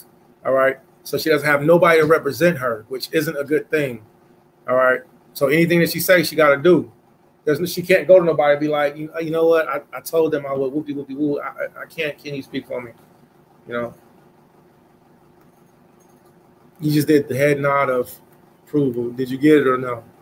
Con? All right, explain it back to us. You know what's got me so bad? I have the same thing. Where? Right here when it says it's continuing on, it's an end. And that's just continue on to 9, so it's verse 10. Mm-hmm. That she vowed in her husband's house, or bound her soul by a bound with an oath. And her husband heard it. That's the part that we kept saying end. Like it was still carrying on with 9. Okay. Excellent. Excellent. Dawada, thank you for that. Excellent. Excellent. And I pray that all the daughters of Israel that heard that got the understanding too. If you don't know it, you can just call Naquan personally. Her phone number is not just playing. All right. Or you can ask the elder mother. You can ask the elder mother, you can ask the elder sister. All right. But the vow of a widow or of a divorced woman stands. Okay. All right. And her husband heard it. We're in verse 11. And her husband heard it and held her peace at her and disallowed her not when all her vows shall stand. Then all her vows shall stand, and every bond wherewith she bound her soul shall stand. But if her husband hath utterly made them void on the day that he heard them, then whatsoever proceeded out of her lips concerning her vows or concerning the bond of her soul shall not stand. Her husband hath made them void, and Yahweh shall forgive her. Every vow and binding oath to afflict the soul, her husband may establish it, or her husband may what? Verse 14. And her husband, but if her husband altogether hold his peace at her from day to day, so he let time go by, then he establisheth all her vows or all her bonds which are upon her. He confirmeth them, because he held his peace at her in the day that he heard it. So how did he confirm her vows? By not speaking on it. All right. And this is why, like, a lot of men, man, they be messing up because they be like, they find out their daughters got, like, well, hey, this is my boy. Well, you got a boyfriend? Well, is this your boyfriend? And then they never say, no, you can't. They just let it go. Or that's what some parents mess up. It'd be like, this your girlfriend? And they never speak against it. So they just let it go. See? So we have the authority to speak for or to speak against something. All right? And you have to use your authority by your best spiritual judgment on what will work best for your children and what will be best for your family. All right? All right, so Numbers chapter 30, verse 15. But if he shall anyways make them void after he hath heard them, then he shall bear her iniquity. Numbers chapter 30, verse 16. These are the statutes which Yahweh commanded Mashah between a man and his wife, between the father and his daughter, being yet in her youth in her father's house. Hallelujah. Hallelujah. Hallelujah. Kalashara. Debari Yahweh. Na'isha. Wana Shemai. All that Yahweh has said, will we do and hear. All praise the Most High. So that's this week's Torah portion reading, Mashbakah, of the book of Numbers, chapter 25 through chapter 30. Give yourselves a hand for hanging in there and for studying and reading. All praise. If you don't read, you don't eat. All praise. If you don't read, you don't eat. And you got to get that spiritual meat, okay? You got to get that spiritual education so you can be, so you can be healthy. You don't want to be spiritually anemic out here in these streets, okay? Looking real thin and unhealthy because you haven't been studying, all right? So with that being said, if anybody has any questions, Bible Kushah, please study to show yourselves approved. But you can also contact me personally. My name is Karat Desire Ban Yashala, also known as Isaiah Yashala, right here in the city gates of Gem City, Dayton, Ohio. All right. We do teach that the children of Israel are the lost and scattered sheep of the house of Israel. All right. And if you have not yet studied this week's Torah portion, we will post it for you. Okay. We will help and give you the information that you need to be able to teach your family righteousness. But above all, men and women, you have to teach yourselves first. All right. And then you can go and teach your family and teach others. All right. Don't just jump out the window thinking you about to start reading and explaining. You better have some breakdown of what you're broken down before you start speaking. All right. Unless you say something that's off. All right. Then you get rebuked for it. Okay. So with that being said, please study to show yourselves approved. Isaiah chapter 8, verse 20 says, to the law and to the testimony, if they speak knowledge wise, it is because there is no what? There is no light in them. So we have to speak according to the Most High's laws, statutes, commandments, and faith in his only begotten son, Yahweh Shai. If you ain't speaking that, you ain't talking about nothing. All right. And Yahweh come, love you all. Study your scriptures, family. All right. You got the prophet portion, you got the gospel portion. And this week you will see Yahweh Shai, showing us that the animal sacrifices, all right, absolutely, Shalom, family, that the animal sacrifices all day, hallelujah, all praise, blessed to you, King. The Most High did give us those animal sacrifices, and then he gave us Yahweh Shai HaMashiach. And Yahweh Shai HaMashiach, he is our high priest now. He is our sacrificial lamb. It is okay to still kill and eat righteous animals, but we should not be offering animals as a form of sacrifice for forgiveness of sins. That's why our master Messiah came. All right. Matter of fact, before we go, give me Isaiah chapter 1 real quick. Everybody get Isaiah chapter 1. Everybody. Come on, get there. Isaiah chapter 1. All right. Isaiah chapter 1, we're going to start at verse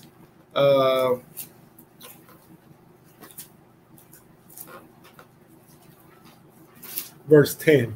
Isaiah chapter 1, we're going to start at verse 10. All right. Hold on. Isaiah chapter 1, verse 10. Hear the word of Yahweh, ye rulers of Sodom.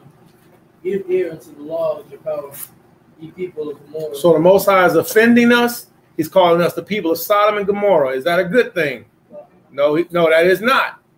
Everything that Sodom and Gomorrah did, Israel ended up doing. Everything. Having sex with family members that we shouldn't. Sons having sex with the mothers. Mothers having sex with the sons. That's abomination, icky, nasty, gross. Everything that Israel did, the Most High called us. Everything that Sodom and Gomorrah did, and the towns in between, Yasha'Allah started doing. Sacrificing the false deities, just being wicked, and Yahweh rebuked us for it. So he's offending us. Go ahead. Come on, focus. Hear the word of Yahweh. Where we at? What verse? Verse 10. Verse 10. Hear the word of Yahweh, ye rulers of Sodom. Give ear to the law of our power, ye people of Gomorrah. To what purpose is the multitude of your sacrifices? So we just read about a lot of sacrifices, a great multitude. We went all up and down. Can y'all imagine how many? We read the numbers and the names of the children of Israel that was left. And everybody was supposed to bring offerings. That's a lot of offerings. So that's a multitude. Isaiah chapter 1, KJV, BLB. That's a great multitude. Go ahead, Korah. Said Yahweh, I am full of the burnt offerings. The Most High says, I'm tired of it. I'm full of it. All right. I'm full of the burnt offerings. All right. Go ahead, Korah. Of rams and the fat of fed beasts. And I delight not in the blood of bullocks, or of lambs, or of he-goats. Read. When ye come to appear before me, who hath required this at your hand to tread my courts? Bring no more vain oblations. Bring no more what oblations? Bring no more vain oblations. The word vain means pointless. No more pointless apologies. No more shawah. Shawah. Shawah means vain. Swat it away. Shawah. Shawah. Shawah. Vain. Pointless. All right. It means vanity. It means false. All right. It means lying. It means there's emptiness in it. All right. You didn't mean to bring you doing this just because you following the rigmarole. And this is why Yahweh, when he came to the temple, he was swatting Israelites away. He was like, man, y'all giving me fake apologies. No more fake shalawams. Go ahead, read. Incense is an abomination unto me. The new moons and Sabbaths are the calling of assemblies. I cannot await. So he already established the new moon, the calling of assemblies, the holy convocations. He says, look, I can't do away with that. Read. It is iniquity, even the solemn meeting. Your new moons and your appointed feasts are so hated. Now, this don't mean that we don't keep the appointed feasts or we don't keep the new moons. What happened was we were giving offerings to the false deities, just like we was giving our love to the Midianitish women. Okay. Just like we started offering their fallen.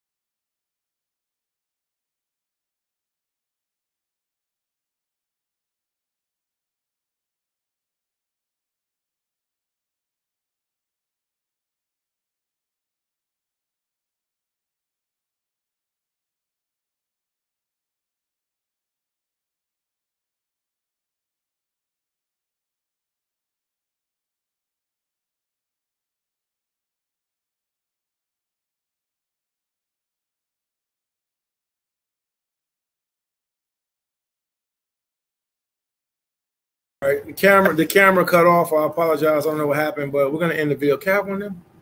Is there another one of those? Okay. Is there anything that's like that? Okay. Cool. All right. Anya Abakam, Shalom, Kwame Yastral. I apologize. Video cut off. When you get a chance, finish up and study. Read Isaiah chapter 1, verse 1 through verse 10 through verse 19. All right. The Most High didn't want our false, our fake apologies. All right. It's not that he didn't want them. He just didn't want fake apologies.